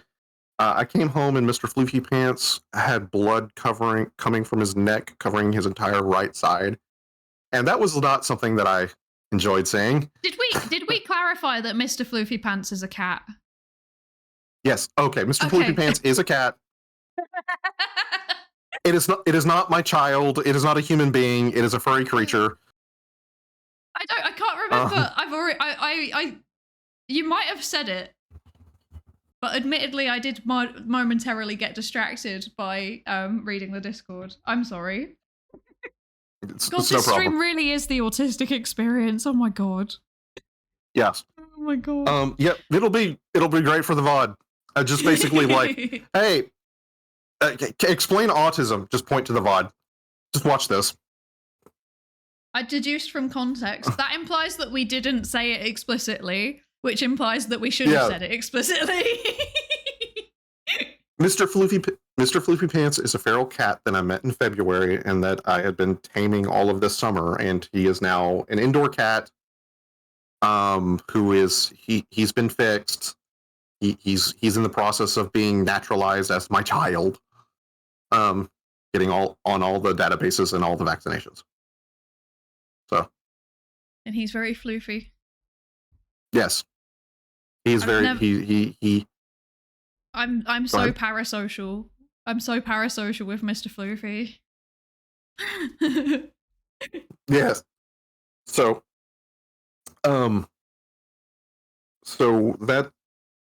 we've gone over topics and misinformation versus misinformed. And the other thing I was thinking of was Signal, which is a communications thing. I'm not sure. I'm going to be clear. The next little bit was the crash course of communication and teaching and psychology. They give people who are going to be teaching in like either teaching federal agents or students in signal to noise ratio. Yeah. So what they taught us is when you are trying to teach your students, you are a broadcaster with a signal, like a radio. And the method of teaching can either be visual, repetition, like physically putting the tools in their hand and saying, okay, see, I have this tool, I'm screwing this part in, you screw that part in. That is a vehicle, and the signal is the message, and the noise can be anything that can get in the way. Either Markiplier, where he goes, jingle, jingle keys, chat, pay attention, jingle, jingle keys. Well, he's trying to cut through the noise of the ADHD and like literally using like an audio cue with jingling his keys. So one of the things that I think for my content creation is like, okay, how do I make this stuff interesting enough to where people will watch? Yes. So like, I made this guy for one. Like, yeah. This is me. This guy. I'm pointing at you on my stream. I'm sorry. It probably looks really weird on yours, actually. Yeah. So like this is a way I can embody a character. Yeah, it's close enough with the flipping. And I can since I have developed this crap posting level of art skill, I can make animated things explaining like the advanced biochemistry and the like, or like how an enzyme works or how a hormone signals. And I can draw a little picture and be like, this is the thingy while the animation is going. So it's like, oh, those are what those funny words that the little green guy is saying mean. That little shape is what it is. So some things I think from stuff that you and Mylan that I've just like absorbed when like in the background lurking with you and Mylan, some of the cartoony style, like I don't think this guy is really as threatening as I am in person. With some of the physicality and the expressions, the way that autism works. You know how you said like, hey, I can be expressive with my voice and my hands, but like, and you waved towards your face and you said like, hey, this is not being expressive. Yes. So I am a very large man who is very bald and very muscular. So that can be, if I go face blank, at least in my culture, that there's a lot of yeah. I see that. I take it you are a tall fellow as well, Maximilian. It can be like I've been just kind of in my lane grocery shopping and turned a corner because like there's so much stimuli coming in that I just kind of retreat into my head. And I've gotten like actual terrified looks and I'm just like, what? Oh. Yeah. Yeah, because I feel like I get a bit of a pass on it, to be honest, because I'm like very like, I mean, okay, Maximilian, you've met me in person. Would you say that I'm not very threatening? Like, I'm not short, but I'm like, you know, I'm like 5'4", so I'm not tall. And when I say face blank, like my face blank is like still kind of permanently fixed on some kind of smile because that was what I had to do growing up and I never stopped. Yeah, that's what I had to do growing up. Yeah, I had to learn how to pitch my voice up a little bit. This is a few octaves, like, or whatever the thing is like pitch, I guess. This is a few pitches up from my normal voice.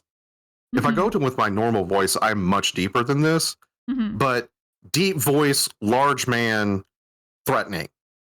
Why are you threatening me, young man? I'm your elder. And I'm like, I'm not threatening you. I'm just asking a question. Yeah. And the whole, like which you probably have come across where if you don't understand something, you just keep asking questions and several neurotypicals will view that as, why are you questioning me? Yeah. To be fair, I can't, how do you pronounce O's? Because I'm going to butcher that. There's too many vowels. Osias. To be fair, the little angry Korean woman, who is, she's my bestie. She is also on the spectrum. She is barely 5 feet tall and obviously a woman. People are more scared of her than they are of me. Yeah, but that's understandable. So like she has a blank face and they don't, I understand like with Osias, I understand that like for most of the time that is a trial and tribulation. And for a lot of people, like that is a trial and tribulation for our autistic sisters. But like she is small and they are objectively scared that she's going to end them.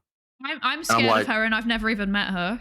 But I also like respect her. It's like a fear but respect. You know, like you are like authority kind of feeling. You know. and part of that comes across with her because she never learned how to mask. Mm-hmm.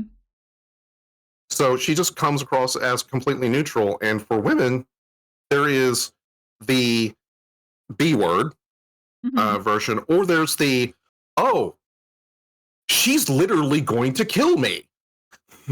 Yeah.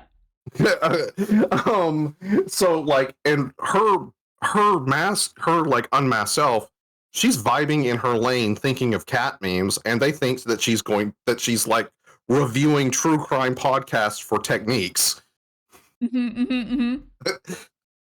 Which doesn't help when she like drops like, oh, well, in this thing where she actually drops true crime podcast techniques just because she thinks they're interesting. And I'm like, honey, please, you're scaring the normals. You're scaring the business people. Please stop. So funny. I love that so much. Yeah. So for Signal, I think that doing such things in a VTuber sense helps me overcome some of my unique problems that I have when I'm communicating with people. So I can talk about like weightlifting, nutrition, exercise, and I can leave behind some of the cultural I want to say like, it's not memes, but like stereotypes, I guess. Yeah. Of, oh, tall, muscular white guy. Obviously, he's going to be like this. Yeah.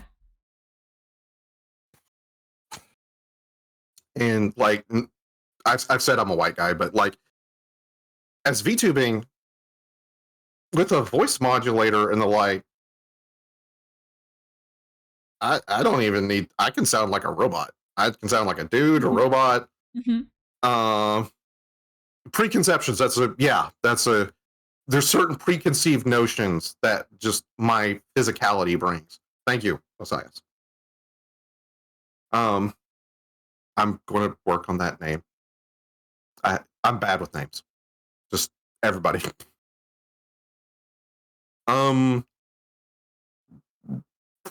So the Raxing, with some of the individuals, there's certain online subgroups that really like Vikings, and certain that this is straying back into size stuff, and several of the people will think that I am also a Viking enjoyer when I am most certainly not. I would much. Okay. Oh, thank you. I hereby declare the tangent of this segment of the stream, and the segment is being derailed by exactly this carnivore diet. I have strong opinions, both as someone who studies misinformation and as somebody who is vegan, and they're different kinds of opinions. Okay. But they all converge on the same thing.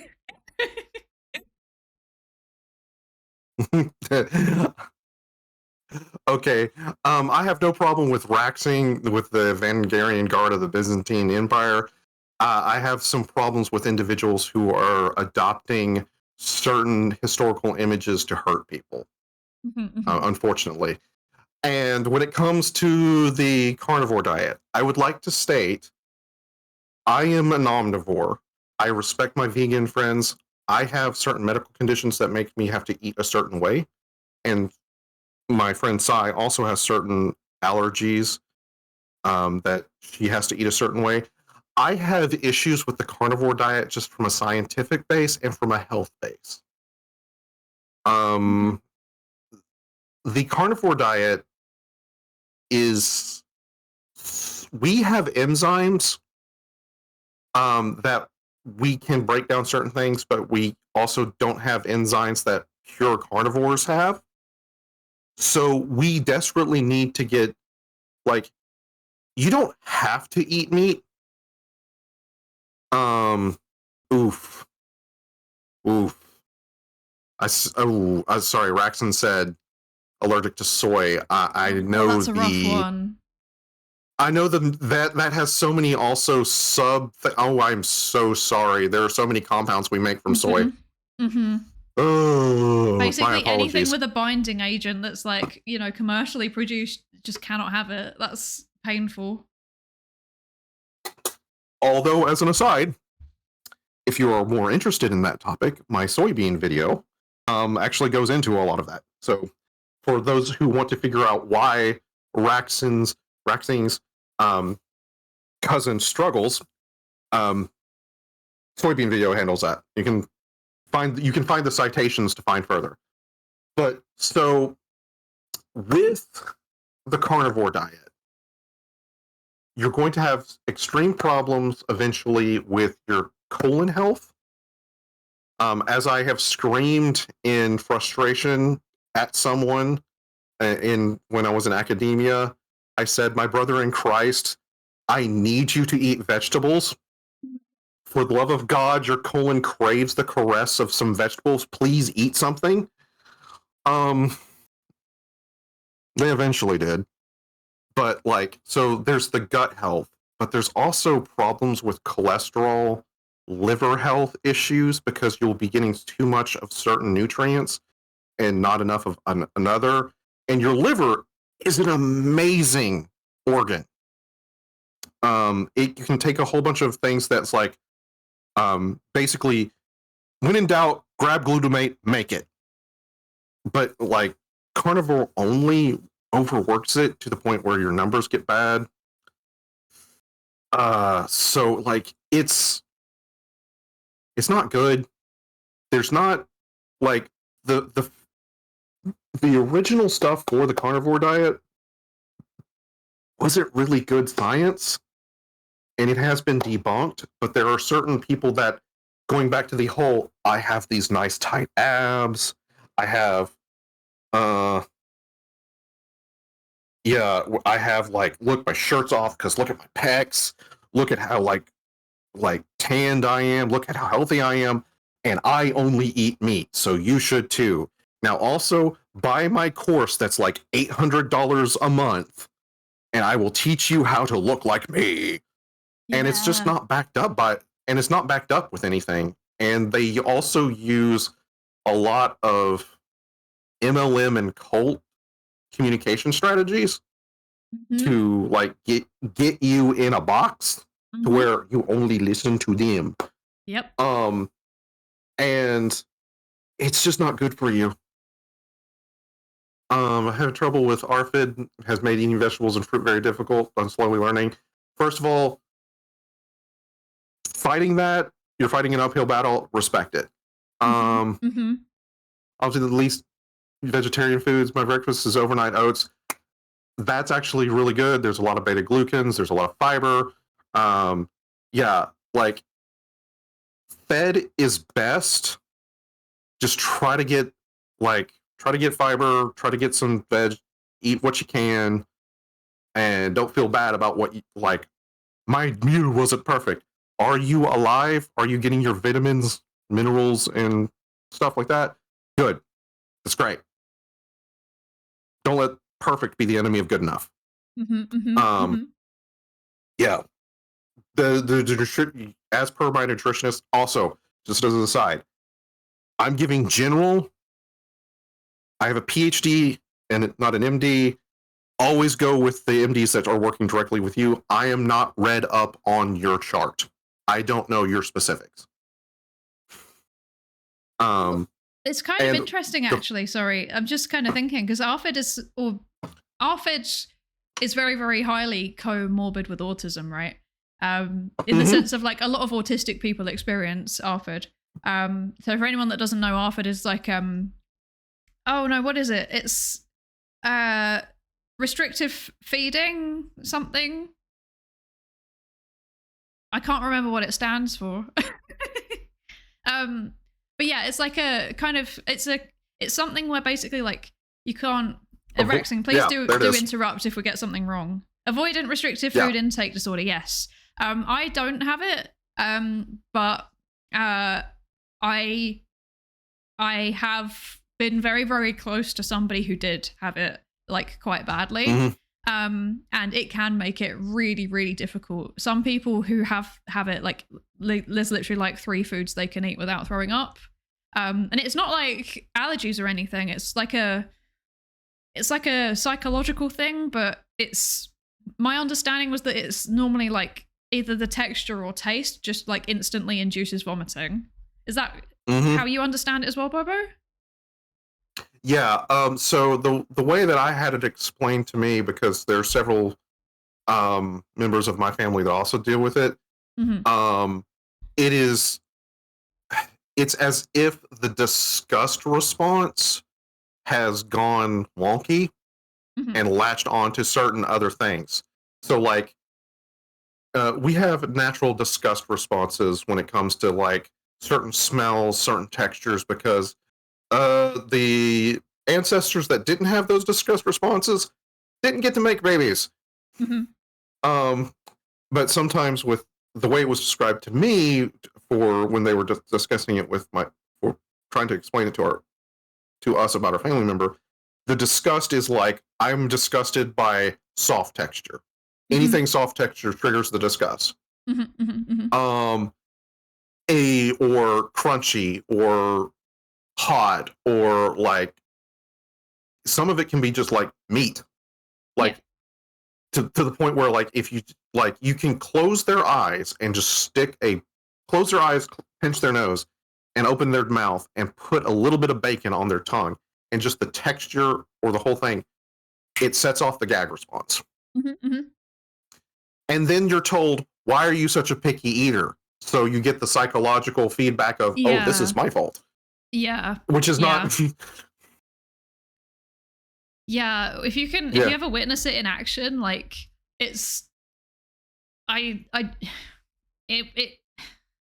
of those things where you feel so bad because there's nothing that you can do to help the person. Like there are kind of some ways to kind of like build up a tolerance to certain things. So the person in my life, like what we did was basically like started putting, so if it was like, say for example, tomatoes, one of them was tomatoes, but not when they're cooked, only when they're raw. So what we started doing was like blitzing up raw tomatoes and putting literally like 1 or 2 like small cherry tomatoes blitzed up into like pasta sauce, and then slowly increasing it over time. And then eventually the person kind of like gets desensitized to the texture and taste. But that's not like medical advice. That's just like how this person managed it. That was like their individual choice to do that. Yeah. Yeah. Flatulence, being on the family side. Yeah, the intervention helped, but helped on our end, but it was high stress. Yeah, it's very, very high stress. Because like if it's slightly over the threat, like, so like this, I want to clarify, the person that I'm talking about was an adult and they wanted to do this. They like would add a bit more, and there was a couple of times where it would just go slightly too much over the threshold, and that like couldn't finish the dinner, throwing up really, really bad, and then we'd have to like bring it right down again. Basically, it wouldn't be quite starting from 0, but we'd have to drop it a significant amount again and then start building up again, and like it went like that quite a few times. And it never got to the point where like they would choose to eat these things, but it got to the point where like they could tolerate a raw tomato if it was in a burger, for example. Yeah, exactly. So that's another kind of throwback to the plant slant individual. He has signal boosted various individuals that are working with patients that have this, and explaining how some of them, to just get nutrition into them, how they could take. So for some of the people, it was a texture issue, how they could convert some of the food that would have the nutrients into a texture that was safe, so that they could, and like it wasn't necessarily like, oh, well, you're eating like processed chicken nuggies. It was like, well, the chicken nuggies didn't trigger them, but just the chicken breast would, and like, that's fine. Like, so that was one of the like processing it into a way that like and again, that was, but each of those is like per person, like per client, per patient type scenario, because like it's 100 different ways. Yeah. Yeah. So. Nasfa, sorry that I didn't say before. Thank you so much for the 3 stream streak. Welcome, welcome. Also, there's about to be an ad. Would you like to take over for a few minutes? Because I would like to stand up, or would you also like to stand up? I'm good. I can talk. Okay. I can speak. I can speak take for over. chat. Okay. I won't be long. I will switch. Yeah, it's no problem. You know, make sure. Hello, chat. How's it going? So, how can we prank her? So, yes, it is the Bobo. Yeah, for me, one of the tricks of nutrition taught me was to go forward one step at a time. Yeah, I can see that.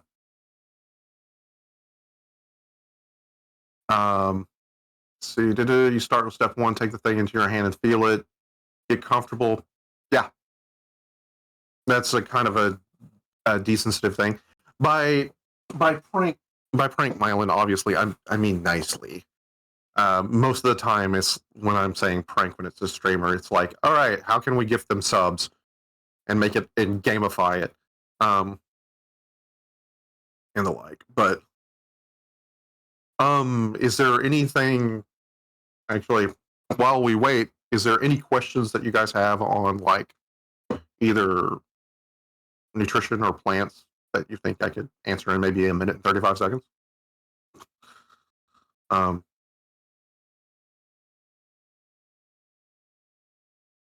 Yes, I understand that, Myla, you are overreacting. But just to be clear, well, with this chat, we don't have to do much. Also, special interests outside of my professional field, thousands. So one of the things is I am extremely into science fiction and fantasy. I also like painting. I do like physical painting, not digital painting. I am a big war gamer. I was into Warhammer 40K during Rogue Trader. So for any of the Warhammer people, yeah, I was in Warhammer 40K. And yes, I am old. Welcome to my crypt. So some of the other things is one of my actual hyperfixations was martial arts. I was a former instructor for government and military. The martial arts that I trained in was Ishinru, Gracie Jiu-Jitsu, Ryukyu Kempo, Muay Thai, and Jeet Kune Do. It's been a hot minute, and I've had some injuries, so I'm a little bit more relaxed in that. But that also puts me into some groups with like weightlifting and martial arts, to where I can tap into certain groups that also my studies. So outside of professions and plants and content creation, I like tabletop RPGs, painting, wargaming, martial arts. I would love to know a small bit of info about you that raises more questions than it answers that you will never address again. All right, cool. I am technically, legally not allowed to. I've been banned from Korea and Germany. From traveling. That's all I'm going to say about that. I know the reason. South. Probably both, to be fair.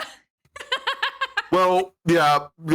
Actually, North would love to get a hold of me. South is just the reason why I'm not allowed to go to South.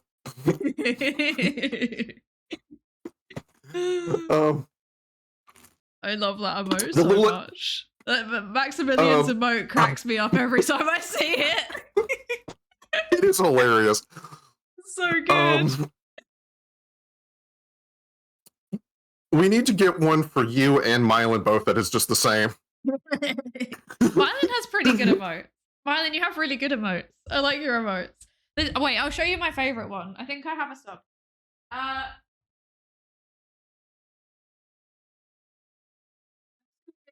just far away. Yeah. I assumed you went back to the computer. Not actually that far. It's just far enough that I have to raise my voice a little bit. So one of the things for work, occasionally I have to do streaming in the lab to stream basically how to do a technique. And I have those types of microphones that you see them and they put it on, like, there's a box that they put on their hip and they have a little mic. Those are actually getting down in price to the point where like streamers can get them. Oh. So for if you're having to do Handcam streams and this becomes more of a common thing, you can look into a lavalier mic setup. The ones I've got were less than like $120. That's actually really tempting. But also, like, if I actually just got an arm to put my mic on, that in itself would solve a lot of my problems. I just haven't, because reasons. I'm not committed to my current desk setup. Like, it's not my desk, it's the inherited desk, and I don't like it. And my desk is like made out of cardboard and it's starting to go like that in the middle. So I think it's had its time. So I'm like, I should probably just invest in finally getting my long desired standing desk. However, I don't have enough room to have two. Desk. Yeah, my standing desk. But the problem is that I don't have enough room for 3 desks because I need to work out what to do with the other 2. So I have to, in order, get rid of both other desks. One of them's in a storage unit also at the minute, but I have to get rid of both other desks and then get the new desk, and I have to try and like coordinate it, and I just can't be bothered. It's too much effort. So I'm like, I might just stick with what I've got and just like make do with the hand cam streams until I move. Do I know when that would be? No. Am I willing to take the risk? Yes. You can, like I said, we can later on. I can just like swap out and show you some, like, here's some of the lavalier mics that I find good, and like that'd be good. That might be that would solve me so many problems. It's so much nicer when I'm in the lab explaining how to do like a meristem extraction. If I'm not like having to lean over to a boom mic while I'm doing it. Yeah. Rode, yeah. Rodes there's a lot of good ones. Maximilian also knows the pain of a desk that starts going woo. It's like, I was looking at it and I was like, ooh, my monitors are starting to slightly lean on each other a little bit too much. that would make me uncomfortable. Like, I would be worried. Yeah, it was making me worried. So yeah, I decided I'm just gonna stick with this Husmod's desk for now because it's metal and therefore a bit more rigid and won't bend in the middle, rather than being made of cardboard. I didn't choose like the cardboard one out of choice. I had to get it because it was literally the only thing available during the pandemic. No, I get it. Oh, trust me, I still have some of my furniture from pandemic, and I should just get rid of it. Yeah, I'm feeling the same with some of mine. Like my Kallax IKEA shelves, they can stay. They're good. They're doing a good job. Chair, No, desk chair's starting to get a bit sad. It has been 5 years. Maybe it's time for an upgrade in 2026. I don't know. It makes a weird noise when I move sometimes. Sometimes it goes, and sometimes it goes crack. And I'm like, oh, that's not a good noise. Oh, some of those government office desks can are made out of bulletproof steel. Yeah, those things are absolute units. Yeah. So, from quite frankly, looking at your Handcam stream, you look like you've looked like I've given you a lecture for class. So I think we have enough notes for my section. To be fair, it's just that I just instantly had a vision as like Maximilian was talking. It just came to me. This one, I felt like, so I was focusing on accuracy rather than visual presentation on the basis that it would be really bad to have a section that is like misinformation bad and then spread misinformation within it. So that was my thinking. Yeah, that's fine. Yes. That's fine. Like I said, I'm going to go back and like make, because this bit's also a bit like, sad. It's roughed out. It's roughed out. It's a rough draft, very rough draft. I'm gonna make it look nicer. Yeah, well, like one of the things that I was just picturing is like, well, if she wants to be completely accurate like that, maybe have like a little robot doing projector slides, and each of that's a really good idea. I'm writing that down. So like, because like there's certain projectors now that I've seen where it's like you can do 3D projecting on the walls and stuff and do like pseudo holographic projection, but like because I was just looking at it, it's like, well, my golem body that I'm piloting, which this is like version 1. I've got version 1.3 and this I'm using 1.5 because I like the animation better on my 1.5 than my 1.3, but the 1.3 has better face tracking. This does not have face tracking at all. But like I have a little robot body, and maybe you could have like you can use my little robot body as the thing that's doing the projecting. I like that. Yes, that's very cute. You can have the little diamond just open. Hacking robot. You can have yeah. Yeah. I like that. I've still got like a whole bunch. There we go. That's what I'm after. So like projector. Robot. Thingy. Whoop. Whoop. Like that, basically. Yep.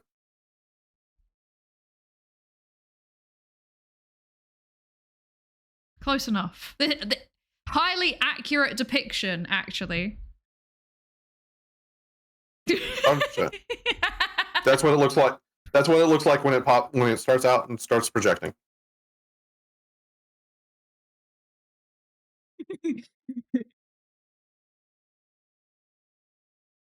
I thought I needed to clarify that. I didn't want it to look like you're projecting the misinformation yourself. No, okay. Yeah, I know it's all right. So I think so we've got. To be fair, I'm thinking. So I think this one, I might expand this out because this is quite cramped. I might expand this out into being 2 pages. So I might do it across 2 pages and then do this as its own solo page. Do you have what is creativity to you? How do you express your creativity? Yes. No, what is creativity to me and how do I express my creativity? Those are 2 different questions. Start with the first. So what is creativity to me? Creativity is taking, I guess, if I was going for a poetic version of it, there's something called trash bashing. I don't know if you are aware of that in miniature. Okay, so trash bashing So in wargaming and miniature terrain, there for a long time, there wasn't a market to get terrains or castles or tanks. So there's an entire hobby where individuals take random bits of broken toys, bottles,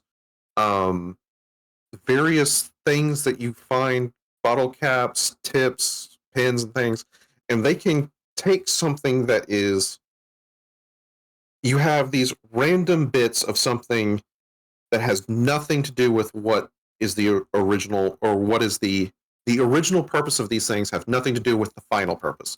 And these guys can trash bash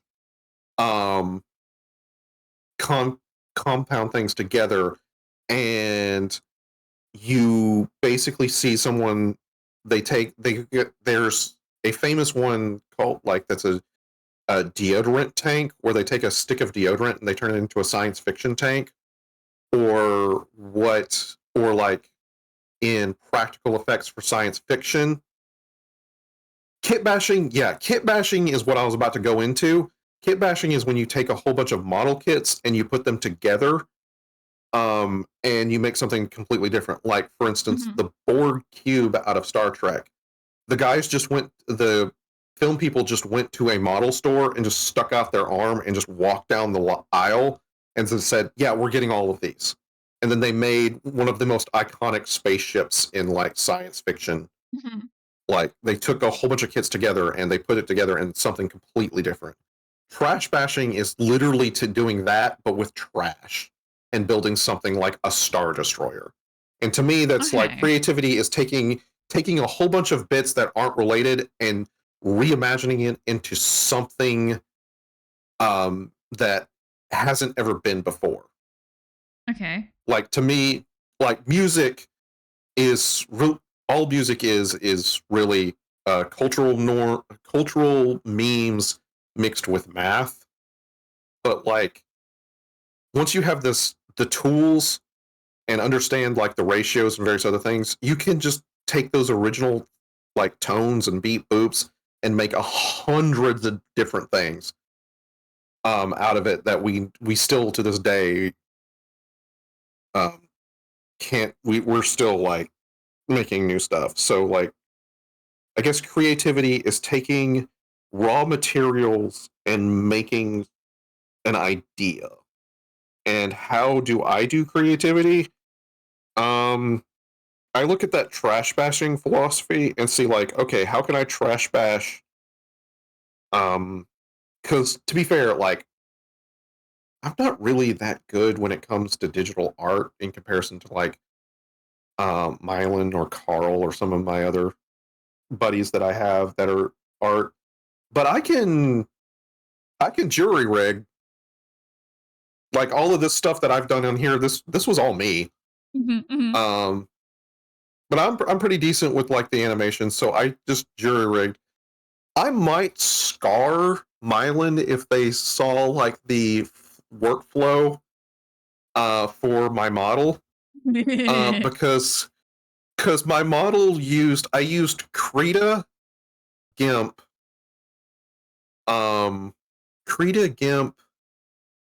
Canva, depending on, like, whatever, like, if I could do the technique in like, I'm pretty sure I could have all done this in Krita, but I didn't understand the software enough, but I did understand how to do it, like, this one step in GIMP.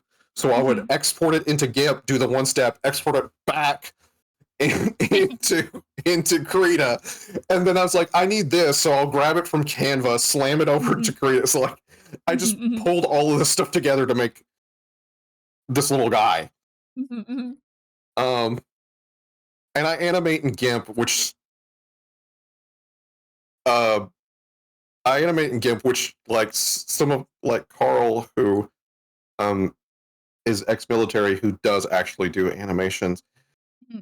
They see my workflow and they just kind of shriek and back away from my screen.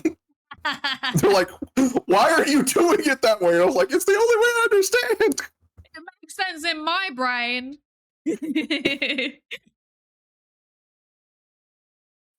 They're like, I'm like, it works. They're like, how did you make this work? And I was like, I don't know. It was the only tutorials I found that worked. I just mashed stuff together. Yeah. Yeah, I And do while that I did- too.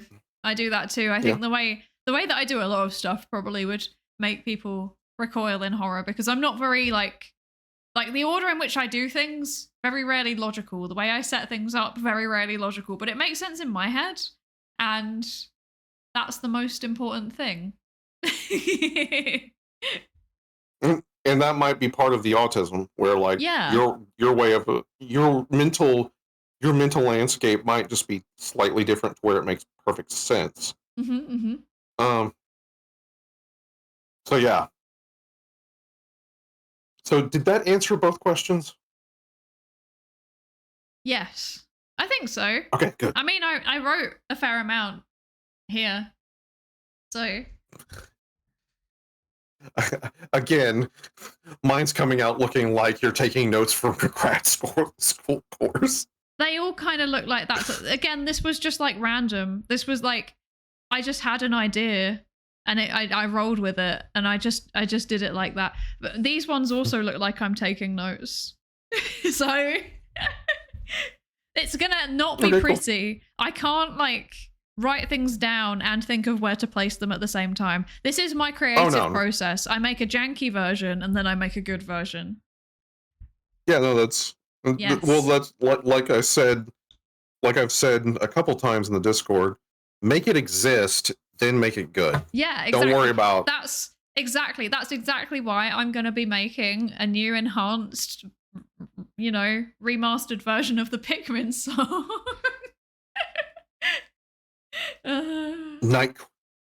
Nightcore version, and then a extended. Then we need version. to also we also need a Hatsune Miku version where you somehow kit bash Hatsune Miku into doing it. Can we like reverse engineer it so that like we create a Vocaloid voice pack out of me and then make it sing the Pikmin song? Is that possible? I'm sure it must be possible. Am I aware of how to do that? No, that's above my pay grade. I bet I can work it out, and I will work it out because it's funny. If I'm being completely honest, like, so I obviously, like, Psycom stuff I do in part because, like, I want people to be informed, need to inform, very good. But another big part of, like, the motivations for me is I just do stuff that I think is funny. So, like, the reason... I mean, when I started VTubing because Husband suggested it, right? And he was like, oh yeah, you should just try VTubing. It might be a format that would suit you. You're good at talking too much. And I was like, I went away. Yeah, I know. He wasn't wrong. He said it more politely than that. And I went away and I thought about it for a while. But the thing that like swayed me to start doing it was just because I found the concept of an anime girl teaching psychology to be really funny. Yeah. Well, like, for instance, one of the reasons why, I think I told you this, but I'm not sure if anybody else. The reason why I'm using a slime is my experience as a DM for tabletop RPGs. A lot of people have this, because like one of the best examples I have, because it's so widely seen, is Critical Role has, which is a tabletop RPG, a group. Arguably, when the pandemic occurred, they were actually the #1 content creator on Twitch. Actually, they outstripped everyone in like subs and stuff. But they had a beginning opening song, and they had the DM, who is the referee / he's the guy that sets the story and then turns around and goes, now what do you do? And in the video, they portray his character as this like god who knows everything and is like 10 steps ahead. And I'm going to let you know, no DM ever feels that way. There's a Wallace and Gromit and a Tom and Jerry thing where the character is throwing railroad tracks desperately in front of a train as it's going forward. That's a more accurate, like, and also Matt Mercer and like all of his DM buddies are like, yeah, no, we're being bullied. The entire table, we're like, okay, we've got this plot, but you're now obsessed about this thing over here, and I'm pulling stuff out of my rear end and just barely making it through. So, like, the reason why, like, my character is, like, a little slime is because it's like, I don't know what I'm doing. That's such a I'm like a little... I'm a little slime from, like, the newbie zone that just happens to have figured something out and is just rolling with it. Literally. I guess slimes are more bouncy than rolly, really, aren't they? Yeah. Yeah. You're literally bouncing. You are. You do literally bounce. Yep. I have a question. Go ahead. How are you pressing the buttons and moving the lever? You don't have hands. So canonically the way that I'm doing that is my slime is just slamming his body against the control, like I'm body checking them. That's so funny. I love that. Because like I was originally going to have it to where it was a little bit more body checking, but as I informed you, there was some again, like I said, I'm more of a crap posty level.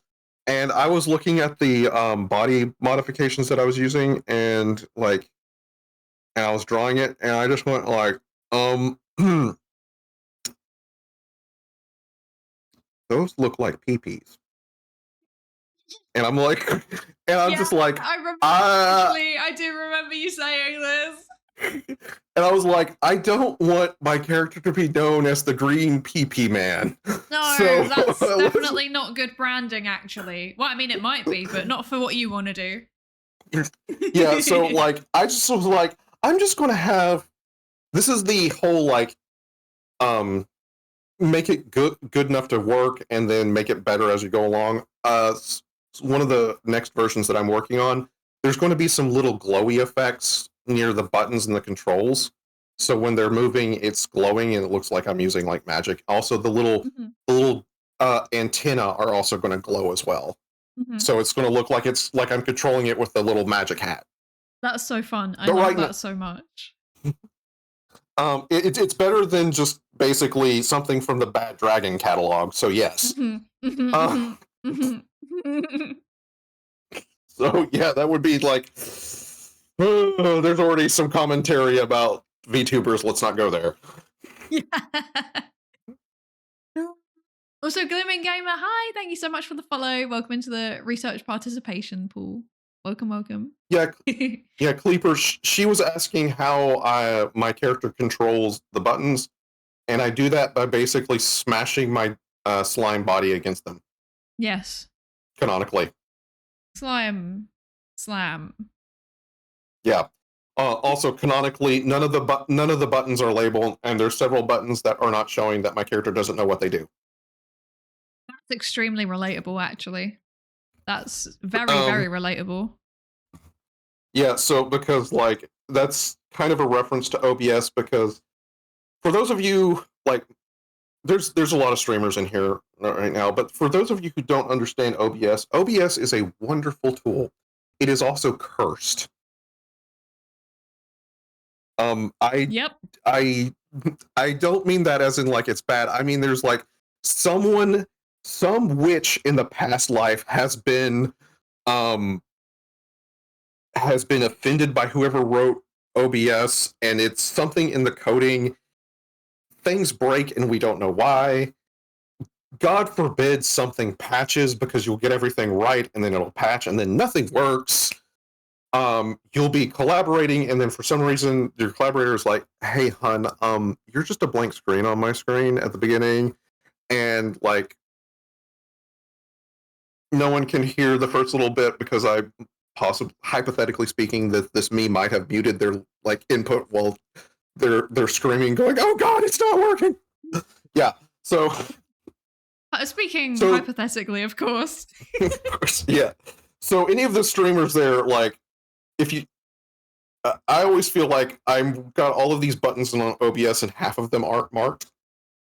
It's like, you know, I So- need to learn my lesson, because the thing that so when my stream went down very, very briefly earlier, and it was because my OBS crashed. It threw some kind of error. I didn't read the error. I was too busy screaming and going, "Where is my OBS? Why has it crashed?" And apparently the stream kind of kept going, but it also crashed. But it let me reconnect straight away, so that's good. But every time that I try and use studio mode for like more than 30 seconds, it crashes. So I think it was that. Now that I've got like enough adrenaline out of my body, I can actually process that information. Not that I can do anything useful with it other than not use studio mode. It's annoying because studio mode is really useful.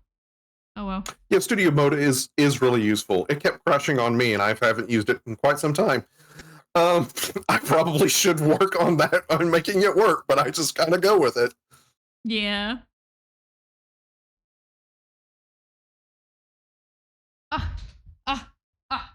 I want to get it. I want to get it. I want to get it. Be gone, creature. Yeah. Mine auto deleted on my end, so yeah, I've seen that when I was moderating throughout the week. Yeah, God, I managed to avoid them for so long, and now they've suddenly found me. I think it was the Uma Musume. It was there was a few earlier in the week. I did see a bunch in Umusume. The bots. Okay, so like yeah, there's some. This is talking. Oh God, Sleeper. So okay, cool. Oh, we still got. All right, cool. I was looking at the times. Like we still got like plenty of time actually. We still got like 15 minutes, I think. Okay, yeah. If I remember correctly. Wait, have I just maths badly? So, we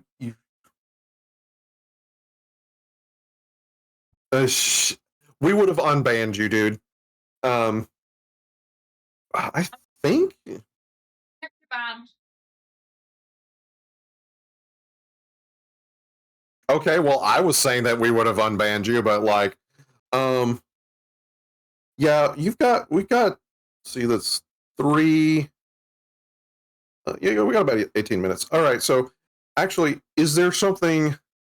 So we've gotten all the information for your for your zine. Is there some question that you specifically have that like has been scratching the back of your head when it comes to plants or nutrition or anything like that?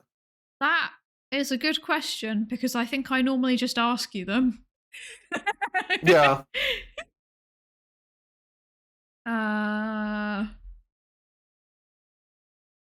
You want to rate my supplements? No, I can. To be fair though, I will do this next little bit. Just so everyone knows, my information, I'm a PhD, not an MD. I am not allowed to medically diagnose you. It would be unethical for me to do so. However, I'm also going on what would be considered what is generally considered the primary literature. Fed is best. It is oftentimes best to get your nutrients from food sources, but sometimes you need to supplement for extra. So with that said, yeah, go right ahead. Yes, in my case, I am vegan. So I have the Vegan Society's Veg 1 chewable multivitamins. They're absolutely disgusting, but they do the job, I believe. So, okay. So wait, can you see this? Or is that too blurry? I can read it out. It looks like basically an energy drink to me. It does look like an energy drink, doesn't it? But I can promise you it is in fact supplements. See? Yeah. Yes. They smell terrible. I have a feeling it might be because they contain iodine. If they contain iodine, yes, that would be another one. Yes. So they contain. What about, they contain. Do you want the like milligram microgram dosage, or would you prefer to hear the percent of the nutritional recommended value or nutrient reference value? Sorry. Just give the percentages. That'll be a little bit easier. So 400% of vitamin D3, 114% of B2, 143% of B6, 100% of folic acid, 1,000% of B12, 109% of selenium, and 100% of iodine. Okay. So also, I never realized that we pronounce iodine differently. That was not a UK-US difference that I expected. Iodine? Yeah. Yeah, this is the first time I've heard iodine. I might have also translated just been taught it bad at school. That's also a possibility. No. Some of my teachers were idiots. Some of them were brilliant. To be fair. Yeah, to be fair though. Okay, so Maximilian. Oh, Maximilian's also iodine. Okay. So I think this is a genuine accent thing. Okay. Okay.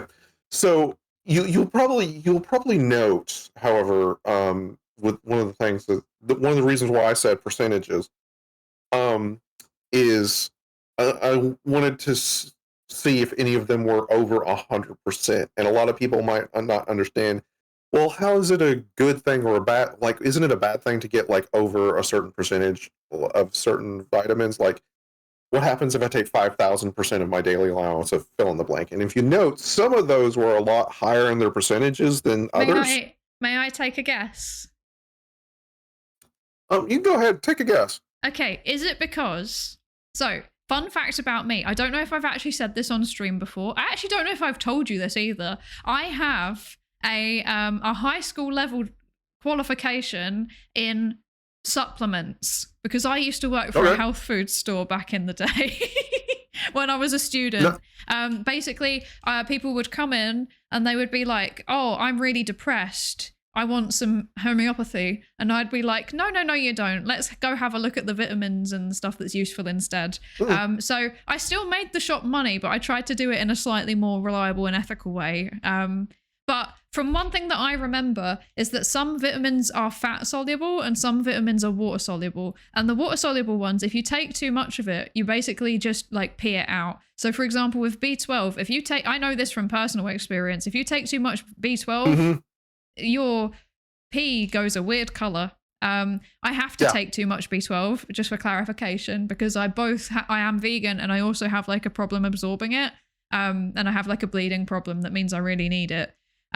So yeah, it goes like, so my memory is that the B vitamins, so B2, B6, folic acid, B12 are all water soluble, and vitamin D3 is fat soluble, but 400% of the recommended value isn't necessarily a problem if you're in a very northern climate.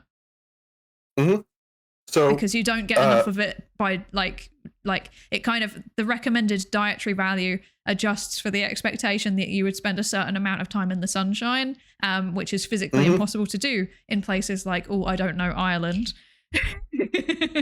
Yeah. So there's all of this is going to be yes and. First of all, yeah, she knocked it out of the park with a lot of this. There's fat soluble and water soluble. It's much harder to get vitamin toxicity with water soluble vitamins because but still possible. You just speed them out.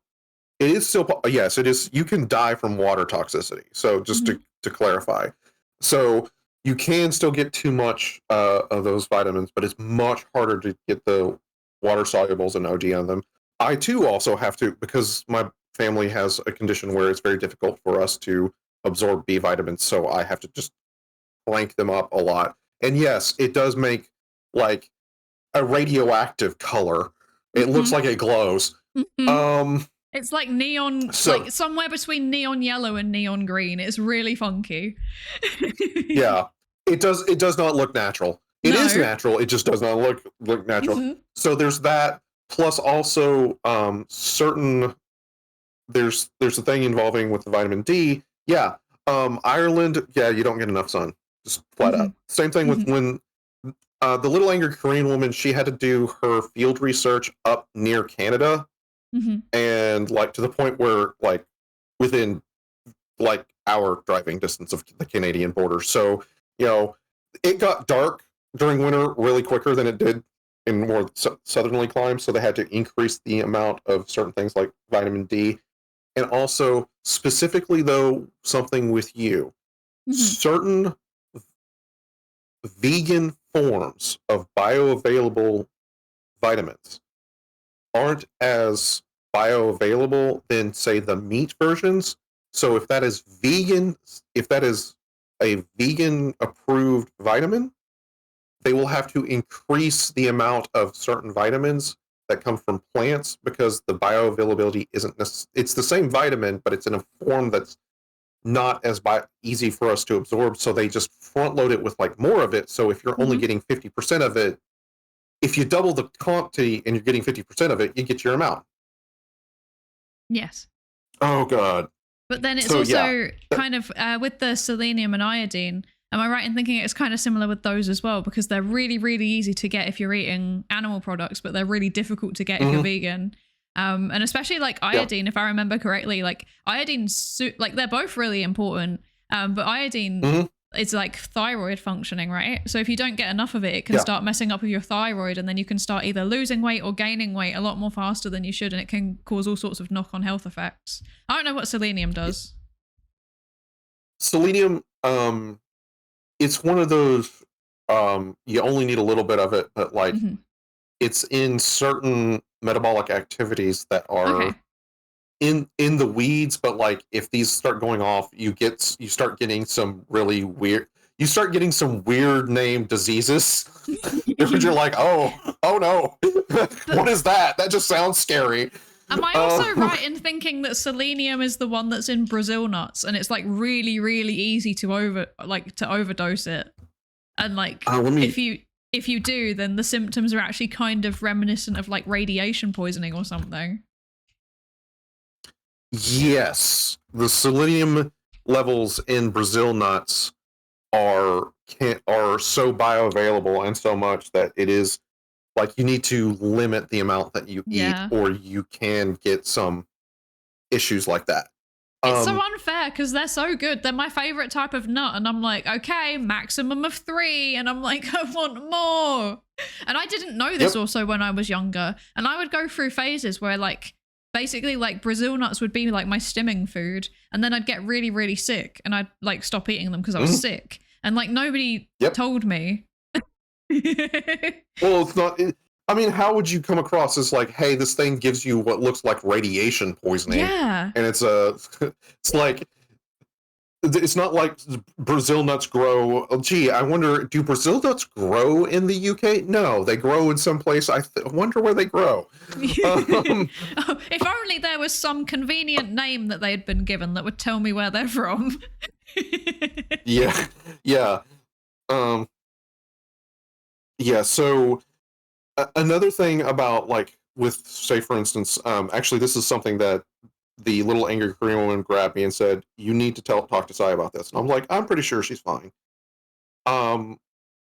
The sources of iron that are vegan for our vegan and vegetarian friends, they are not animal based. Shocker of shocks.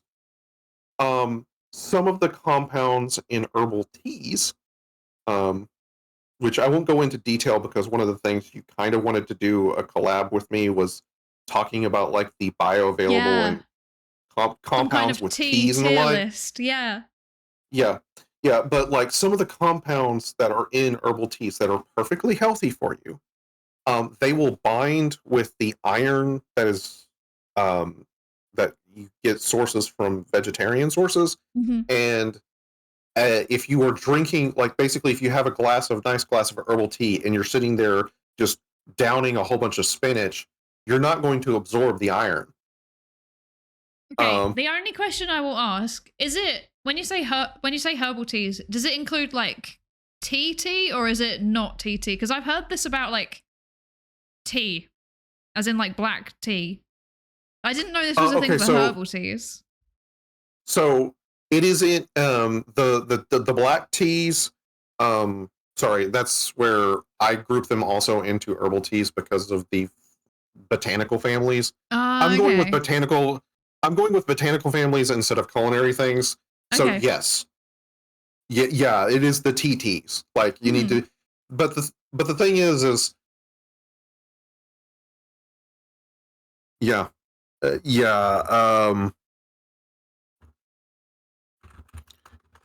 Sorry, I'm modding. Oh.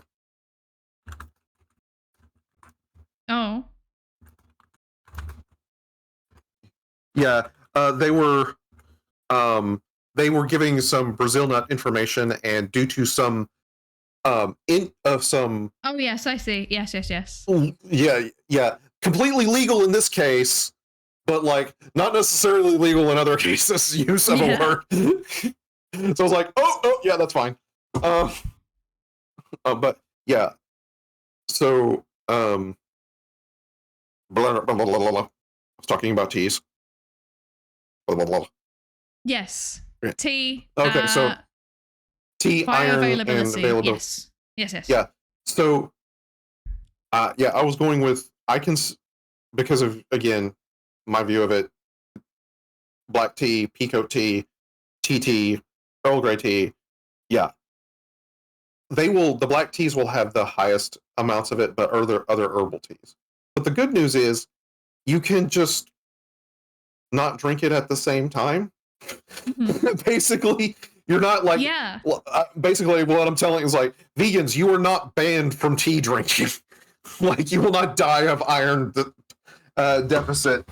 So the reason why I know this is because I had a very extensive discussion with my hematologist around my diet, because at first they were like, your diet is causing you problems, and then we had a conversation about it and they were like, okay, actually, to be fair, your diet is not causing you problems.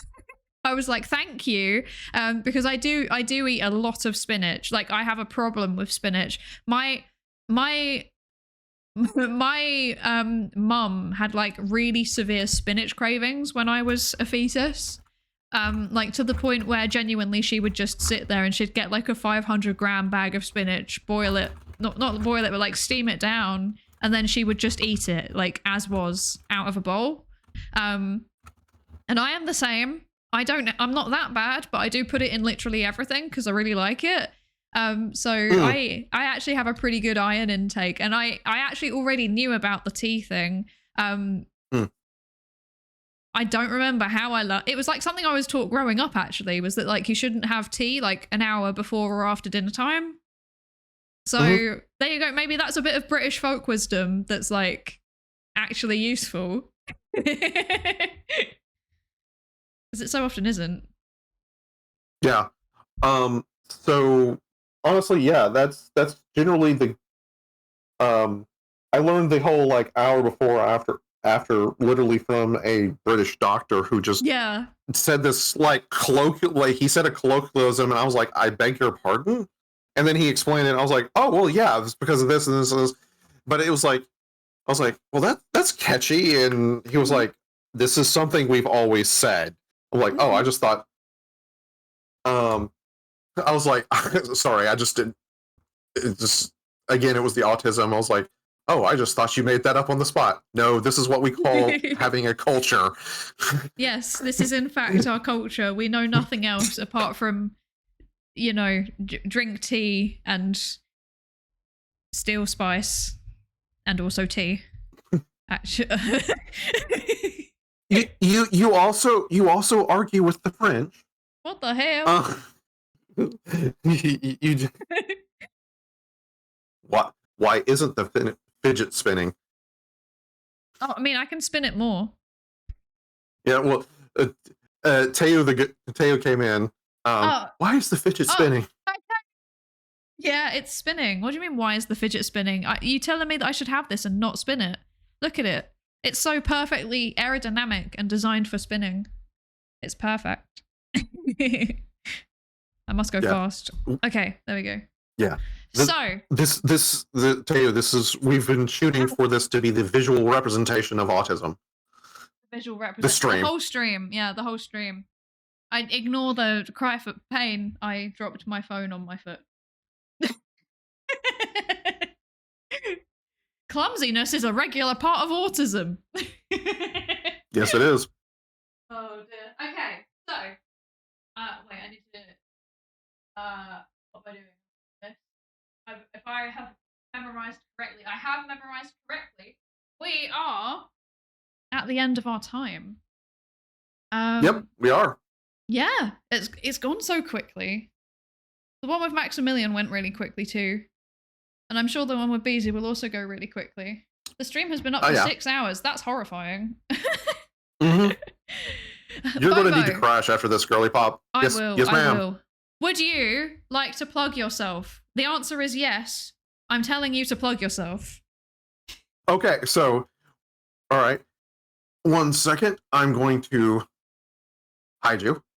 So, where is it? Actually, I don't need to hide you. I can unhide you. Ow. So, hello. I am Bobo the Mighty.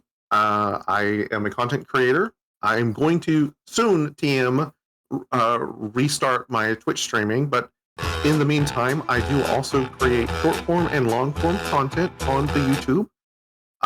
My content is generally around nutrition and plants and trying to explain what ingredients are. I have put a QR code on the screen for my YouTube. I am at Bobo the Mighty on YouTube, on Twitch, on Blue Sky, so you can find me there. Or you can find me lurking in Sai's Discord or on Sai's stream, bullying her.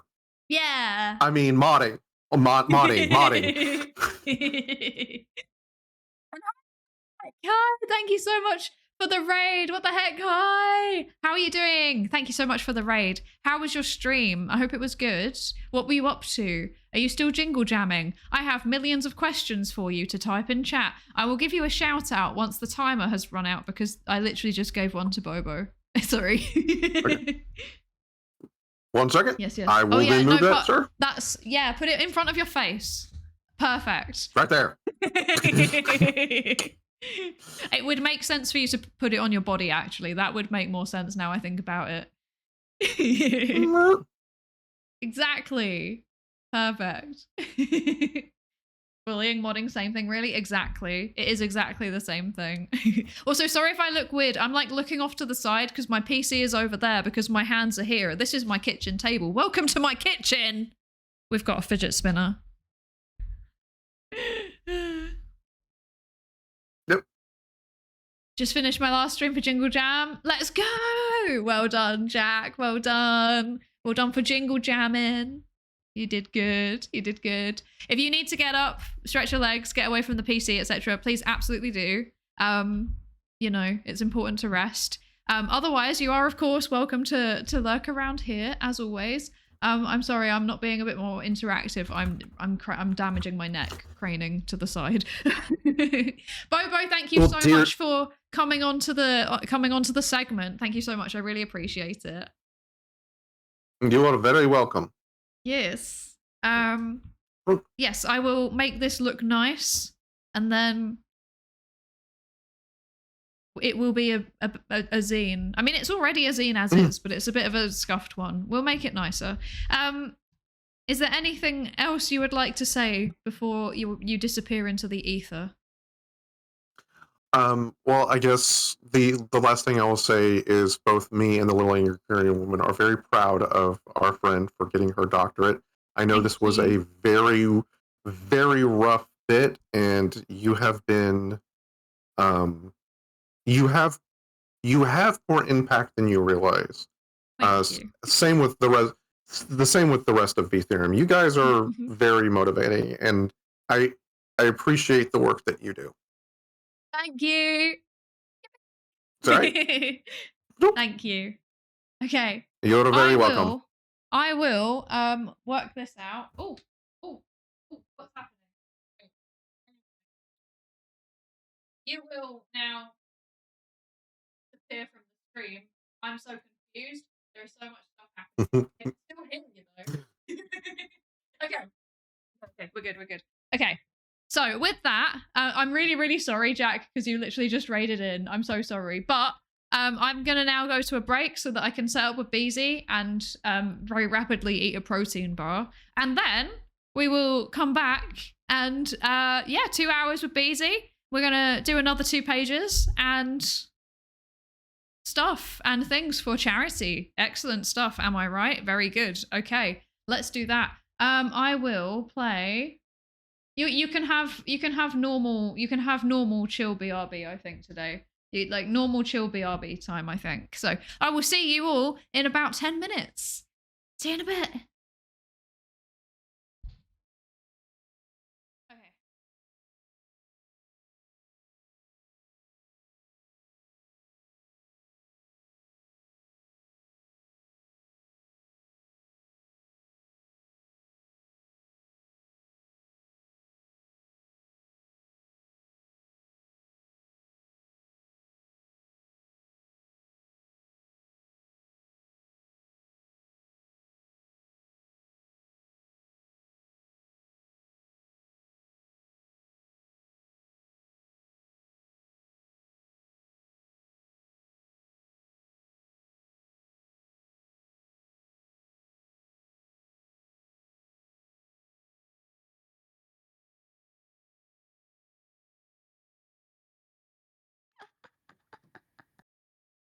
All right, Okay. I'm gonna, yeah, it's working. I'm gonna have to, where, oh, let me, I have to mute your stream. I'm not stream sniping you. I am. I give you permission. I know, but I'm like, as much as I love hearing your voice, hearing it twice is a lot. I understand. So it's a bit fun. Okay. I need Brilliant. to make sure that Discord is capturing you. So like sometimes it's a little bit like wonky about, there we go. No, hold on. Is this right? This looks like the group chat, but that's not like the call. Does that work? Hold on. It should just work with regular Discord. Yeah, there we capture. go. Bop, Yeah. got it. Yep, got it. Got you. Hi. We got you. Yeah. Yippee! Yippee! Not as scuffed as I thought I would be. Yippee! welcome, everybody. Shall we do shared chat? Shall we do shared chat? I clicked on it. Oh, you've already done it. I think so. I Be nice, everybody. Yeah. Also, my chat, don't be total degens. Also, how much can I cuss? You can just go for it. Like, I don't really, but I don't care if other people do. Your Pipkin song had the F word in it, so I thought I was safe to cuss. Yeah. You're fine. You're fine. Like, so my streams are 16 plus, but most people are well over 16, like as in decades over 16. So, you know. I was a chef for 10 years. I'm like, I'll try not to. Hi everyone. Hello. BT, would you like to introduce yourself? For my chat. I'm not chewing food. Hi everybody, I'm Captain BZ. I am a space pirate VTuber who is a fugitive and lives on Earth, and I like examining humans because I find them interesting. Also, I kind of like eating hearts. What? Don't worry. Wait a second. Do you like eating labubus? Do you want to eat my labubu? I've never tried it, but it sounds like an interesting piece of culture I could absorb. So I think so. And hello, I am Psydere. I am a psychologist VTuber. I'm actually a psychologist in real life. I just got my PhD. And I also like studying people. I did. It's kind of my job. A little bit about you when we planned the collab. I was like, check her out. She's super cool. Like she does like research psychology and and they were like, oh, that's cool. Thank you. So, yeah. We are so the reason we're doing this collab is because I am part of Jingle Jam, raising money for Autistica. They gave me a spinny thing. If people donate, I will spin the spinny thing. If you donate, you'll use the fidget spinner. Exactly. Yes. I love it. Look at the tease. Isn't it so nice? It's a nice visual stimulus. As it's like just it. like it feels like I'm doing it. Yeah. You can vicariously. You get a free spin. You will get another free spin. Well, I have. This is so awful. You're gonna hate me for this. I'm I have a lot of things on my desk. My chat's gonna kill me. Oh.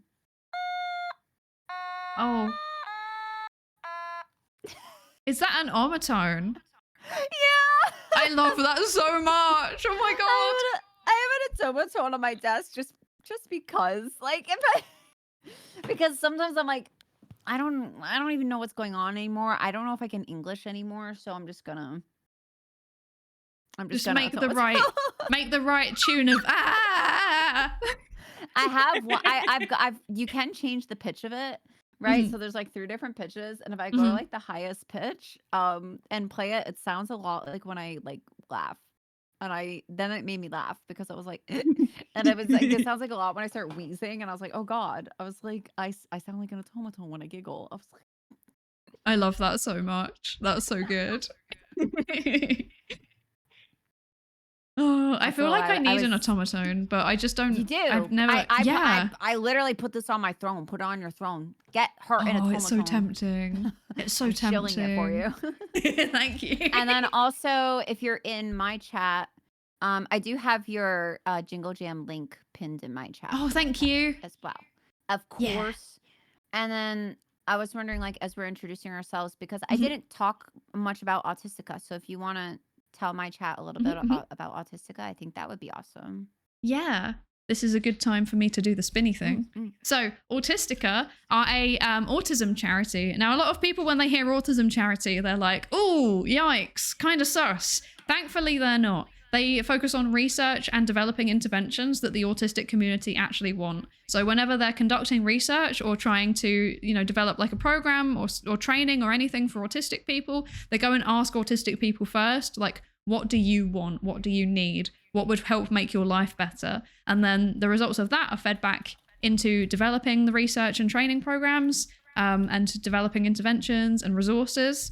And then once they've been worked on, they then pass them back to the autistic community and they say, hey, is this okay? Is there anything you want changed? Is there anything that seems inaccurate? And again, the autistic people get their input, and it's all very collaborative. They work together. So right now, Autistica are raising money to develop an employment program.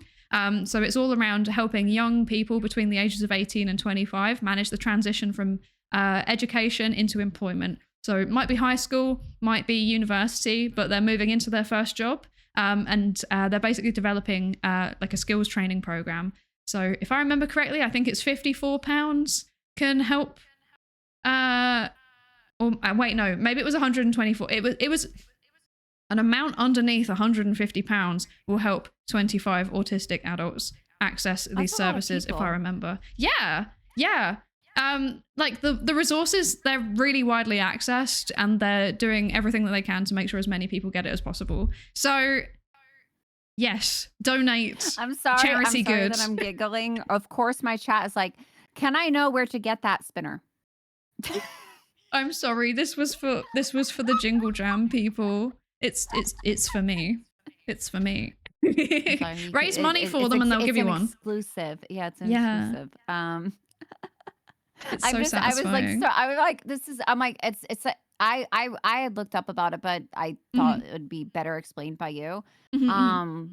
But it's true, because like the first charity stream I ever did was for a nonprofit for people with autism, and I specifically wanted to do something that did things with performing arts or with something creative, because I've had an easier time expressing myself. Like I did like different forms of therapy, and when I would try to do like kind of conventional therapy, which this might be interesting to you because you just got your PhD in psychology, so I would have like very somatic responses, and they would be like, well, how do you feel? And I'd be like, nauseous.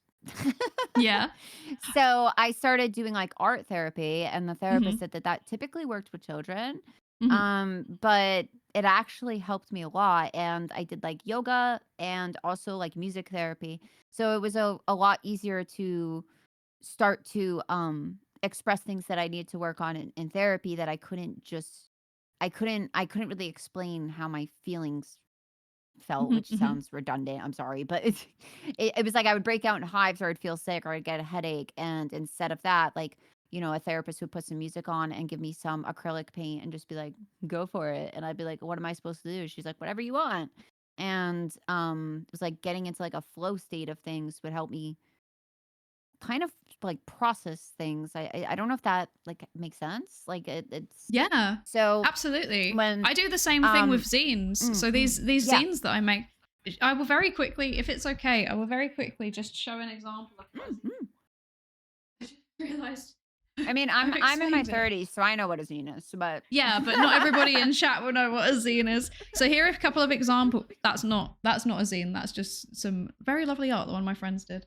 Mylin, I love it. Say hello. So a zine is like a self-published magazine, basically. That's like the short of it. So you can get like big A4 ones like this, that they have like, you know, they can have poetry, they can have art. Oh God, you're gonna confuse all the Americans. We don't know what A4 is. Oh. I had no, it's like sheet of paper in half. like almost like the size of like printer paper. Yes.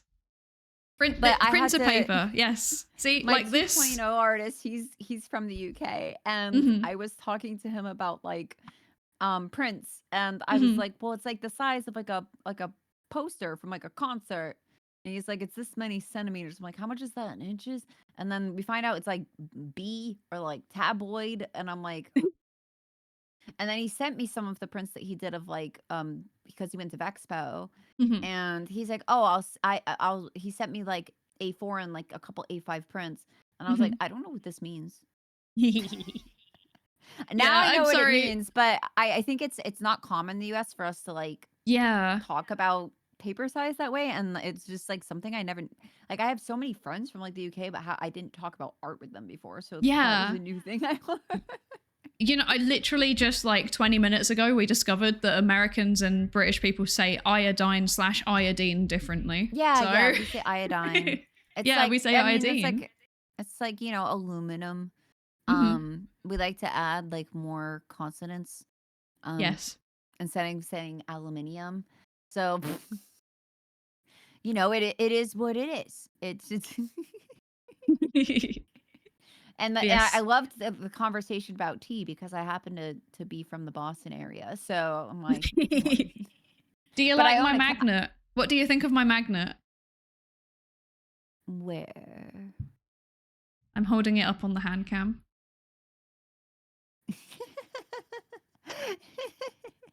I love it. I love it. So it's good. Very patriotic. One of my friends sent me it, and it's like the best thing ever. No, but it's a funny thing because like I have friends, obviously, like not everyone in the UK like drinks tea. Like some people hate tea, just like anywhere else, right? And I have a huge like one of my biggest special interests is history, which is why I kind of became a pirate. Because I don't know, I have like several books on like the golden age of piracy, and just I'll dive down like multiple whatever. It doesn't matter what the topic of history is. I just end up like diving down it. Word salad. Ah!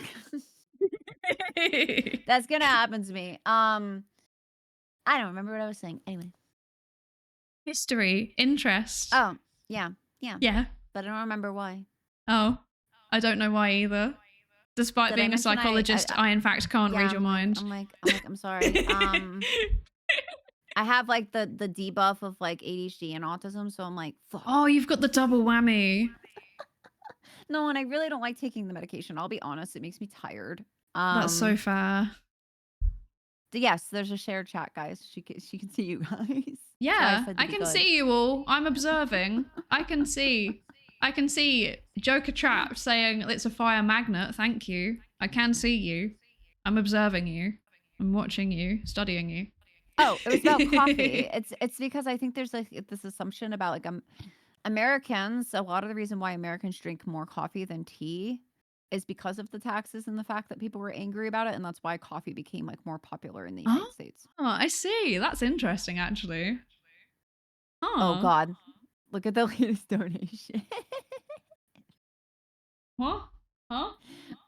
What? I saw the latest donation, and I feel, oh God. Is he in here? It was Titan. Titan, yeah, that was a while ago, to be fair. No, Okay, he followed I, me. like, He panicked. I'm followed like, me no, at the I'm start like, of the stream. He's been my manager for a month and a half, and he wasn't following me. It's okay. I literally asked him, I was like, do you watch my VODs? And he was like, no. He's a busy man. He doesn't have time for his talent. We should all start doing yeah, we should do collective action. I'm starting a union. Oh, we're gonna unionize? Sick. I'm down. I'm down. I love it. Let's go. But yeah, I always thought like an interesting thing. And then like I actually drink more tea than my really best friend that's also became like my I want to call him my 2.0 mom, but he's like he just doesn't want to be called like a daddy. I'm like, can I call you my mommy? And he's like, sure. That's so And fair. Oh, he's in here. Hi, Sol. But no, you don't want. You literally told people not to call you daddy. Shush. But he's like a big coffee drinker, and we were talking because I prefer like tea or matcha or so green tea, and I was like, I actually do own a kettle, and he was like, you do? And I was like, yes, I mean, there are Americans who own kettles. That makes me happy. I'm glad that you do, to be fair. I own a kettle. I don't microwave my water, okay? I've only done it once as a bit. And like, see, like one of my other friends, I have a kettle. Yep. I did it once as a bit and like posted it. This is before I was a VTuber. And I posted it on TikTok and I tagged like every British mutual I had. And it was just me microwaving a mug of water. The sheer thought of it makes me like, and I own a kettle. Yeah. I have to admit, like, I am one of those people that like makes a cup of tea, walks away from it, forgets about it, comes back half an hour later, and then I'm like, oh, I have a perfectly acceptable cup of tea that's now just a bit cold. I will microwave it. Yeah, that's different, I think. So. Yeah. But like microwaving the water outright, weird, strange behavior. It's like everyone should have a kettle. Behavior that we can't. Just get a kettle. It's faster, and you have like a whole thing. You can make more and tea, convenient. Like, it's very convenient if you like. And you can use it for so much more than tea. Yeah. You use your ramen. Yeah, that's what I do. But yes, today we are here to create a zine. So we have, this is 2 pages, but I did it on 1 page by accident. This is a collaborative page. You can add to this at some point. This is 2 pages. You also get 2 pages. We're going to be creating a thing. So this is like a rough draft. I'm going to go away and make whatever we put down here look a bit nicer. Because as you can see, like, this was Bobo's page. He said that it looks like lecture notes. This is not acceptable. It actually does. It does kind of look like it like does. When I was in uni. It does kind of look like, because I do like also, boxes and like little lecture notes. When I was in uni. This one also looks like lecture notes. This one's a bit more creative, I think, but that's because I had an idea as I was listening to Maximilian talk. And it just came to me, and I'm going to be so honest. I think that this was my only moment, and I never had another one, and I will never have another one. The rest of it is going to be like, I come back with a fresh brain and think about how to position things nicely and stuff. So, yeah. So, I think it's coming along well. I think it's fine. Thank you. Like lecture notes for now. Yeah, I think so too. I'm also going to add my own 2 pages as well. I get pages too. Yeah, and then... so your chat even says like, I want the original lecture note. Like maybe you could have like a limited run. Yeah, we could edition. We could do a limited run first edition of just this. It's really something, and then we'll have a second version that's nice. And if you donate to charity, you can have both. This is a thing, in quotes. Exactly. So, we've got a page about like how special interests link into content creation. That's going to be 2 pages. This is also about how special interests link into content creation, but in a kind of different way. So autistic people brought up their special interests. Crazy. I know, right? Wild. So this is more kind of like creative, like like how special interests link into kind of a need to create things. This one is about a need to inform, so sharing information. If you have anything to add on either of these topics, you're welcome to. You're also welcome to start with a blank page and just tell me about yourself, which I know is a horribly vague question. I can give you more specific questions. Yes, please. Yes. Yeah, because I do very well with vague, open-ended things. Okay. So, such a mood. I'm always like, I have a vague open-ended thing and then I have several specific things underneath it as like sub-bullets. Well, yeah, like remember, because you've been really busy with Jingle Jam, and then I sent you like an info dump, but like, I put it with like hyphens so it didn't look as info dumpy. Otherwise, it ends up like one run-on sentence. And I even said like, I'm really sorry about this. I'm very tired and trying to organize. I'm reading it now because it's like in bold. Okay, you never need to dump. be sorry. I tried to organize. But it was just like all my thoughts just like bleh.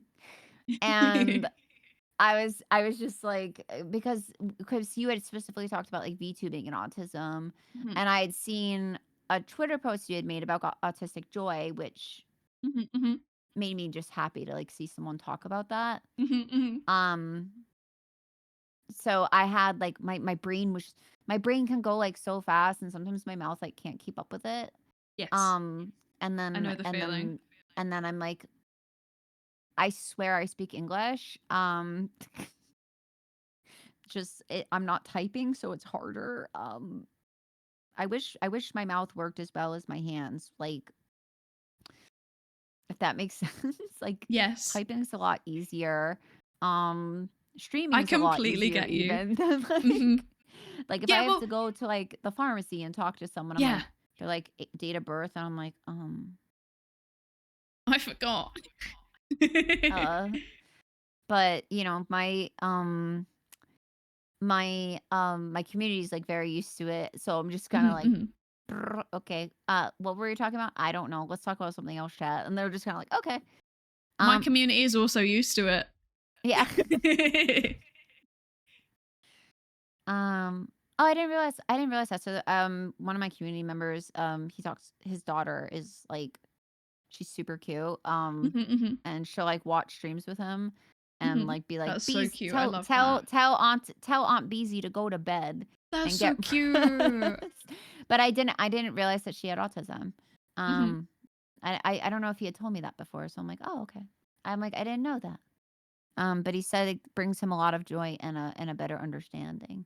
But the last time I kind of openly talked about autism, besides like making like kind of an offhanded comment about word salad or like being a shrimp, or I'm glad I don't have hand tracking, like things like that. The last time I talked about it in a sincere way was like over a year ago, and it was like about a year after I started VTubing. I decided to tell my community that I had autism. I didn't actually tell anyone at first because I had just had really bad experiences of people not being very kind, and I've still had people not say the nicest things. But I'm also at a point where I'm like adopting the attitude of someone in their 80s, where I'm like, I don't care. I love that. That's the best kind of attitude to have. I think I have a kind of similar attitude where like I've got to a point now where I'm like, I'm comfortable in myself, and if you're not comfortable with me, then either we're just not meant to be friends or you've got a problem. Yeah. 100%. Yeah. Because the people that I'll become close friends with, it's so easy. There's actually been a couple times with close friends where I'm like I get along with them too well almost, if that makes sense. And I'm like, listen, I'm not a doctor. Have you ever been tested for autism? And like I've said that to 2 friends, and they went to their they went to a psychologist. They got tested, then they had autism, Mhm. and I was like, I don't know if it's like kind of like I have like if there's like an autism radar, but like Have you ever heard of the double empathy problem? no, I don't think so. So basically, there's like a bit of like psychology research that now seems to suggest that like if you have 2 neurotypical people together, they can interact just fine. I can I have heard visualize about this. Yep, Yeah. okay. 2 neurotypical people together, they interact just fine, not a problem. 2 autistic people together, they interact just fine, not a problem. The second that you cross the streams, uh-oh. And it's because like, because these people have a certain social style. These people have a different social style. They work fine between themselves, but when you bring them together, it's almost like a cultural barrier or a language barrier. It's like the way that they're processing social information is different. The way that they're expressing it is different. And that means that they just can't understand each other. So it can work with like, you know, you can understand each other if you're very patient with each other. But oftentimes like the patience will go this way from the autistic person to the neurotypical person. Significantly less will go that way because unfortunately, you know, there's a lot of stereotypes around like autistic people just being weird, etc. So I mean, I am weird. Yeah. But it's... yeah. But like weird, there's a difference between like weird and just like a being yourself kind of way, and weird in like a harmful way, right? And that seems to be what the assumption is that like it's weird in a harmful way. Like I think a lot of neurotypical people, it's like it's different and therefore it's scary and I don't know how to cope with it type of thing. It's part of like what you said where you're like, well, if we're meant to be friends, we're meant to be friends. And so if there's someone who's neurotypical and they're very patient and I can like, hey, you know, I like, were you being sarcastic? Like if they don't if they don't care that I have to like ask for clarification or I don't understand or sometimes like I'm sarcastic and people don't know. It's even happened with my community. Like I've been like very sarcastic and like hurt someone's feelings. I was like, I was so sorry. And I was being sarcastic because a lot of times free humor is it's a big coping mechanism for me. Yeah, definitely. But and I've kind of like cultivated a community where I'm like, no, like if you want to like joke about things, like don't take it too far, like respect people's boundaries. But I was like, I'm really sorry that hurt you. I didn't know I was being sarcastic and I didn't mean to hurt your feelings. And I have a big thing about accountability and stuff. And one of the things that I've the only time I've ever had an issue with someone else who's like autistic is because I might have like very stubborn belief system. And if theirs is like vastly different than mine, I'll be able to have like a civil conversation, but sometimes I'll be honest, they just annoy the shit out of me. Yeah. Because I'm like, because I'm right. Because I know that I'm right. So I'm like, no. And I try and I'm like, and then they're like, they know that they're right. And you know what? They are, because in their mind, they're right. So like, that's the only time where like, I've had like arguments with friends with autism where I'm like, no, I'm like no, that's not how that works. Or like, I just have such a different opinion on it that I'm like, I'm gonna crash out. Like I can't. But outside of that, yes, I have heard that. I didn't know that's what it was called. I think a friend like explained that to me. That she had read like some kind of study about that. And I was like, that's interesting. That makes sense. But I don't know where to start because it's like we've like I feel this is like our first time like yapping and it feels like we could just be like bah, bah, bah, bah, bah, bah. We probably could be. We probably could be. Oh, where did my hands go? Uh-oh. Has my OBS crashed again? Oh no. In real time. Where did it go? I mean, your model is still moving. Yeah, I've like stepped away for a second. I am still No, here. I mean like Hello. it's like I don't know if it's OBS or if it's just the camera.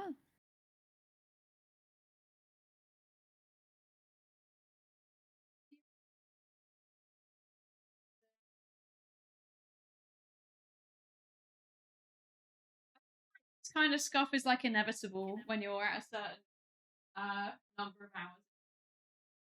It's just gonna happen. Yeah, because you've been going for like how many hours now?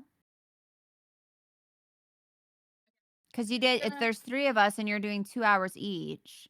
So that's at least 6 hours with break. With like you were only taking like 10-minute breaks.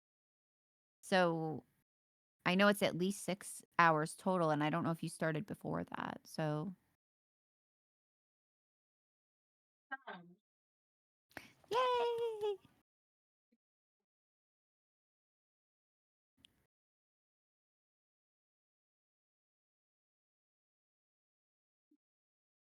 Wait, the first Uma Musume stream was really long.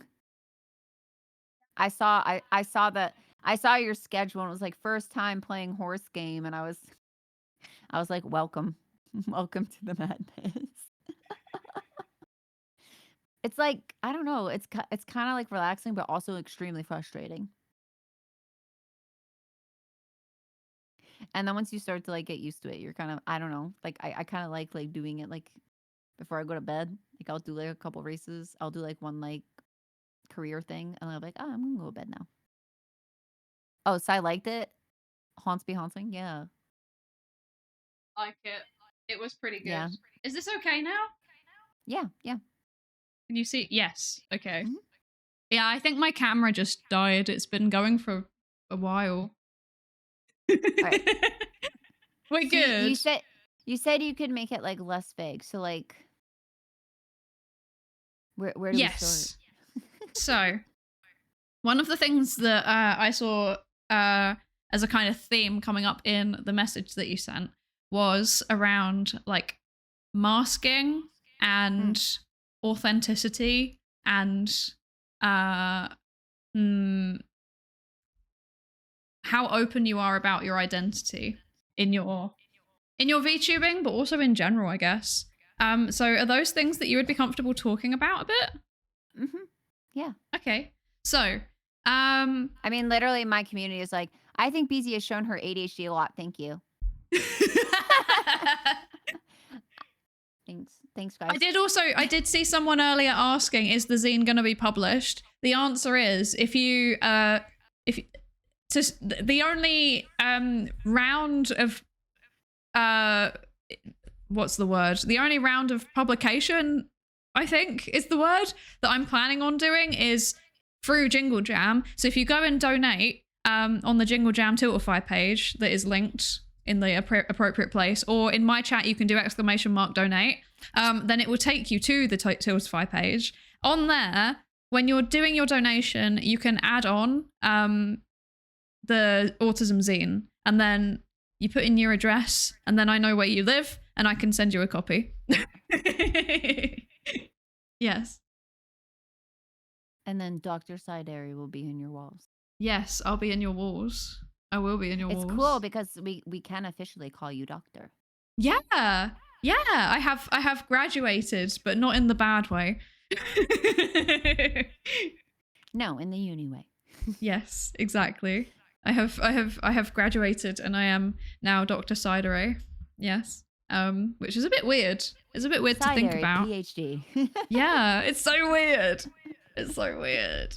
Just put it on like little business cards, like Psydere PhD. So I should do. I do have business cards actually, though. I have one. I can show you it. I would like get it as merch, like as a sticker. I have stickers also. I would, but if it was like a business card, like mocked up for your VTuber, like Psydere PhD, blah blah blah, and I would just like stick it on my PC, like bam. I love that so much. Wait, that's actually such a good idea. You're welcome. Thank you. I'm showing it on the hand cam. Here is my business card. I love the Juby. It's so cute. And then in the back it says all of my stuff. Yeah. Yeah. It's cute. It's cute. I like it. Thank you. I even remember when Titan told me about you, and then I was like stalking your stuff. Mm-hmm. I was like, I really like her model. It's really cool because it's like it's just really different, and I really liked it. And I was like, wait, she's like actually like doing like research psychology and stuff. I'm like, that's so cool. Yeah. I was like, that's so... I got like all excited about it. I thought it was the coolest thing. Thank you. I got one of those cards at Vexpo. You did get one of those cards at Vexpo. Yeah. But those are definitely topics that I'm comfortable talking about, because Mhm, when not everyone in my community, because some people have like joined my community more recently, they weren't like mhm, they weren't around for that kind of stuff. But the whole like theme of that charity stream that I did a year ago, mhm. so I did it like within Final Fantasy 14.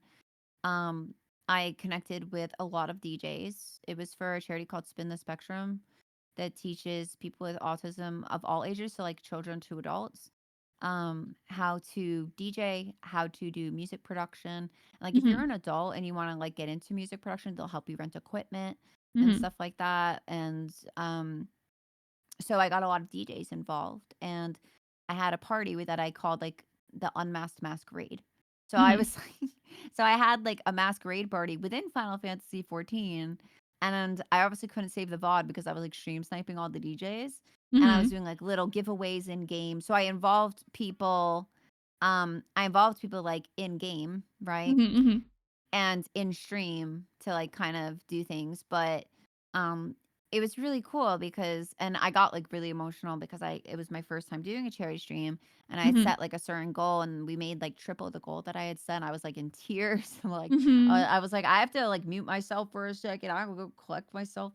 But the whole reason I did it is mostly because for me, and the first thing was that when I told people I had autism, some mhm, people were like not surprised, some people mhm, were, and I think that it can depend on like generation or like how you're socialized depending on like your assigned gender at birth, I think. yeah, yeah. But I was like, did you think I was just like really quirky? And a lot of the people in my chat were like, yeah. And it made me want to cringe like so badly, because there were moments when I was in uni when I would get compared to the stereotypical manic pixie dream girl type of Oh, character in a yeah, show or yeah. movie. Like someone would be like, "Oh, you remind me of Ramona Flowers," or "You remind me of this character." I'd be like, "Go f yourself." Like, um, because I think that is very much like, it's almost like when for me, when I see those types of characters in media, like in movies and film and in TV shows, a Mhm, lot of times to me, it does. It almost feels like that this seems like a woman with possibly with autism. Like it's very mhm, autism mhm, mhm. coded, and it just bugs me. Like, and I kind of I'm like, can we just have a female character with autism instead of just making her, oh, it's so quirky and cute, like because there are things that are like, I mean, like, I guess like if people think it's cute, that's fine. um Risen with autism, like, let's go. But there are parts of it that are very difficult. So that was mainly what I wanted to express to people, is that like, yeah, Mhm, like I might, maybe people find me like entertaining, hopefully. Because that's kind of the thing with streaming, is like I hope they find what I'm doing interesting or entertaining. But mhm, there are parts of autism that I deal with that are very difficult for me. And I honestly think part of why yapping is so easy for me is I don't really talk that much unless I'm streaming. mhm. So I have like, my brain is just going all the time, and then I hop on stream for a few hours, and then it's like I get everything out that's like been going on in my brain. Yeah, Or like, I oh, the feel latest that. like documentary I watched, or the latest thing I read, and like Brain dump. Risen with Autism, first time I heard that, I love it. Yeah, it's a thing. I don't know. Like, there a lot of people are like, oh, you're so like cute. You're so this. And I'm just like, yeah, it's autism. I don't, I'm not trying to be flirtatious. This is just how I am. Um but like I feel like it's stereotyped very differently, right? And I Mhm, went back like through paperwork that my grandmother had, um where I was brought to see a psychiatrist, psychologist, like doctors, when I was like age like 7 to like 8. And it would be like 8-year-old neonatal female presents with, blah blah blah blah blah. Like mhm, these are all mhm, clinical, mhm. they're clinical notes from the Yeah, doctor. yeah. And this would have been in like 1997 or like 1999. Okay, we're going way back, guys. So I am a certified hag and I'm proud of it, so that's fine. But the 90s were a really different time. I think that autism was seen in a certain way and like kind of in one very specific way, or maybe a few specific ways, but women are very underdiagnosed. I know the statistics also on people of color are underdiagnosed. I wasn't diagnosed until I was 15, which is earlier than a lot of people I know, but at like age 8, I read some of the clinical notes, and I feel like they'll make you laugh because they made me laugh. And it was like 8-year-old neonatal female presents with highly defiant behavior, has temper tantrums when her environment is changed, presents for oppositional defiance, presents high for ADHD, can have a discussion with adults but does not get along with her peers. Has difficulty in school. And I'm like reading this, I'm like, oh boy, doesn't this sound like an autistic child? But also I'm like also laughing because like that's me. It's like, of course I didn't like when you changed my environment. I was just telling my friend earlier, I'm like a cat. It's like when you know when you move and you have to like put a cat in a room for a couple weeks so they can get used to the new house. I'm like, don't change my stuff. Like I just remembered when I was I think the first experience that I had of learning about what autism and ADHD were was like there was this children's book series. I wasn't a child when I read them. I was like 15. But it was, I was starting to be interested in psychology, and I was like, this is a psychology book, even though it is not aimed at my target demographic. I'm going to read it anyway. It's all I've got. I'm going to make do with what I can get. And it was like, there was one that was like, cats have autism, and another one that was like, dogs have ADHD. And it was like explaining the symptoms that way. I love that. I also love that someone in your chat like pointed out that like oppositional defiance and you were 8. So I wasn't diagnosed with, they said like presents highly for it. But no, like is oppositional defiance a personality disorder? Does that fall under personality disorders? Oppositional defiant disorder is not a personality disorder. My understanding is that it's considered like a behavioral thing. Okay. Yeah. Because like I know that like personality disorders, they really aren't supposed to diagnose until someone's like an adult. 18 at least. Do. But I feel like yeah, like 8 years old, like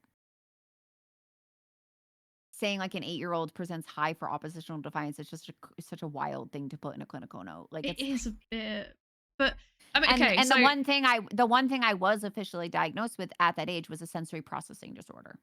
Okay. Oh, gee whiz. Isn't that interesting? Like, yeah. So you basically had this experience of like they diagnosed you with a bunch of stuff that all collectively together would make it seem like this is very obviously autism, and yet they diagnosed you with a whole series of different things instead. Yeah, and then they gave me Ritalin, and I went to like occupational therapy. So I had to do like some stuff, like I had to like use like scissors to try to like cut along lines. They had like paraffin that was like warm, and I'd like put my hands in it, and I had to do like a bunch of tactile things. Yeah, because I had to really, my mom had to comb my skin with like a metal comb. Right. Because I had I had really bad issues, sensory processing issues. So like my grandmother used to use like, like a seam ripper, like the little thing, like if you're I don't know if you sew. So yes, it's like she would use it to take tags out of clothing. And one of my favorite things that's happened in the last like 15 years is like almost no like t-shirts or anything have tags anymore. Yeah, they just print a little thing on the back instead now. It's so much better. It's so good. But like, I would like just take my clothes off. Like I would just be like, and I would just like rip my clothes off. And as a kid, because I like couldn't stand the feeling of like a tag or certain things like certain hems. So I'm like really, even as an adult, I'm still like really picky about like fabrics and stuff that I wear. I won't wear stuff with tags. I'm weird about socks. Like I hate wearing them. I have to like find ones that like don't have seams in the toe or I will lose my mind. And no, but I did do like, I don't remember it very well because I was little, but I did have to go to like, I went to this like occupational therapy place even for the sensory processing issues. And then but at that point they had only diagnosed me with they didn't even officially diagnose me with ADHD. They just said like it was very likely that I had it.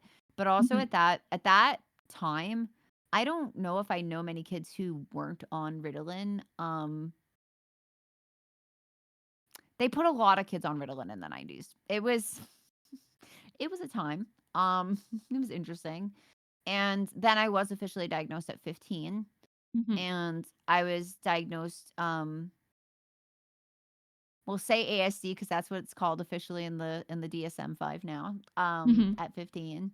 And I don't like the other word, so we're not going to use it. It doesn't exist anymore.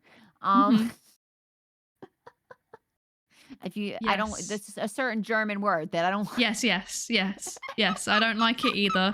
I got told, so I was a bit later with my diagnosis. So my story is that as I was, I think from kind of 30, like when I was under 13, I just basically didn't really talk to anybody, but no, I wasn't a problem, you know, I didn't cause issues. So they just ignored me, basically. They were like, she's quiet, just let her do her thing, she's fine. And then about 13, I started basically just not going to school. And part of it was a medical thing, but part of it was also just because I found it really overwhelming and scary and I didn't want to go. That's so And then funny 'cause that's what happened to me around 14 years old. Really? I just started to get really bad panic attacks and overwhelmed Yeah. in school. Yeah, And because it was no one people were doing things and I didn't understand why they were doing things. And I'd have a conversation and I'd think it was a normal conversation. And then someone that I knew would be like, oh, you know, they were making fun of you. And I'd be like, how? They were just asking me about something. Well, and I did have I had conduct issues. Mhm. So I was talking to someone else from the UK who was like, wait, you had and also another friend from the US. So I don't know if this is just my schools did this, but I Mhm. lived in a couple different states. I bounced between Massachusetts and New York. So I grew up Mhm. most of my life in New York, in the city. Mhm, mhm. So that's where I was raised. But elementary school, I moved there when I was 9. So I Mhm. lived there most of my adolescence, until I went to uni and stuff. Mhm.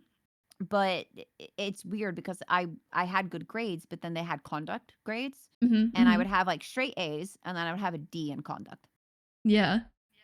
And some of these things are funny quote air quotes funny stories that my family will tell at holiday dinners and stuff. One Mhm. of them being, and I actually remember this very vividly, and I don't think it's funny.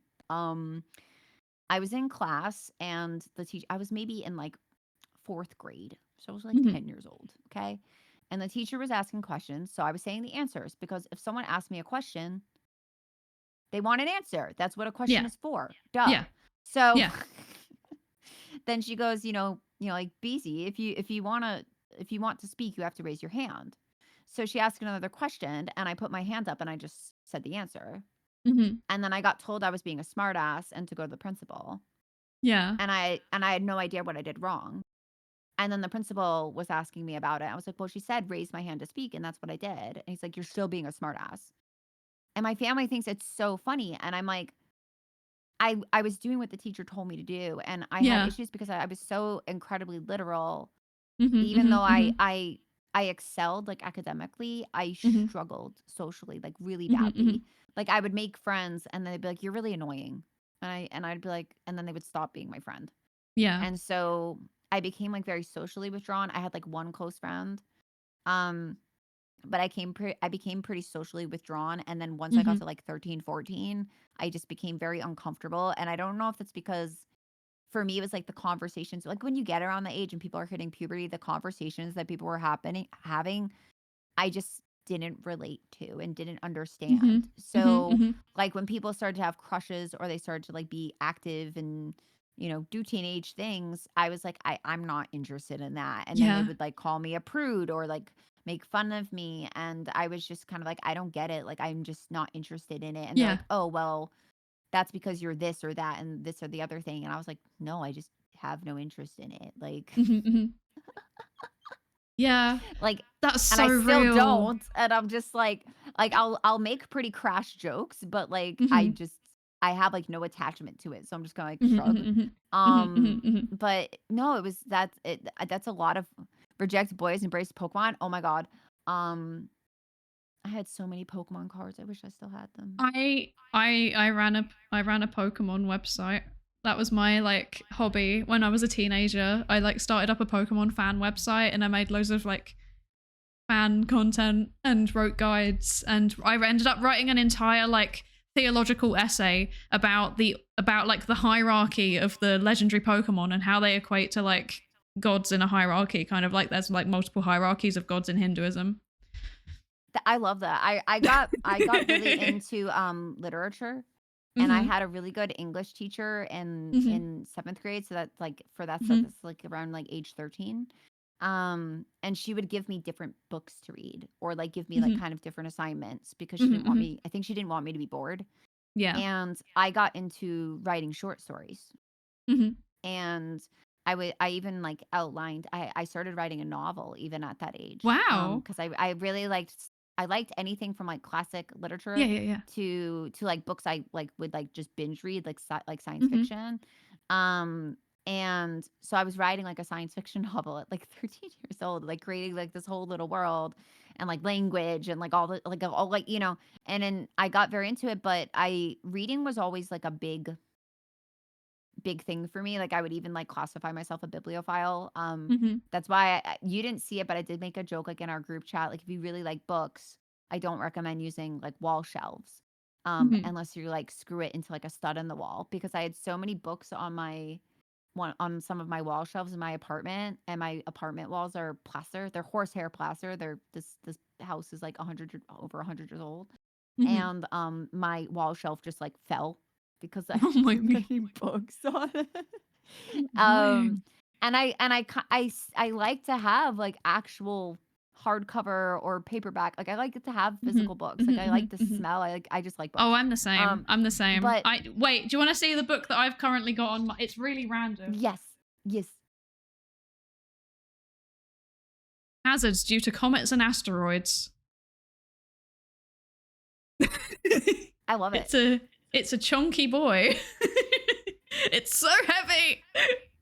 Yeah, don't put it on a wall shelf. I don't recommend that. No, it's sat on my desk because but like anything I found, sometimes like, I'm using it to press flowers.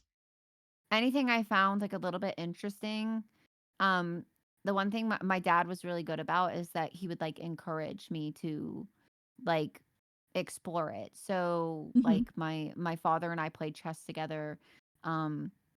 And I was in like chess club and I really enjoyed it. Or because my reading level was a little bit higher, let me think. Like I really liked Shakespeare when I was younger. I did like 14 years of theater, and my dad like sent me to like schools. So like the weekend, like Friday, like not even just Saturday, Sunday, but Friday, like after school, I would go to a theater school in the city.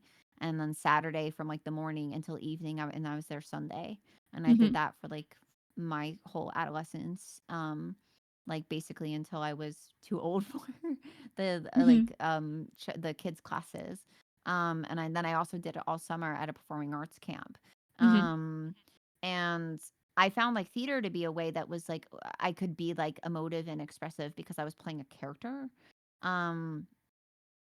And I was very lucky in that way that I had a parent that was like, oh, well, you're interested in photography, like, okay. And you know, they had like the means and were willing to like indulge like my interest. So they would get like a book from like they would get me like books from famous photographers.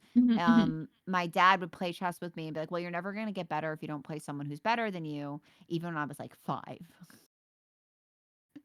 And he never let me win. I was a little frustrated. So then he gave me like classic chess openings and books by like different chess masters. And like then I started like reading about chess, and then I started to get good at chess. So like anything that I was really interested in, I would read about it, and I could absorb knowledge like much better that way. Where when I was in class, I really struggled if I wasn't reading something. So like another thing I would get in trouble for is like reading ahead in a textbook.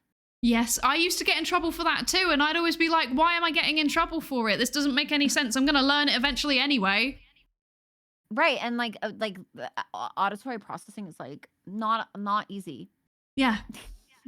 Yeah, let me read ahead. Let me read the extra reading. I am that person at uni that like, there's like the 2 required reading and then there's the 7 extra reading that's optional. And I would read all of it because I want to understand the full thing. And then I'd go and read some extra stuff that's like the references to the first things. And now I've got a PhD, so it clearly worked.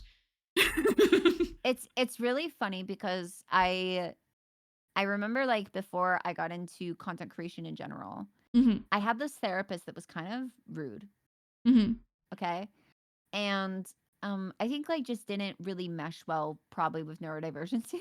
And she said to me once, like, you know, I'm like, I'm in therapy, and she's like, you know, BZ, you can't just like talk at people. Like, you can't just like lecture people. And I was like, well, you know what? I'll go back to school and I'll get, I will, you know, go get my master's, and then I will get my doctorate in history so I can give 3-hour lectures on whatever the heck I want to do in my curriculum, and make a syllabus and do one of those. I'll have one of those annoying lecture classes that's only meets once a week. So you have to go for like 3 hours, you know, and no one can stop me. And now I'm a VTuber. So I'm basically doing that. But just it is unironically very similar. I'm like, I showed her.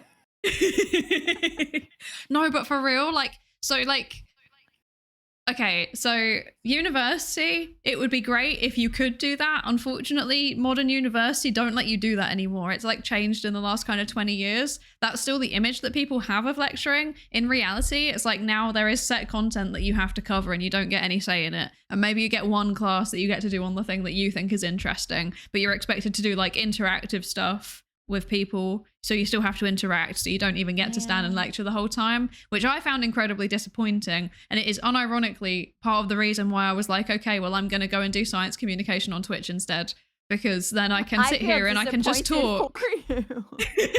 You know what? You've saved me a lot of money in going back to school. At some point I might still do it, just because like I've like audited classes, just cause.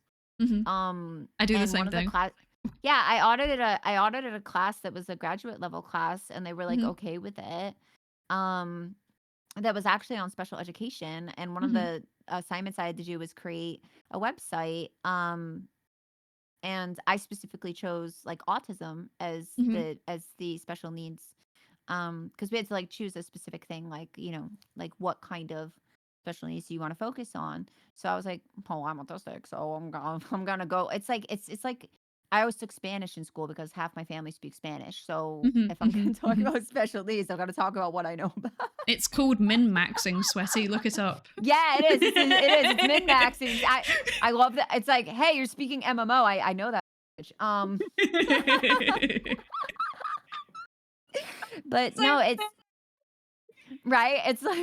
It's like, oh well, I know what to do for that assignment. And then the question about the science fiction book, that would have been on like my old MacBook, which I don't know if it still works. But I have journals. Like I'm looking at my bookshelf. Sorry. I have journals from like age 5 and to present day. Thank you so much for the £22.50 donation. Let's go! Yay! The little autism creature pops up. I was laughing. Thank you so much. So hard at the beginning of your stream, because the first time I showed my hands, I had a very similar reaction because I had never shown my bare hands, and I had always worn gloves. And then the first time I showed my bare hands, I was like, oh my God, this is so scandalous. Like, it feels scandalous. It does. But I had like, so basically earlier I made these like pancakes, but like they're made out of Huel, because I hate Huel. Yeah, I hate Huel. I can't, like, I like the savory pots. I like the bars. I've got one right here. The bars are good. The savory pots are good. They have consistent textures.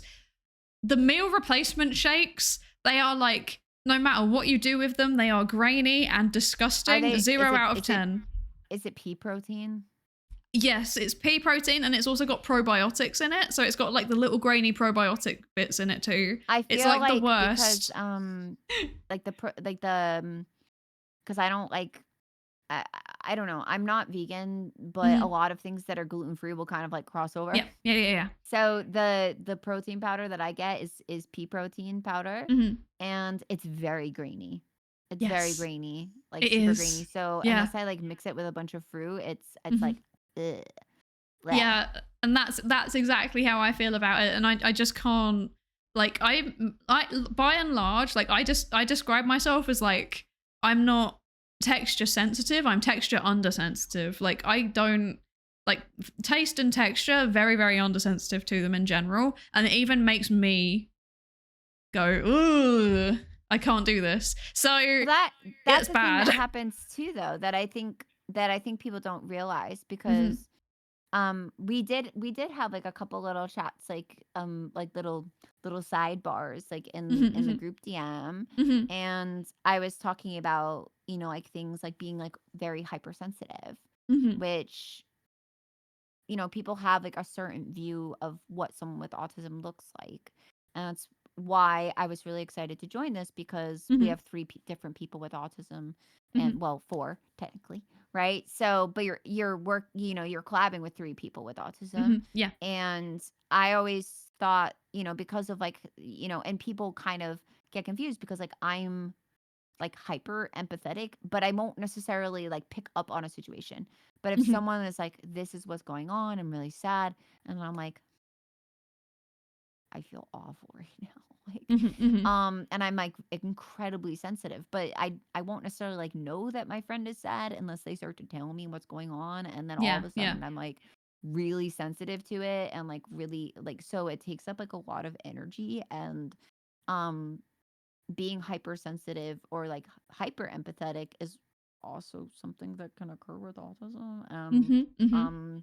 But we have, you know, I think that there are a lot of misconceptions about autism, and I'm glad now that people are speaking about it more, and I've been trying to speak about it more openly, and part of that is like the unmasking, like because a lot of times, like when I am talking a lot, like if I'm just, you know, if I'm not collabing and I'm just talking in my chat and I can't think of things, a common like stem for me is brr, or like I have some vocal stems, and there was one point where someone was like, a lot of, or I make like noises and they get clipped a lot. And because people think it's cute. And I'm like, I don't, it's fine. You can think it's cute. But there was like one point where it's like, you guys know those are vocal stems, right? And they were kind of like, huh? And I was like, yeah, like, I don't know how to explain it. It's just, it's just a thing that you just have to do. Like for me, it's like, for me, it's like, I think it was Bobo actually. I think Bobo has explained it in a really good way before that I related to quite significantly. He said it's like, there's like a spring inside of you and it's being wound up and wound up and wound up. And the only way that you can release it is by doing the thing. And that's exactly how I feel. Like my stims are like, I think part of the reason why it took me so long to get diagnosed is because my stims are kind of like weird. Like even for, like, one of my stims was washing my hands. So I got misdiagnosed with OCD. No. Because they were like, oh my God, I had the same thing. I washed my hands like so much. I had like scabs and they diagnosed me with OCD, and I don't have OCD. Yeah. This is the thing. This happened to me too. And I was like trying to explain to them, because I already had like my psychology bachelor's at this point. I was trying to explain to them, no, like OCD requires you to feel anxious and therefore you do the compulsion. I don't have the anxiety. I just have the compulsion. And they were like, OCD. Yeah. And the thing is, that can be complicated though, because there is there can be I'm losing, like when someone has comorbidity. Yes.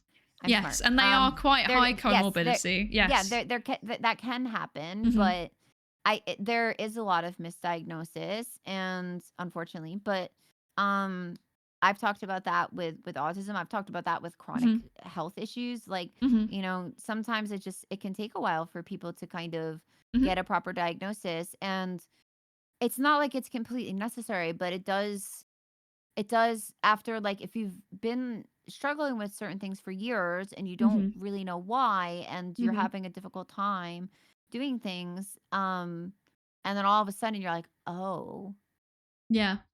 now That was like, now it makes sense. Like yeah. even when I told my older sister, like she's my stepsister, but she helped like take care of me a lot when I was little. When I lived with my mother, because my mother worked a lot and my stepdad worked a lot. So my oldest sister at like 12 was kind of like taking care of all the little kids.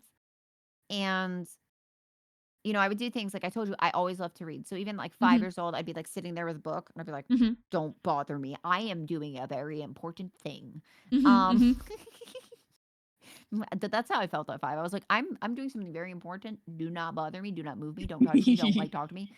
And if like an adult tried to be like, come eat dinner, I would just be like, why? Which is like, if you look at it from like a psychological standpoint, like a 5-year-old they're gonna push boundaries. They're gonna like, but if that like continues, it wasn't because I was like, oh, I don't want to do it, I'm pushing boundaries. It's because for me, even at that age, I needed a logical reason to stop what I was doing to go do something else. I was like, but I'm busy doing this. And this is important to me and I'm enjoying it. And it wasn't like I don't feel it's like a typical childhood development thing where a child is like kind of testing boundaries with a parent. And then my stepsister would come up to me and she would be like, Beezy, you need to come eat dinner so you can get the vitamins that you need so you can grow and be healthy. And then if you come eat dinner, you can go back to your book after dinner. And then I'd be like, okay. And then I would like happily get up and go eat dinner because like I had a reason to, I understood. I understood. But that was always treated like I was doing something wrong because I would ask why, like even as a teenager, as an adult. And like, I still have this happen to me. I needed to understand. Oh my God. No, my older sister really is an angel. And she has 4 kids now of her own. And she's so sweet. And like, when I told her like, hey, I was diagnosed with autism, I told her like in my 20s, I was like, did you know like when I was like 15, they like diagnosed with, she's like, that makes so much sense. Like instantly, she's just like, that makes so much sense. And I was like, she like, cause some people are like, huh? But she was just like, oh my God. Yeah. Yeah. I had the same kind of responses. Like the people that knew me best were like, they were like, oh, yeah, that makes sense. Some of them were like, I thought you were already diagnosed. Yeah, but she was like, you just needed a good reason. You needed to understand. That's the thing. Someone said like, thank you. It's always important to explain things to kids with autism. So like, I have a younger half brother who's like 10 years old. And I'm not exactly sure what his diagnosis is. My dad hasn't told me, but he's been going to a lot of like behavioral therapy and stuff. He's had to change schools several times. I think he has autism just based on my own experience as a kid and like watching the behavior and the kind of therapy that I know he's going to. But I can't say 100% sure because I haven't been like, hey dad, what's he diagnosed with? You know? But my little brother, during Christmas, he's allergic, like a couple Christmases ago, he's allergic to fish. And my stepmom is Italian, so they do like fish on Christmas Eve and like meat on Christmas Day. So it was Christmas Eve. So they had to like get rid of things and wash them. And he wanted to like go into the kitchen and kind of, but they didn't want him to be near anything that had fish on it. And he was getting very frustrated at the table because they told him to just stay at the table and don't move. And he's getting more frustrated. So I look at my dad, I'm like, hey dad, do you mind if I like I kind of take my dad as I'm like, can I like take him out of the room for a little bit? He's like, yeah, sure. You know what? Go for it. Because my dad had just like had it at that point. He was so frustrated. And I say to my little brother exactly like the kind of stuff my older sister used to say to me. And I just said like, hey, he just gotten a switch, right? He just gotten like the OLED switch for like, and they let him open it on Christmas Eve. I was like, okay, so dad said we can like leave the table for a little bit, but we have to come back when the next course is ready. So if you want to go do something fun with me, like if you want to go play on your Switch with me for like 20 minutes or so, but when they call us back, we have to go back. Is that okay? And he's like, well, but why can't I just don't want to be at the table. He was like so frustrated. I was like, I know you don't want to be at the table. The reason why they asked you to stay at the table is because they're moving stuff that you're allergic to. He's like, I know I'm allergic to fish. And I'm like, I know, but they don't want you near it. So why don't we go somewhere else and do something fun? And then when they're ready for us, we can come back. Does that sound okay? And he was like, he thought about it for a second. And then he was like, okay. And that was like a very similar kind of thing. Yeah. And then when they were like, okay, the next course is ready, I was like, okay, they said it's ready. Remember, you promised you'd go back. And he was like, okay. And he was like totally calm. Like because it made my like heart hurt, like just to see him. I'm getting a little emotional, but just to see him start to escalate and to see my dad and my stepmom just get frustrated and just like kind of not, they're just at their like wit's end, you know? Yeah. And he's just escalating into like a meltdown. Yeah. And I just wanted to keep him from having that. Like I just wanted to be like, okay, let's just go somewhere quiet and do something he wanted to do. Yeah. For a little bit, so he can like get out that energy and not, just fall apart. Because like growing up, like having, like meltdowns and stuff and just being treated like I can't deal with this kid. They're having temper tantrums. It's frustrating. And I don't know why they're breaking down in the middle of a clothing store or something. I was overwhelmed, but I've seen it with my little brother. And I think it's kind of fortunate that at least I can pick up on it and be like, I'll play like sideline here, like I'll do some autistic on autistic interference, like Yeah. but it's hard, to like see like like especially like my little brother, but any kid. I think, like as an adult with autism, like I don't know if you've like gone through that, if you see like a kid with autism start to escalate and not have someone supportive there to help them kind of de-escalate.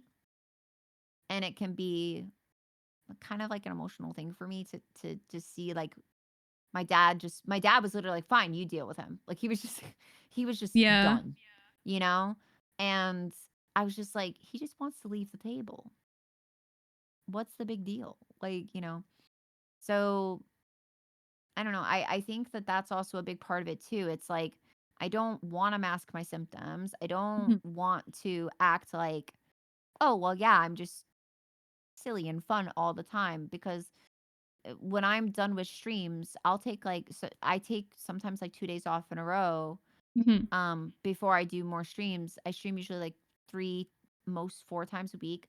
I used to stream like every day, and I would feel so drained I couldn't do anything else. Yeah. And now I've shortened my streams from being like these super long streams. I stream for like the whole day, Yeah. because I was very sick at the time. Yeah. When I first started streaming, and it gave me a way to socialize, but I didn't realize like how much I wasn't taking care of myself in I need to decompress kind of way. So I have like a limit where like my streams usually I start at like 7:00 at night for me. So if it gets starting to get close to like 11 or midnight even, I'm like, I need to end stream, because I know for me it's going to take me like 2 hours to decompress like after my stream. Yeah. Because I'm so like wound up from the stream and so overstimulated that I need to go like do things to relax and unwind before I can get some sleep, or I just won't. And then I'll That is just such a mood. focus on random stuff. Yeah. I get the same thing. It's not like I don't know how to I almost don't even know how to describe it. I think wound up is a really good way to phrase it, but in that way of like tension building up, like once I've finished a stream, I'm always really happy because I love streaming. I feel it's not wound up is maybe has some connotation that sounds negative. It's just like I have a lot of excess energy. Yeah. And I feel really good. Like I feel happy, but I have like so much excess energy because I've just like, I've been like, oh, I had fun and I talked about this and that. Yeah. And like this latest like documentary that I watched, or I like, talked about the history of this, or I talked about something completely random, or like something true crime or something like just some random interest. and my chat had fun, I had fun, and I'll usually say like hi. I'll say goodnight to them in the server too, because I'm still like, okay, I'm going to bed for real now. So it's not like I'm like wound up like I'm gonna like I like in a bad way. I've also explained to people with stimming, because I think a lot of people misunderstand with stimming that it's necessarily maybe someone's distressed, and it's not always that. It can be, but someone had said earlier in your chat, it's like a need to get like that sensory out, like Yeah. output, or Yeah. they didn't exactly phrase it that way, but that's how I would phrase it. Like Yeah. if there's a lot of sensory like information coming in, there's like a physical need to get some of the sensory information out, right? So I've had to explain to people that sometimes I'm stimming because I'm happy and I'm excited, and it's not because I'm distressed. I'm just really excited, and like some of my stims are kind of like stereotypical. Like I do hand flap, which I'm kind of like whatever, like get over it. And yeah, there was someone who like tried to stop me from stimming in public, and I was like they because I was just like overwhelmed. I don't like fluorescent lights. Can we just like boo fluorescent lights? I agree. Oh my lord. I so agree. Also, hi! Hi, Cup. Hi! Hi, Cup is a cat. Welcome, welcome. Hi, Raiders. Welcome in. Thank you so much for the raid. Hi. Hello, everybody. Welcome, welcome. Cup is a cat. I believe that you were also doing Jingle Jam. Am I right? Yes, I believe so. I have a memory that does in fact extend 24 hours. Lucky. Cup is a cat is also doing Jingle Jam, was also raising money for Autistica, and we raided awesome. into them yesterday. Hi, Cup is a cat. Hi, welcome Raiders. My name's Psydere. I'm a research psychologist. We're talking about autism today. We're making a zine. If you don't know what a zine is, please just go on Wikipedia. It's spelled ZINE. Please just use Wikipedia. I can't explain it right now. And this is Beezy. I'm gesturing towards you on my hand cam. I don't know if it is for you. You're just on my side. You're just gesturing towards yourself, but it's fine. Okay. I am now a pirate, and I have a PhD. Look at me. And hi, I'm Captain Beezy. I've been giving Psydere a lovely word salad. It has actually been a lovely word salad. You say it's a word salad, but it's actually been entirely comprehensible to me, so I wouldn't describe it as salad.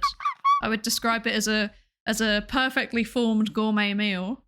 Ooh, what if it was a word curry?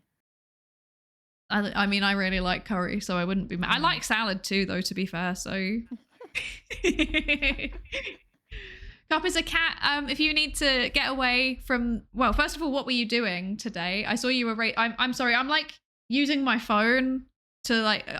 long story, this is my kitchen table. My PC is over there, not in front of me. So I'm only catching glimpses of what people are saying. But yeah, let us know what you're up to. Oh, Sonic Adventure, let's go!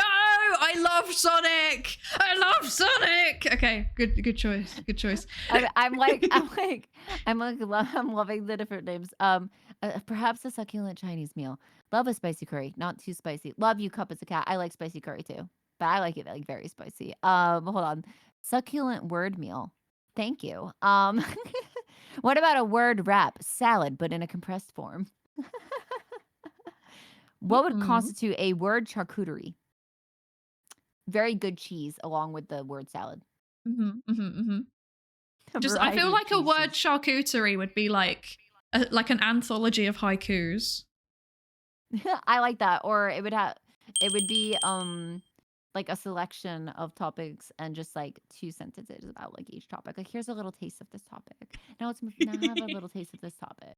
But I don't know if that's possible to do. I'd have to like write it, and that would be boring. I surely it's possible. I could probably make a zine that does exactly that. It's like I think like one tiny little zine, page. Hell yeah. But like as a live stream, because remember you were saying like you didn't want it to feel, when we're talking about like topics, you didn't want to feel like too scripted. Yeah. Which I think it's true, because like the thing is like if I came in, I was like, here's the 2 topics I'm gonna talk about. Does that really show what autism looks like if I'm not just like talking about it? Sometimes it can if you're the type of person that likes to plan things out in advance. Because I've noticed, like, I think that, so there's obviously like a diverse, by the way, Cup is a cat. Sorry, I was going to say, first of all, Cup is a cat. If you need to get away from the PC, eat some food, drink some water. A word kebab. Absolutely do it. Yeah. The word kebab is when you're like sleepy at like 4 a.m. and talking. Oh, now I want a kebab. Oh no, why would you say that? Oh, what about a word? What about chips? I was about to say, what about a chippy? I was like, what would constitute like a word chippy? Gonna get some snacks? Yeah, gonna keep lurking. Nice. Thank you so much. Thank you. Thank you for bringing your community over. We really, really appreciate it. And everybody, I don't know if I have any mods here that can do a shout out for me at some point. We never gave a shout out to Jack. Oh my lord, Jack raided earlier and we forgot to shout him out again. Mods! Mods, are you here? Mods. I don't know if my mods are here. Bobo, you're here. They already did one. They already did one.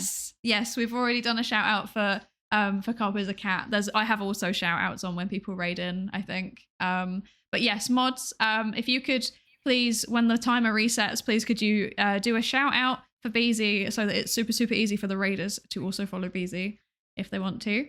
I'd really appreciate that. And then when it cools down again, please could you also shout out Jack, because we forgot to do that earlier and we should. Yes. Thank you. Thank you, mods. And when I say mods, I mean literally just Bobo. I'm sorry. There is like one like really important thing, because I did like outline things. I do like to plan things. It's just that my brain goes faster than my plan. That's such a mood. But I think one of the biggest things too with being more open about things is not just kind of destigmatizing, or also bringing more awareness to things, or showing people how different autism can look. And I think all those things are good. But I have several people in my community that are autistic.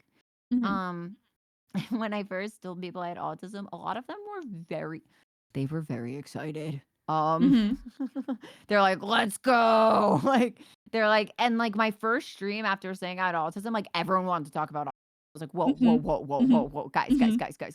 Like, I like that you're being supportive. Yeah, exactly. They were like, what? But it was like so many of my community members, and I was a little bit overwhelmed. I was like, listen, I like talking about this topic, but I don't want it to like be like who, like my whole personality. So like if I bring it up, we could totally talk about it, but let's not like bring up autism every stream, please. Yeah. But the really cool thing is it's like I said, like I like to laugh about things. I think there's a time to be serious. There's a time to laugh. To me, like laughter is very healing, because I have had a very difficult time like socially, and that it's gotten a lot easier for me.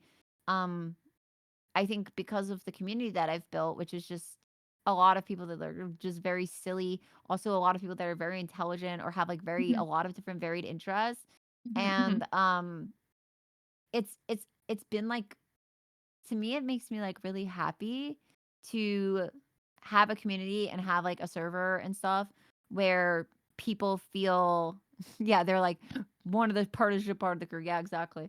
But they're it's almost like my community like shares a brain cell at this point, which is maybe a little concerning, but it's funny because it makes me like very happy to see, because I had a friend that joined my server, and it was actually my art papa. He's gonna be like, I'll be like this, but he was like, you have more channels than the Vexpo server. Why do you have so many channels? And the thing is that I have a lot of forum channels. Because I want to have general chat, but if people are like diving into special interests, like I have woken up at like 7 a.m. and there's like pages and pages of Warhammer lore. And I'm like, and guys, we can make a forum for it. We can make a forum for it. Like literally, if you guys want, if they like the people in my community know if they want a forum, just ask. I'll make one. I will make one for you, and they can make their own threads. Like they have permission to make threads. Mom said it's my turn to play with the brain cell. Yeah, I know. No, I need the brain cell right. I need the brain cell after I'm done. You guys can have the brain cell because I'm going to turn my brain off. But no, I have a lot of forums. So like I have forums on like different things that like I find interesting. If someone in my community is like, "Hey, can we have a forum on this?" I'm like, "Yeah, of course we can." If they want to make different threads and post their own like little info dumps and stuff. You know, we have a little like Tylenol Mafia channel because people just wanted to be able to just like scream into the void. And I was like, hell yeah, let's go. And like I said, like we kind of laugh about stuff because some stuff is so ridiculous. Like we had a whole joke about, and I did say like, sometimes I'm sorry if my like sense of humor can sometimes seem insensitive, but like where I live, right? Like, cause I live in the United States, and then we have someone that works for our government that's saying, yeah, Tylenol during pregnancy can cause autism. I'm like, hey, you know, every time I've had a headache, I've been like, if I take some Tylenol, am I going to be more autistic? Like, and then it just becomes like so sarcastic. And I was joking about it. And then we just started saying like Tylenol Mafia. I love that so much. That's actually so good. So we're like literally like I would just come into chat and like, you know, like use the hashtag. So it's like really big letters like, yo, Tylenol Mafia, good morning. Like, hello, Tylenol Mafia, how are you this morning? So good. She gained more Riz after she took Tylenol. See, there you go. But that's how it works. It's just like that became like the info dump chamber. Mm-hmm. And then adding more forms and stuff like that. But it makes, when you talked about like autistic joy on Twitter, I look at my community that's like, oh, you have autism? I have autism. And then they're just like, that's it. And then they're really happy and feel comfortable. I think, you know, my chat can like, you guys can disagree with me if you don't, but from my observation, I enjoy like scrolling through the things I miss. Posture check. Thank you. I actually literally just I just shuffled around because I had been sitting on my chair in a fairly conventional way, and I was like, okay, it is now time to do the cross-leggy thing. Oh, I'm cross-leggy now. I just switched to cross-leggy. Let's go. We also share a brain cell. Yeah. I've been drinking water. This is my 4th liter of water today. This is why I don't have a hydrate redeem, guys. You guys know that. I've also literally just run out, and I don't intend to go and get more because I don't think I need it now. No, but I think that being able to see my community, be there for each other, be able to talk about their special interests, not feel like they're going to be made fun of or feel, because you can, like if you start like dumping a bunch of stuff about something you really love, and to you it's like something really important and interesting and cool and you like it, and someone's just like says something rude, that's it's hurtful. And you know, like I really big water propaganda is going too far. Yeah, I'm sponsored by water. I'm partnered. I have a partnership with water. Sorry. That distracted me and made me laugh so hard. I'm like, yeah, I have a partnership with water. Brought to you by Big Water. But that makes me really happy. And it's like, even if it's like something that's not like my special interest, like I just like scroll it. And I really like being able to see that like everyone's like chatting and they're just talking about the things that they love and the things that interest them. And I'm like, I love this. Like, this makes me so happy. So that to me, like with VTubing and autism, and then having a community that feels comfortable doing that and being able to talk about the things they like, or say like, hey, like, can we have like a forum for this because I really like this, and I'm like, yeah, sure, make threads, do whatever you want, follow the basic rules like you would in any other channel, and you're good. But it's like I'm like proud of them. Like it's like I feel like a big sister at times. Like some of them have said they see me like a little bit like a big sister, which I'm glad, because I only get mommy from like a couple people who walk into my chat sometimes. I'm like, I get that I'm older, but like, come on. Um, but I have 5 brothers, and a lot of my chat are guys. So, you know, it is at times kind of like I don't know. I love seeing them being able to express themselves, whether it's like how they're feeling that day. If someone else is like, "Hey man, DM me if you need me," or they want to talk about Warhammer lore, and I have no clue what they're talking about, and I'm like, "What happened while I was sleeping?" And I get like I have like a whole novel, and I let, even if it's not my special interest and I'm not gonna like dive into it, I do like hearing about other people's special interests. Like there are certain things with psychology where I'm like, I want to like pick your brain like so badly. You are welcome to ask away, but maybe not now, to be honest, I because my think brain cells are a bit fried. No, I think I had said something in the group DM that I was like, there are things I'd really like to ask Psydere, but maybe after the holidays. Yeah, maybe after the holidays when my brain cells start to function a little bit. But it's been like I started VTubing. I had my like 2-year anniversary in September. And I've gone from just being like, I'm just gonna play MMOs and like chat with people. And then I saw people that would, you know, kind of platform like things that they cared about. And I was like, well, yeah, I can like be silly and make people laugh. And I love making people laugh. But at the same time, if I have a platform, even if like I have a smaller platform than, you know, some like really big VTubers and stuff, my community is like really tight knit, which is cool. So the ability to be able to say like things about autism has been really nice. I've also been talking more about different chronic health issues. And I've been more open about that as well. Because, and I think that really started for me just with that one stream, that the charity event that I did for an autism nonprofit, and just being able, I think, especially using a VTuber model, and I know I think someone else mentioned this. It is a lot easier to express myself, and I don't feel as anxious, and you know, like a lot of the time when I talk to people, like when I'm not streaming and I'm just doing stuff, to be like, "You sound really flat. Are you okay?" And I'm like, "I'm fine." I think I have like a permanent like furrowed kind of face where I'm just like. I also have a very moving face, but mine is like defaulting into smile. Yeah, but including at like really inappropriate times. So someone will be like, you know, my grandma just died, and I'll be like, I'm sorry to hear that. And like I'm just smiling, and they're like looking at me like I'm a freak. I'm like, yes, okay, I am I was like holding in the laughter, and I was like, but that's so real though. I'm like, that's so real though, because it's like a reflex. It's not like you're doing it like on purpose. But yeah, my voice is emotional all the time. I think on stream because I'm really excited, right? Like I'm very excited when I stream. When I have to talk to people in person, I'm not so excited. I'm like the opposite of excited.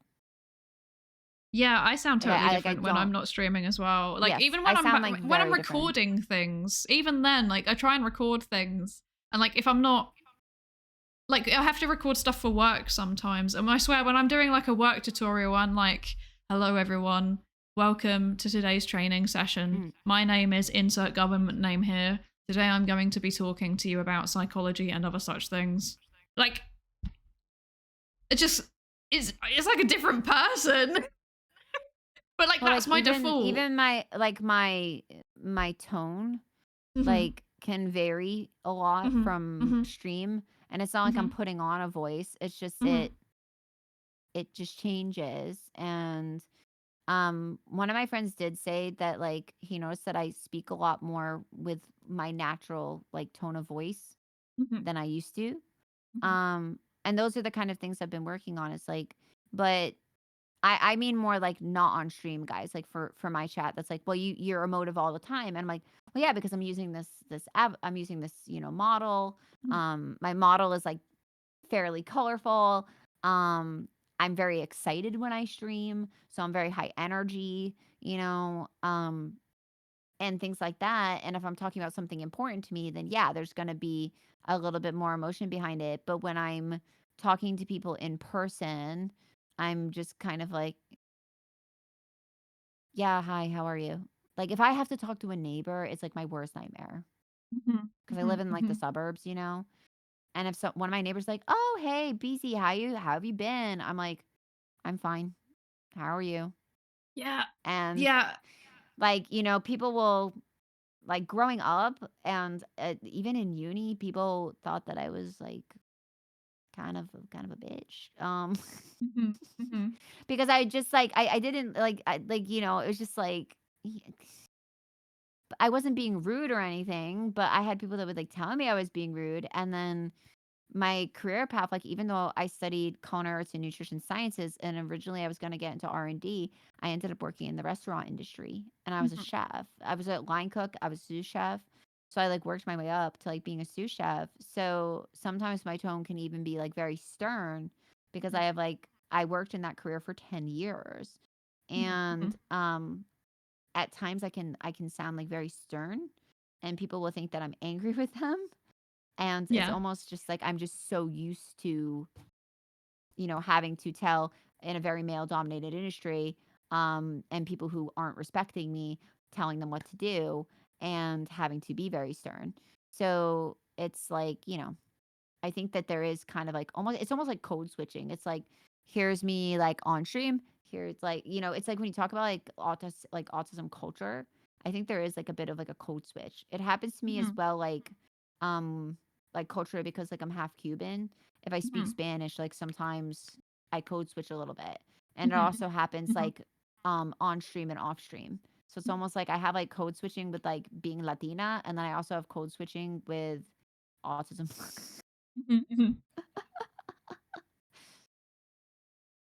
Yeah, I am like watching your chat who's like, "Hey, it's been almost 8 hours."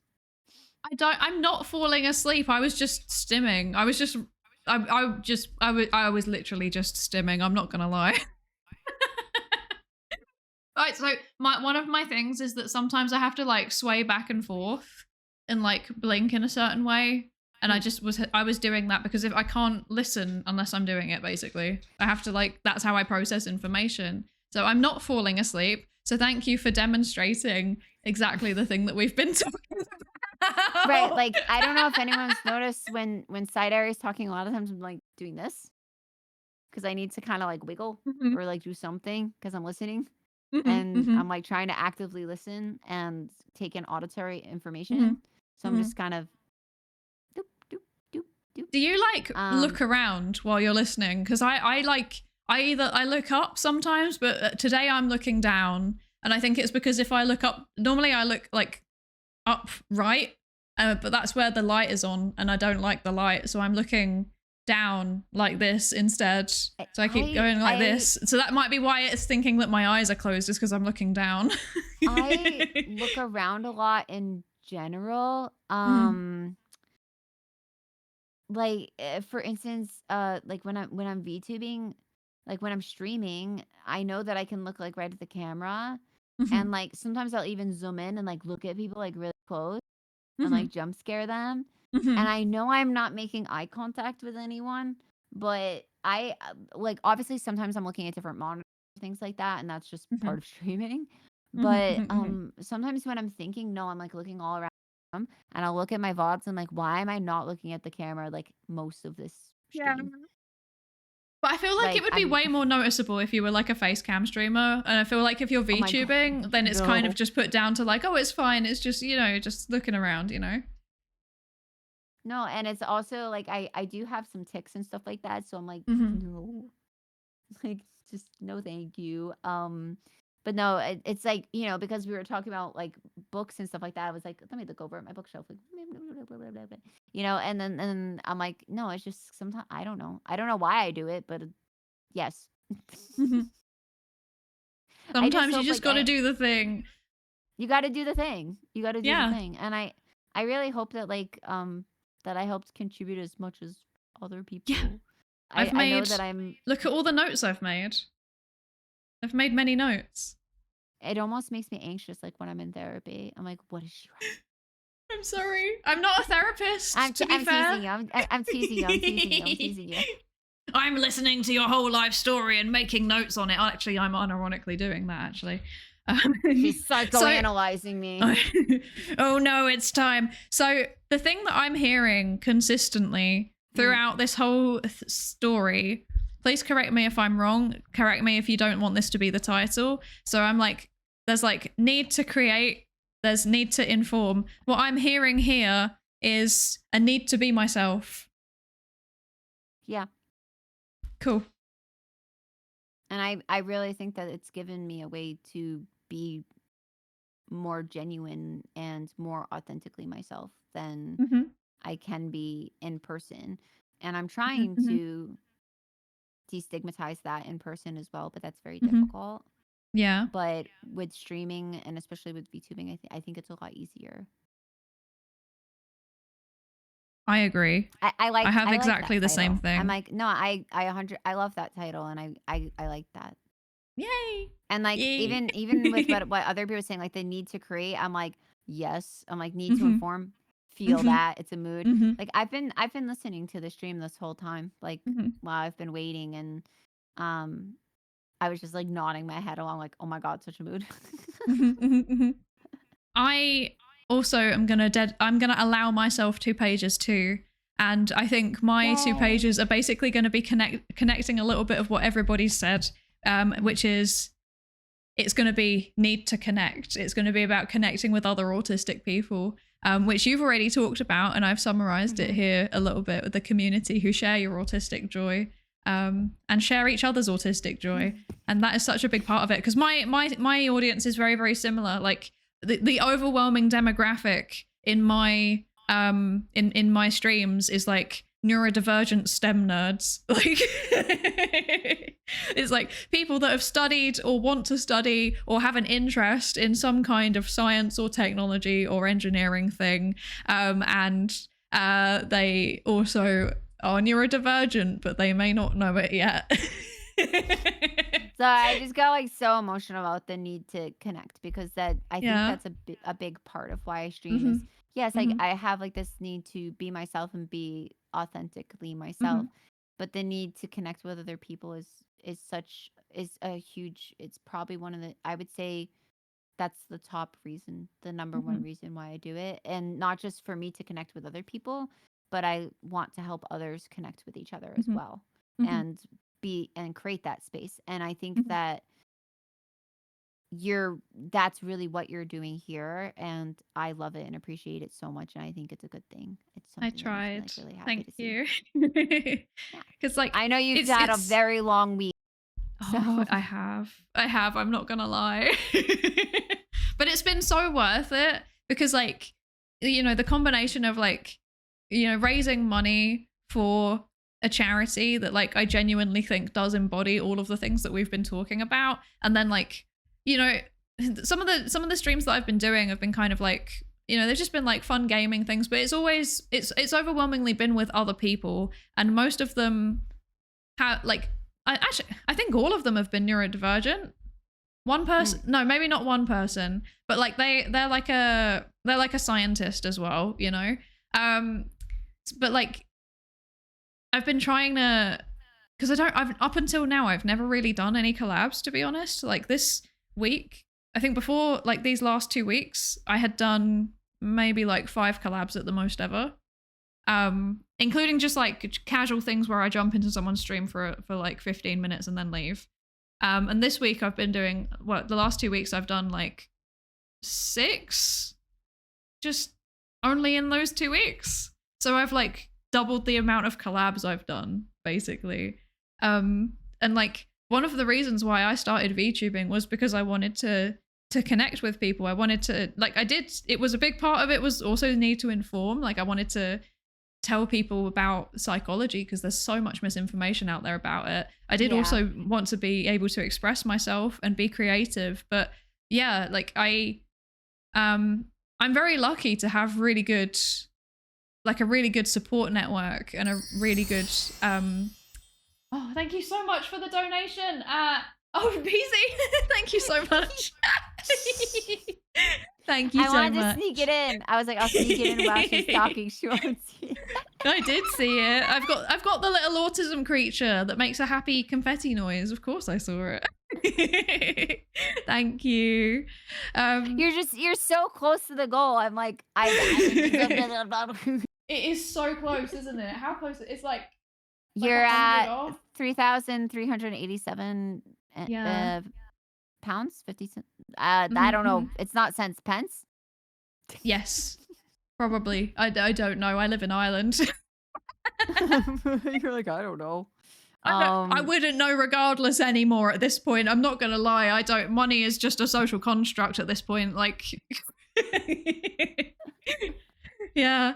But yeah, I wanted to like connect, like embody connecting, and like, because I do feel like VTubing is so amazing at bringing together neurodivergent people. Like, I've met so many incredible people in the like 2 years I've been streaming, and I am so grateful for it. And yeah, I don't know. It just felt right to do mostly collabs over the 2 weeks, since that's a really big thing that it's brought me. Yeah. I've noticed that too with a lot of my mutuals, meaning other people who are neurodivergent or other people with other like with disabilities or chronic illnesses, where I've opened up about things because I want people to be aware, because I like misinformation is just remember we were talking about social media. I'll go on Twitter and I remember I saw a comment was like, why do so many people who are VTubers have chronic illnesses? And I was just kind of like, don't take the rage bait. Don't take the rage bait. How can I make this positive? What can I do that's positive about this? And then during my birthday, because I have POTS, so during my birthday, I did like a birthday marathon, and then I donated like 20% of the marathon proceeds to a charity for POTS. So I was like, you know, anytime like someone says something like negative or misinformation, I'm like, okay, I'm not gonna like respond to this on Twitter, because Twitter is just a cesspool. Let me take the like kind of angry feeling I'm feeling about misinformation, where I feel the need to inform this person and correct them. But I don't think people on Twitter want to be informed. They just want to be assholes. So pretty much. let me take this frustration that I'm having, right? And then go to my community and inform people who want to listen to it, right? And then have it branch out from there, and let it be something positive. And that's how I feel about that, with like misconceptions about autism, anything really. And that needs to like connect with other people that are also neurodivergent. So I have like horrible social anxiety, and you know what, being online and being able to talk to people makes that a whole lot easier. And I'm just so excited that I've gotten to like do something with you, even though like we do have the same picture. But like when you asked about it, I was like, yeah, I want to do it. I was like, I want to help. Let me help. And I've been so excited and also kind of like nervous about this, but now I feel like just, you know, like so a lot more chill. And I'm really grateful that you had me join this. Thank you so much for joining it. Genuinely, it means so much. Yeah, because like I was also really nervous about it. Oh my gosh, wait, sorry. Sol, thank you for the £10 donation, and Albo Gangster, thank you for the £25 donation as well. Thank you. You both get a spin of the thingy. I forgot. Beezy, you also get a spin of the thingy. Woo! The spinny thing. I've been forgetting to spin the spinny thing. I'm sorry. I have failed as a spin coordinator. Oh, here we go again. It's hard to believe it's been 2 hours. So we did it again. I know, right? Yeah. It's almost Spinny like when thing. you have two autistic people talking about something that they're passionate about. Time doesn't exist. First of all, time's a construct. So has it been 2 hours? I don't know. Is our universe inside of a black hole? Maybe.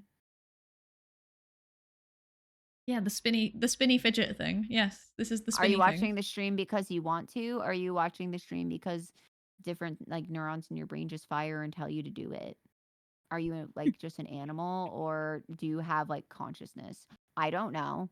What is consciousness? Why haven't we got a What is definition it? for it yet? Why is neuroscience a entire field by itself when they haven't even developed a full-on definition for consciousness yet? Oh, I remember the thing I wanted to pick your brain about because you didn't see it. I'm gonna have to like later, but podcast, the telepathy tapes, consciousness. And Okay. I was like maybe Psydere Wait, yeah. has heard of it. I haven't heard of it, but I am super interested, and this will It's be my so like cool. going away and listening thing, because I'm absolutely fascinated by what you wrote about that.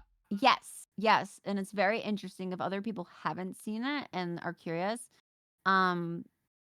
It's a podcast. So there was a psychiatrist, I think she's a psychiatrist, who wanted to like study how savants kind of where savants like how that happens, like. And then she started getting a lot of emails from either caregivers, parents, sometimes like speech pathologists who worked with largely nonverbal people with autism, and found that like once they were given, if they had like like talking boards or like iPads or any kind of device to help communicate, a lot of their parents or caregivers or like even like a speech someone they were close to usually felt like they were this person was telepathic. And they set up like all these control tests, including like random number generators. There's one girl that's part of it that has like a 95% accuracy rate. And it's like really weird. So they start off kind of doing this. And then the more that these, I don't really want to say kids because some of the people are adults. Some of them are children. It ranges from like, like kids to like people in their 20s.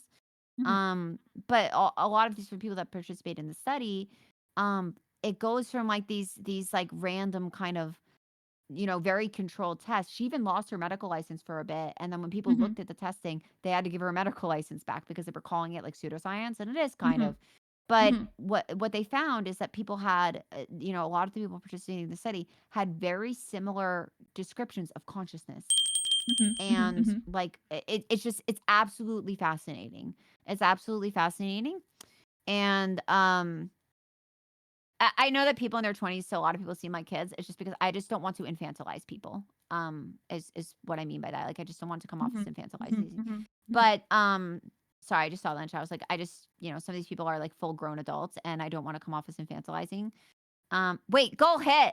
But yes, I saw another donation, and I wanted to say actually thank you, November. I think it was 20. I didn't catch the amount. Thank you so much.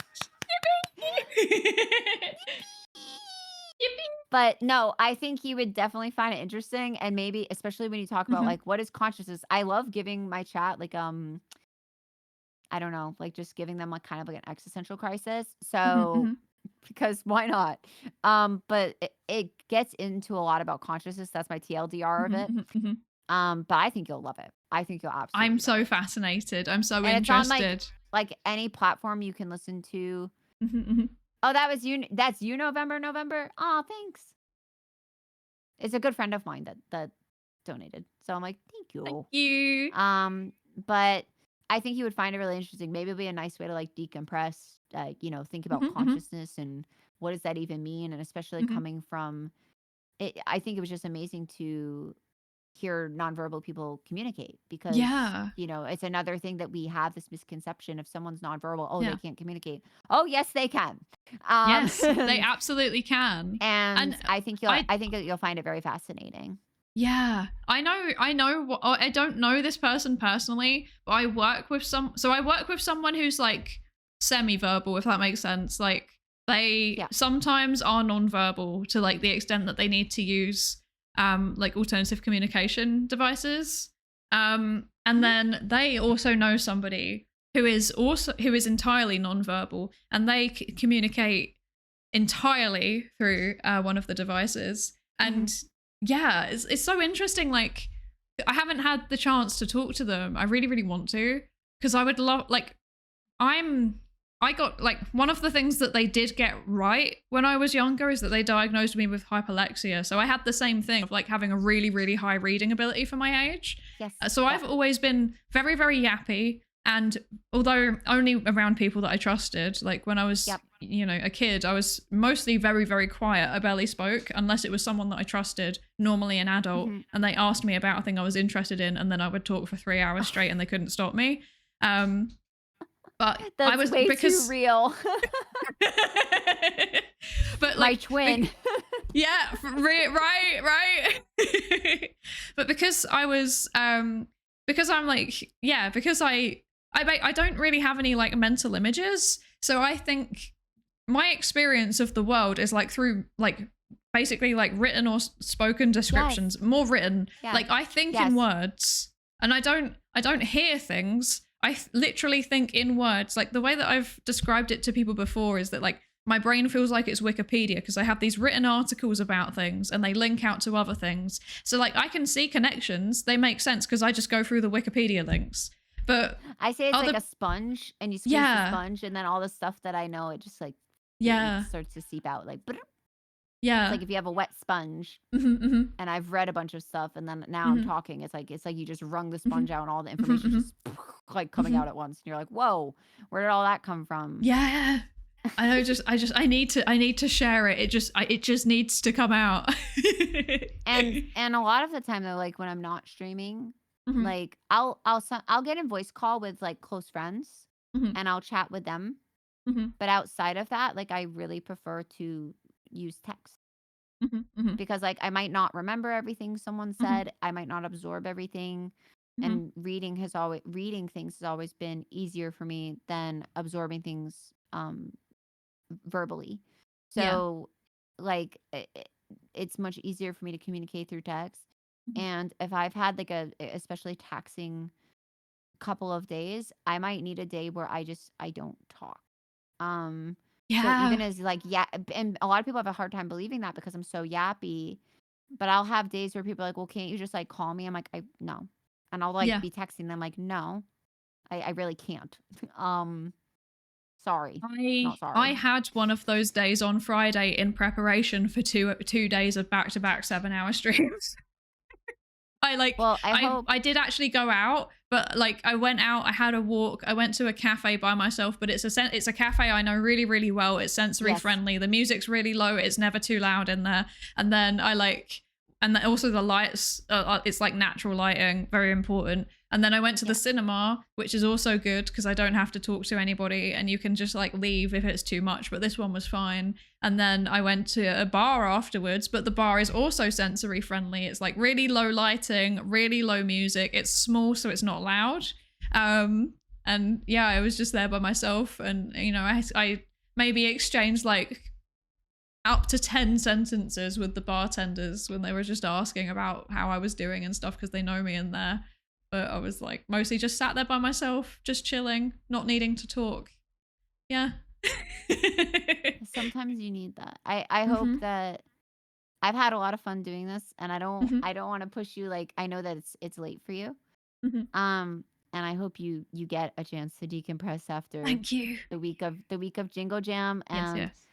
You made your goal. So I'm so happy. Thank you so much, everybody. Thank you so much. The cinema was not for Twilight this week, actually. It was not for Twilight. I've been going to see the Twilight Saga because I find it really funny.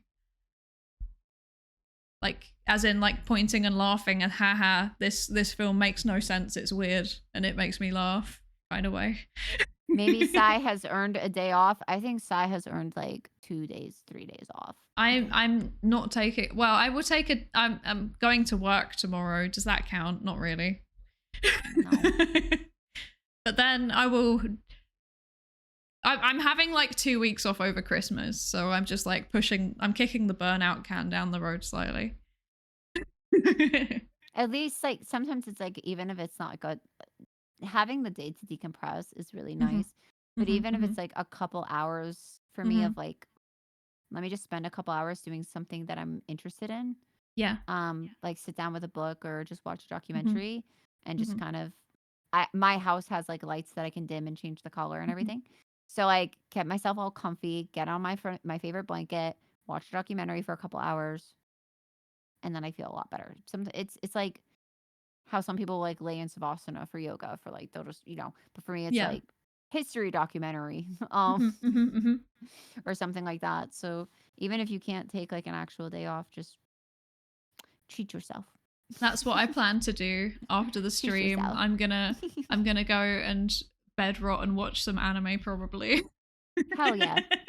Hell yeah. I think I'm gonna do the same thing. So amazing.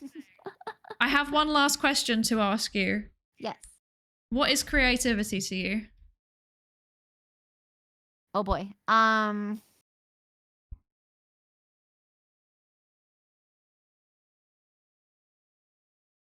trying to think of how to word it in a way that's like not lengthy as heck. You can be lengthy if you need to. Well, I'm trying to like close my eyes and just like picture how I feel when I'm sitting in like in front of a blank canvas, or if I'm holding my guitar, because I play a few instruments.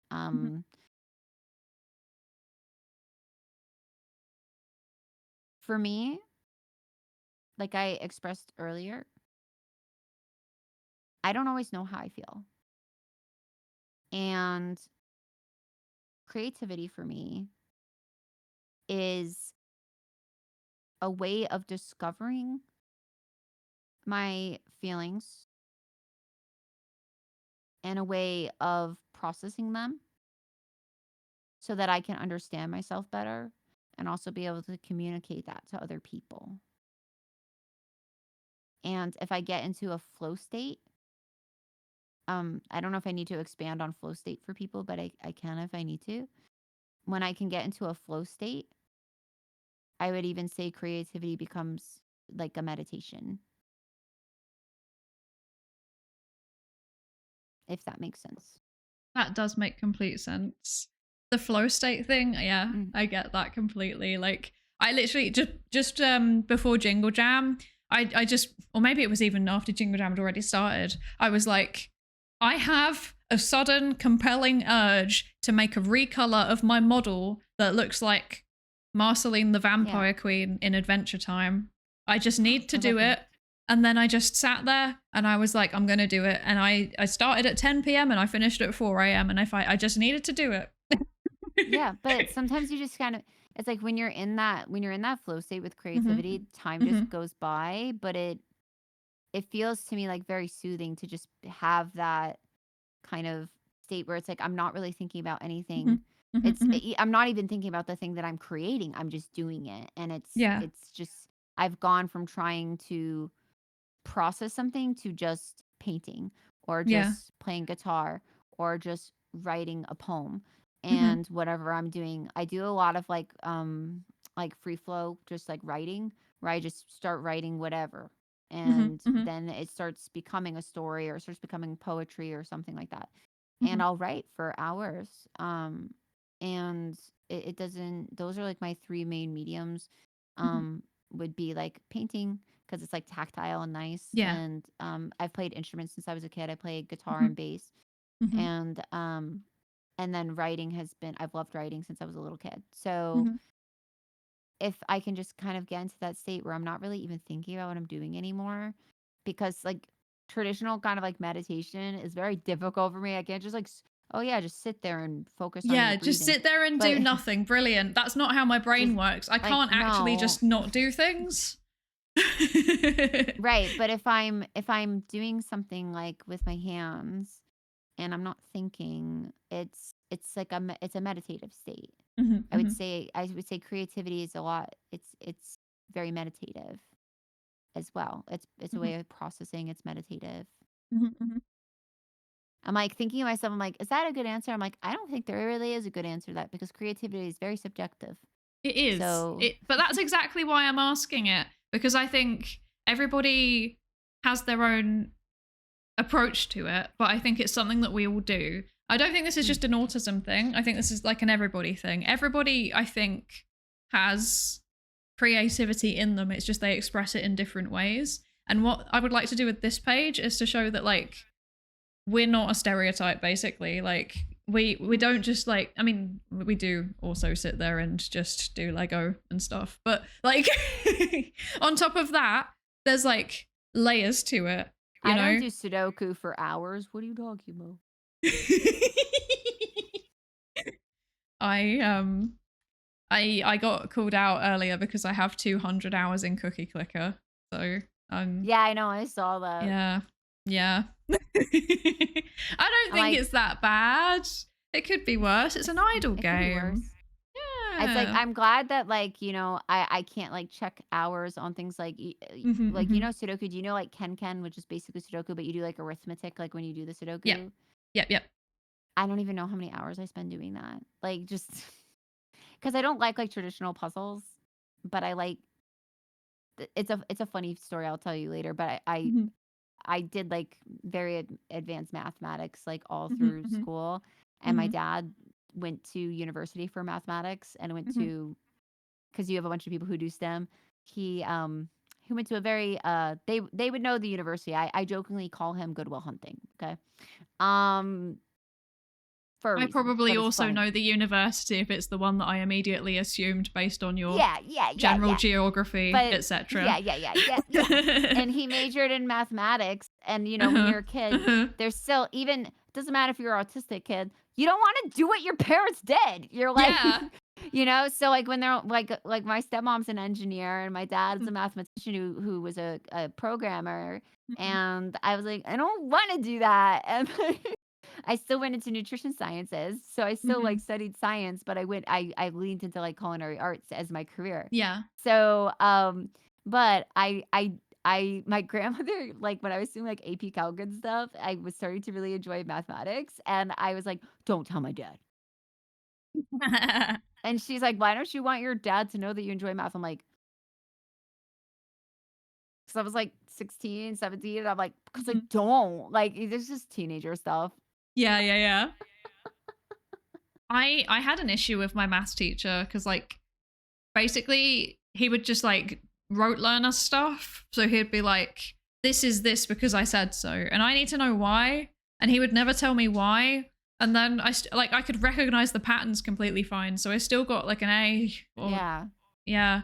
But I just that's so frustrating because there's definitely many Y's in mathematics. And I always feel like I should go back and learn the Y's, and maybe then I would actually remember stuff. Because like with me, because I don't know the Y's, people tell me things about maths and I'm like, oh, that's really interesting, and then I immediately forget it because I've forgotten the Y.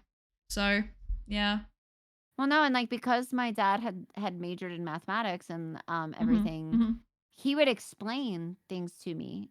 That's right, so but I would good. get like very bored when I was little. So like sometimes I would be doing algebra, but like my arithmetic would be wrong, but I knew how to do the equations and everything. I knew how to solve, but I would just be kind of like lazy and wouldn't check my arithmetic.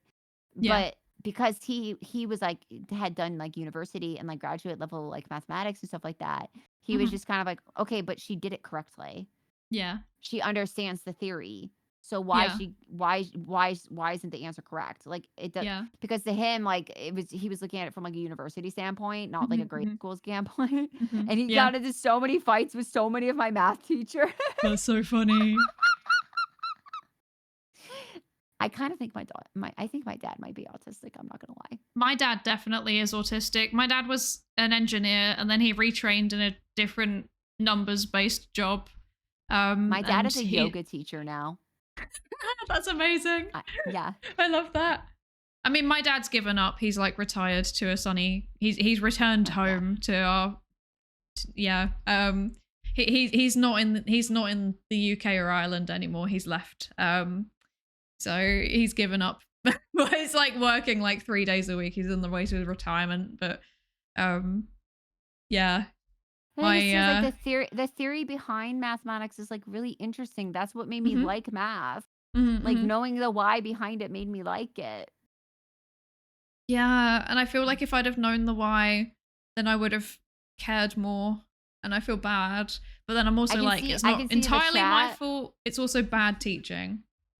It's like, because I can see the chat and how I feel, it's like a bunch of us are annoyed about that math teacher. There was a bunch of other things. This guy was like a real like creature. Like he made us stand up like when he entered the room as though it was like Victorian times. It was very strange. Yeah. I would have been such a little shit and like curtsied at him. Like, I didn't get on very well in his classes. I don't think I think a lot of people wouldn't get on well. Yeah. I wouldn't Hi, have. Asylum! Hello. Thank you so much for the raid. Welcome in, raiders. Hello. I'm sorry, I can't really see chat very well. I'm kind of like side-eyeing you a little bit because this is my kitchen table. My PC is over there. Thank you so much for the raid. Welcome in. What were you up to today? Hello, raiders. I am Psydere. I am a research psychologist. I have a PhD in psychology in real life. It's not a bit. I am actually psychology lady. And I'm also autistic. And we're raising money for Autistica. We've been making this zine on Handcam. We've had 3 different creators come on and talk about their experiences and how their autism and VTubing link together, which has been really fun. I'm going to gesture both sides so that both of our streams are covered. This is Beezy. Please introduce yourself. Hi, I'm Captain BZ. I'm a space pirate VTuber, is a fugitive on Earth, and I'm observing all of your moves, and I live in your wall. Nice to meet you. I think I just caught there playing Metroid? Question mark? Maybe? Is that what I just saw? I think Metroid possibly. Prime Metroid 4. Prime 4. Let's go! I'm like, I know your PC's over there. I'm like, if you need me to, I'll be like, I'll look at Thank you. I do actually also have my phone but that's why people keep thinking that I'm falling asleep. It's because I'm looking down at my phone, but then I also feel really rude because you're not meant to look at people. You're not meant to look at your phone when you're talking to people, but then I remember you can't see me actually, but you can still kind of see me and it looks like I'm falling asleep. So I also don't find it rude, but I don't find a lot of things rude that people find rude. So. Yeah, me neither. The weird thing is like, I don't like looking at my phone when I'm with people, but I don't care if they look at their phone. It's very strange. I hold myself to a weird British standard. I think it's a lot of like I also like if I'm at dinner, if I'm with people, I won't take my phone out because I know that it's considered rude. But if someone else does it, I don't care. Yeah. So I understand what you're saying. Like yeah. Even like my dad's family is like I'm very much like relaxed and stuff when I'm on streams. I'm holding in a lot of my F-bombs for you. Thank you. As best I can. But, you know, like I had a grandmother, my grandmother and I were very close. And she would just be like, you know, insert government name, you know, you have your vernacular is not reflecting your intelligence. And then I would like just double back. And just so many lawyers in my family. So, you know, it's annoying. Like, you know, dinner's annoying when there's like 5 attorneys at a table. Yep. Yep. And my grandmother was an attorney and she helped raise me. So if I wanted something, I would give her like 5 points on like why I wanted it and why it was reasonable. And then she would like agree to it. But I just like whip my head around like, you know, there's a lot of studies that actually show that intelligent people tend to curse more. And then just like walked away. But you know, it's more of the first time I usually talk to people, I've had people, and now like my friends will laugh about it because they've gotten to know me better. But like when I first meet people, I tend to like try to be as polite as possible and like do the things I was taught to do. And I'm like, this is so not me. And I've had even people like be like, oh, you're like very proper, and I'm like, huh? But it's because it's just how I am when I like first like talk to someone. So yeah. When I approach somebody, I'm like in professional mode, basically. I'm in high masking mode. Yeah. Exactly. And I'm like, I have to come across as professional, I guess. Like when I explain to neurotypicals that it's like, the first time we interact, I will probably just come across in professional mode like I am at work with you. Then they seem to understand. Like that's it. For some reason, that's the thing that they understand. Like it's like, damn, is all you think about, like work and then sleep and then social media? Oh my lord, I can't imagine that life. Okay, but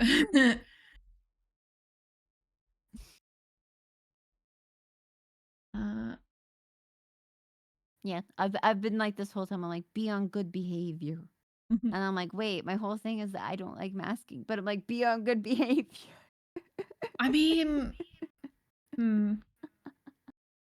I think there's a slight difference between masking and unfiltering, you know? Both of those things are difficult. They are both very difficult. I have to filter when I'm on stream because I'm British, I swear, but I also want my content to be like accessible to people, like, because I think that education is important to make it accessible, right? Yes. So I don't want to swear in case, like, because I'm not encouraging anyone under 16 to watch my content, but I know they probably do. I know for a fact they do, yeah. you know, like I know they end up here because psychology is just something that teenagers find interesting. So like I have to filter too. And I think that's one of the main reasons, aside from just like the constant sensory input from like notifications and alerts and chat and everything. Oh my gosh, I think the filtering is like such a big like point of stimulation in a way, because I have to work so hard to rein back my natural Britishness, which means swearing every other sentence, basically. So sometimes multiple times in the same sentence. I've always said like friends from the UK or Australia, like they have the most creative insults, and I love it. We do. We have pretty good insults. Like if you're in a game with like proximity chat, and like Americans just say like random slurs and insult people. Mm-hmm. And then if you end up like in a game and someone's like British, it's so amazing. It's so funny. Or like Australians are really funny about it too. Mm-hmm. Like it's just like the way they'll still cuss at you, but they cuss in like a clever way. Yeah. Like, and so do people from the UK, and like I'm just like, you know what? I don't even like feel insulted. That was hilarious. Like, yeah. I'm like, that was very clever. I'm like, I'm not even upset. Like, that was a very clever insult. So I'm gonna, I just laugh. Like, I'm like, I kind of wish Americans were more creative when they insult people. Yeah. I'm not gonna lie, like I do think that the Irish just about clinch it as the winners, because like, yeah, you know, I grew up in Ireland. Yeah. I grew up in England, you know, I was used to people like bullying each other effectively. When I moved over here, it went to a whole new level. Like people are just so like pleasantly unpleasant to each other. And you're right, they're so creative. They're so funny. I've explained that about like within like Latino culture, because like if you're close with someone, like if people are close with you, they'll make fun of you like all of the time. And like my friends growing up, because like I'm half Cuban, and then my dad is actually mostly Scottish and Irish. And they all have like a very dry sense of humor, and my grandmother was like one of the funniest people, but like if she was like had something to say, like she was very blunt. And it was just like I loved her for it. But then my Cuban side of the family and like my friends who are Latino, because I'm very fair skinned, they would just like call me Blanca. And my family would call me Flaca because I'm like tall and like thin. So it's just like kind of it's like I don't know why like Latino families, I don't know where it comes from, but it's like they'll just like pick little things apart about you, and it's like in a loving way, but it's also kind of mean, and you're just like okay, like, and I've talked to other Latino people about it, and they're just kind of like, yeah, that's how we say I love you, is like by making fun of you all the time. Yeah. If I don't make fun of you, I probably don't like you. Like it's I swear this has got to be some kind of like, if you trace it back, it's got to be some kind of shared cultural thing. Like, yeah, like, because, yeah, Ireland's exactly the same. Spain accidentally ended up in Ireland by accident once. Yeah. There's still loads of Spanish people here. They're like the biggest tourist group apart from Americans. Yeah. That's where I think that's where they say like kind of more like dark-haired Irish people come from. They were like, we're in the new world. No, you're in Ireland. Yeah. There is not a day that goes by that I leave my house to get groceries and I don't walk past a group of like 30-something Spanish tourists. Like, there's so many of them here. It makes me happy because they're always really nice. Spanish people are so friendly. Like, I don't know. Like, I spent like 2 months in Spain, and I loved it there. And my brother's fluent. I understand very well. My brother's completely fluent. He even like did a double major in college, or uni. Sorry, because it's different over there, so it would be uni for you guys. But he did a double major in poli-sci and then also in Spanish because he was min-maxing. He was like, hey, I'm already fluent, so let me just get a major in it too. But we were in Spain and everyone was so friendly. We would like ask for it everywhere we went, and I don't know, I loved it over there. I thought people were great over there. I had a great time. So Yeah. very friendly, and I thought I had a good time like traveling. I've traveled around the UK. I've traveled a couple. I've been a few places. A good, you know what a good topic would be is like traveling and autism. Yeah. Oh my god. I let's not go down that rabbit hole today. Let's save that for another time. It popped into my head, so I'm like, we'll note it down. Write that down. Because there's so many things that go along with that, and it would be a good topic. It is a good topic. I have to do so much work travel coming up, and I'm like, on the one hand, I'm excited, but I'm also like, I'm like, I won't go into it. We're gonna keep going down rabbit holes. We're supposed to have this much fun. I was making a note of the rabbit holes that we were going down in each section, and I don't know what rabbit hole we've gone down. I feel like we've actually been relatively on topic most of the time. I'm very proud of myself. I was like, that was the main thing, is I was like, okay, I know that we're talking about autism, but like try to focus. Like Spanish tourists. Yeah. You're just traveling with all this because there's so many things. Like I plan like every little thing about my travel, like not necessarily where I'm gonna go because I like to explore, but like when it comes to like the things I need to pack or like where I'm staying and all of that, I have a or I'm like because I don't want, and then the things I do to not get stimulated, that like that kind of stuff. Like it's a whole thing that I don't know if people even realize. It really is a whole thing. And yeah, I'm the same. But I also do this thing where like I really, really hate booking things. So I will put it off until the last minute. So I've had things where like I was meant to be going to see family and I didn't book it until like a couple of days beforehand because I get so anxious booking the flights and knowing that they're in the future. And I need I need to be like emotionally ready to book the flights. And normally that doesn't happen until like a week beforehand.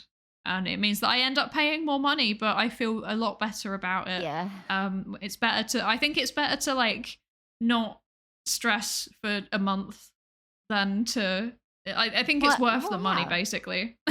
Well, that's the thing though, is because like everyone's different. So if that is less stressful for you and it's worth the money, like I'm gonna pay for extra legroom because I'm tall, like worth the money. I don't want to be cramped up. Like what if I want to move around and wiggle, so I'll pay the extra money for legroom, even though I think that my legs should fit. I think that I swear the seats have been slowly getting closer together over the years. They definitely have been. They are, yeah. But it's a conspiracy by Big Airplane.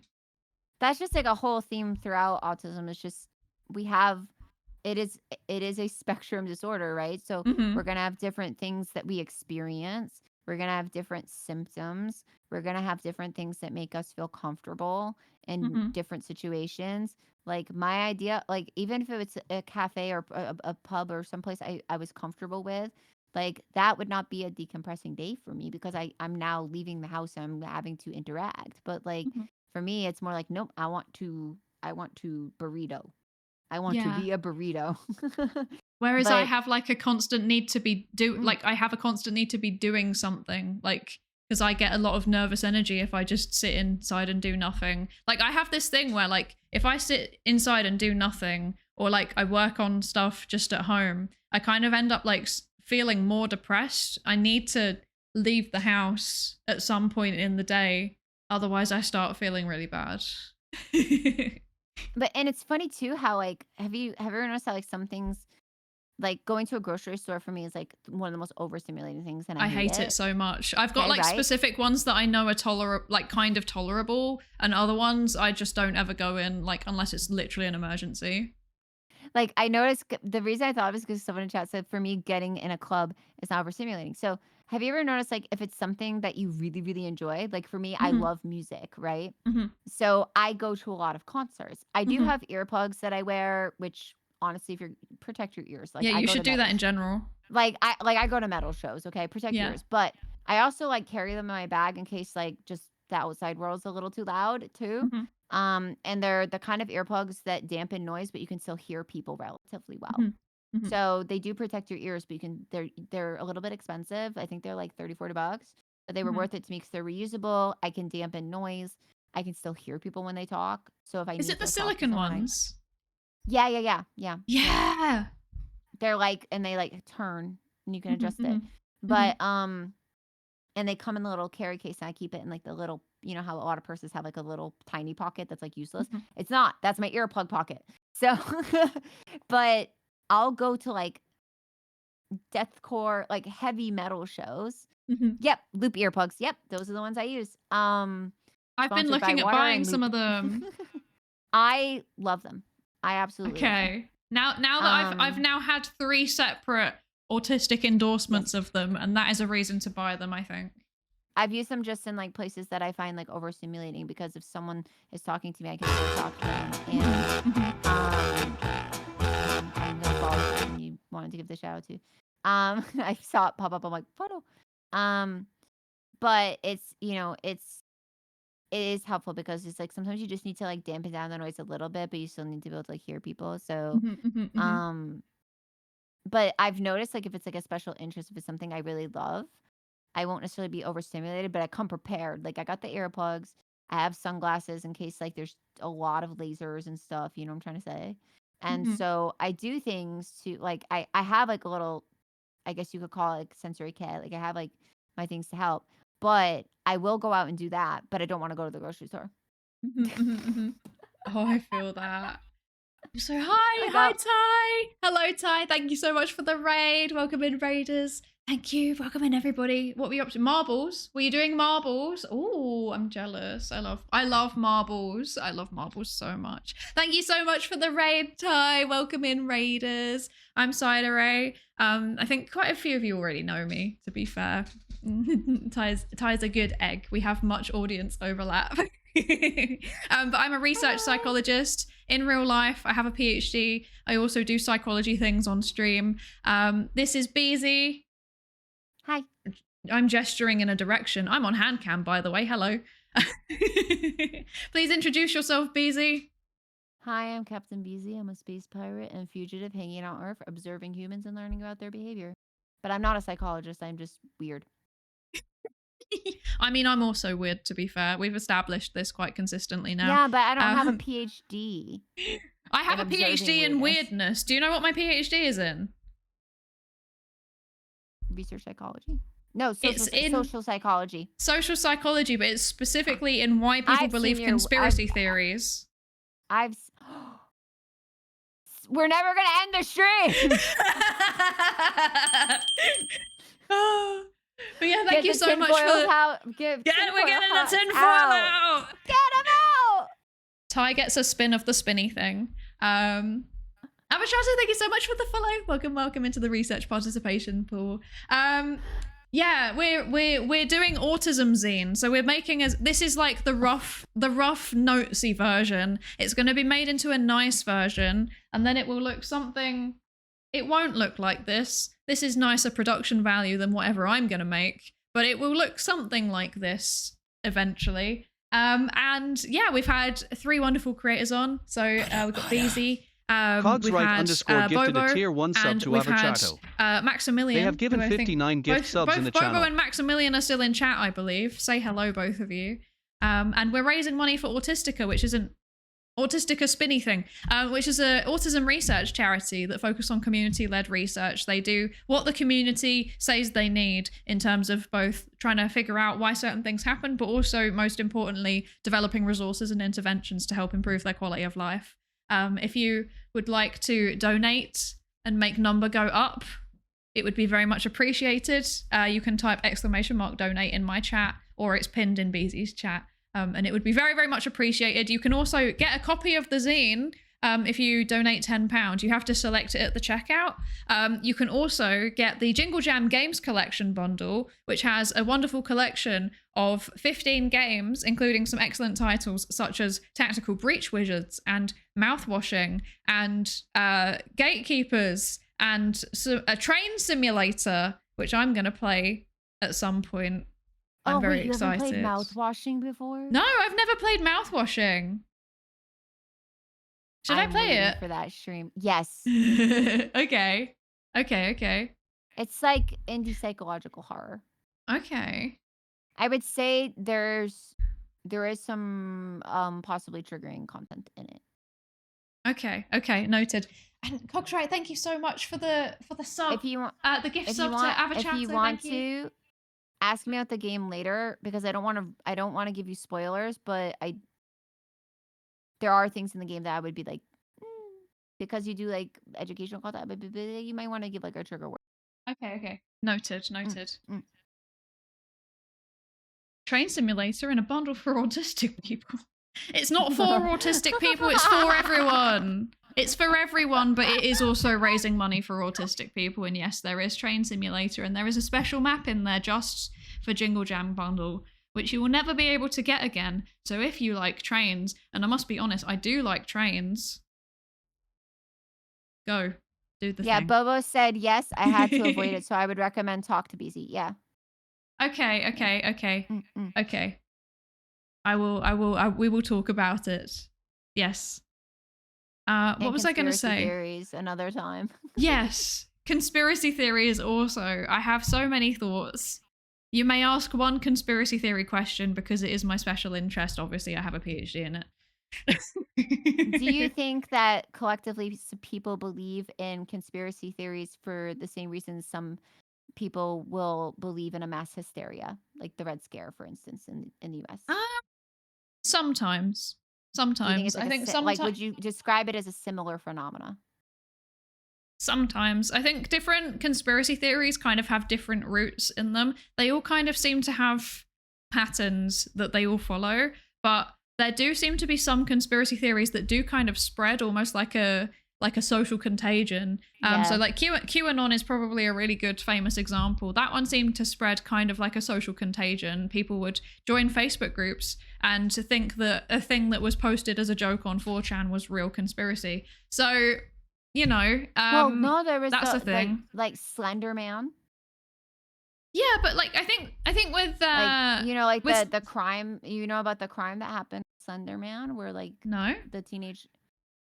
There was a violent crime that happened where these like two teenage girls like said they did it because of Slender Man. What? I've never heard of that. Their friend. Yeah, if you look it up, I just don't want to get into the gory details of it because it is a crime thing. But like there's all kinds of stuff. Most of the conspiracy theories that I end up like looking into come from like archaeology and history. Yeah. So there's and like vampires exist because we found like this person buried with a brick in their mouth, and it's like it was like, you know, back in the day, if like someone got sick, they would think like and then someone died from it, and then someone else in the family got sick. They didn't know how people got sick, so they would say, oh, this person's coming back from the dead, and obviously infecting people. And so they would like do like weird things. Like there's a YouTuber, maybe some people watch this YouTuber, what is it, Minute Man? Yes, I love him so much. He's so good. Okay, so you know what I'm talking about. And he goes, he does the awful archaeology, where he'll like make a cocktail and he'll go over those like conspiracy kind of things and like debunk them and go over them all. And it's like one of my favorite YouTube channels. Me too. I love it so much. Oh, there's so many wacky things about. It feels like every week there's a new thing about the pyramids, and it's like, okay, we get it. You all think that there's another new chamber underneath the pyramids of Giza. We get it. There isn't. It's still the same pyramids. Yes, he does. He does owe us Atlantis. He did he did kind of like, oh, the American Atlantis, and he did talk about oh my god, I'm starting to like run out of energy, so my brain is like, oh, Roanoke. Mhm. He talked about the lost colony of Roanoke recently, but Mhm. you're right, he still hasn't done Atlantis. I think because he doesn't he usually spin a wheel for awful archaeology. I don't know. I'm gonna go and I think that's he I've just does. I decided think he that's what does. I'm gonna go and binge watch after the stream. Nice. Oh, time to indulge in my special interest. Yes. Yippee! I feel so bad because I know we're having yapping, but I'm also like, no, it's late and I want to Yeah. let you like rest because you've been streaming for so long, and I know you've been streaming all week, and you're like, you've been working and streaming, and you've raised more than your goal now. So much more. Congrats. The original goal was 500, by the way. So much more than your original goal. So very big congratulations. Thank you. Thank you to the community. You all did this. Yeah. And you, like, Beezy, you donated. I have also donated. Hee hee. Like, everybody has donated, and it means so much. It really does mean so much. And even if you didn't donate and you were just, like, lurking or spreading the word, that's so appreciated too. Like, all of it will hopefully make it, no, it will make a difference to a lot of young people. Like, genuinely, it's gonna change some people's lives, and that's makes me feel weird in a good way. It's a good thing. It's Yeah. a great thing. It's awesome. And I'm maybe also you'll bad post at it like to Twitter. understanding what I'm feeling. It's a good feeling. It's a good feeling. It's just something feels that I'll need to nice. process. Good night, have the last of my bits. Thank you so much, Luke, for the 250 bits. I really appreciate it. I hope you sleep well. Or was that directed at me? I don't know. I can't process anymore. It's all gone. I know. I like couldn't remember the name of like something I've always been like super interested in because I always just assumed they like left and went to like the local tribe because they were friendly with it, and that's what he like believes as well. But like people like thinking like, no, they didn't find any bodies, so they weren't all dead. Like what? Some of the conspiracies about it are so. Sorry, I'm getting to the point where I'm like getting very unfiltered. Where I'm like, it's dumb. That's not necessarily a bad thing. But like I tried like it's like it's like don't be rude. People have a right to their opinion, but I'm like, but their opinion. They have a right to their opinion. It's just that their opinion is wrong. They have a right to their opinion, and I have a right to say it's wrong. I want like a poster of you and that as a quote under it. I'll hang it in my office. I will make it happen. I will make it happen. I feel Are you continuing to stream after? No. Okay. Shall we decide where to raid to? I have a suggestion. Yeah, sure. I think. Perhaps. Maybe. Which is another psychologist who is doing a birthday stream at the minute. And he is really, really lovely. And he is also a mental health he's a mental health professional in real life and does psychology introductory lectures on stream as well. And I think it would be quite nice to go support him because Jingle Jam is officially, what time is it? For me, in 7 minutes, it's officially done 7 p.m. in the UK. So yeah, so here it's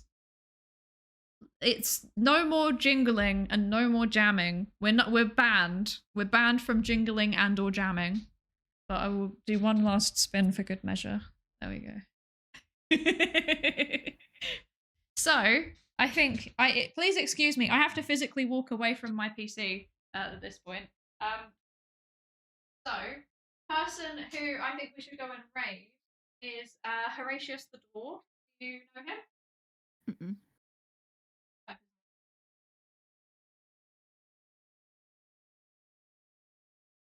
Wait, let me just double check he's actually still streaming. Help, wouldn't it? It would help to check that he is still streaming. That would be good. That would be useful. He's still streaming. Excellent. So many of us can't stop looking at the spinner. So satisfying. It is. It's satisfying just to watch. I put it in Okay.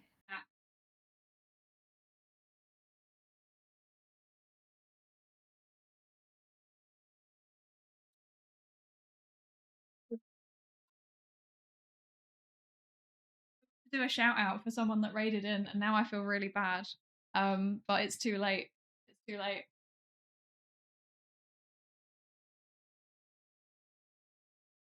It's okay. You know what? Shout them out next stream. I do shout them out most streams, to be fair. Spinny thing, yes. There is no more spinning. It is time for Jingle Jam to be finished. Beezy, thank you so much for joining Psydere me. to rest. Yes, I must sleep. I'm so desperate to sleep. Thank you so much for joining me, Beezy, and also everyone as well. Thank you all so much for joining me. I've taken my gloves off, so I'm not going to gesture too much anymore. You won't see my hand anymore. I no longer exist. I cease to exist. Thank you, Maximilian and Bobo, for joining me as well. All three of you have been absolutely incredible guests, and it's been an honor to have you on the stream. And I really appreciate you and your inputs. Thank you. And yeah, and thank you for having me. And I just want to thank your community and my community because your community is so awesome. And I forgot to ask if you wanted to plug anything. Go fast. If I want to plug anything, go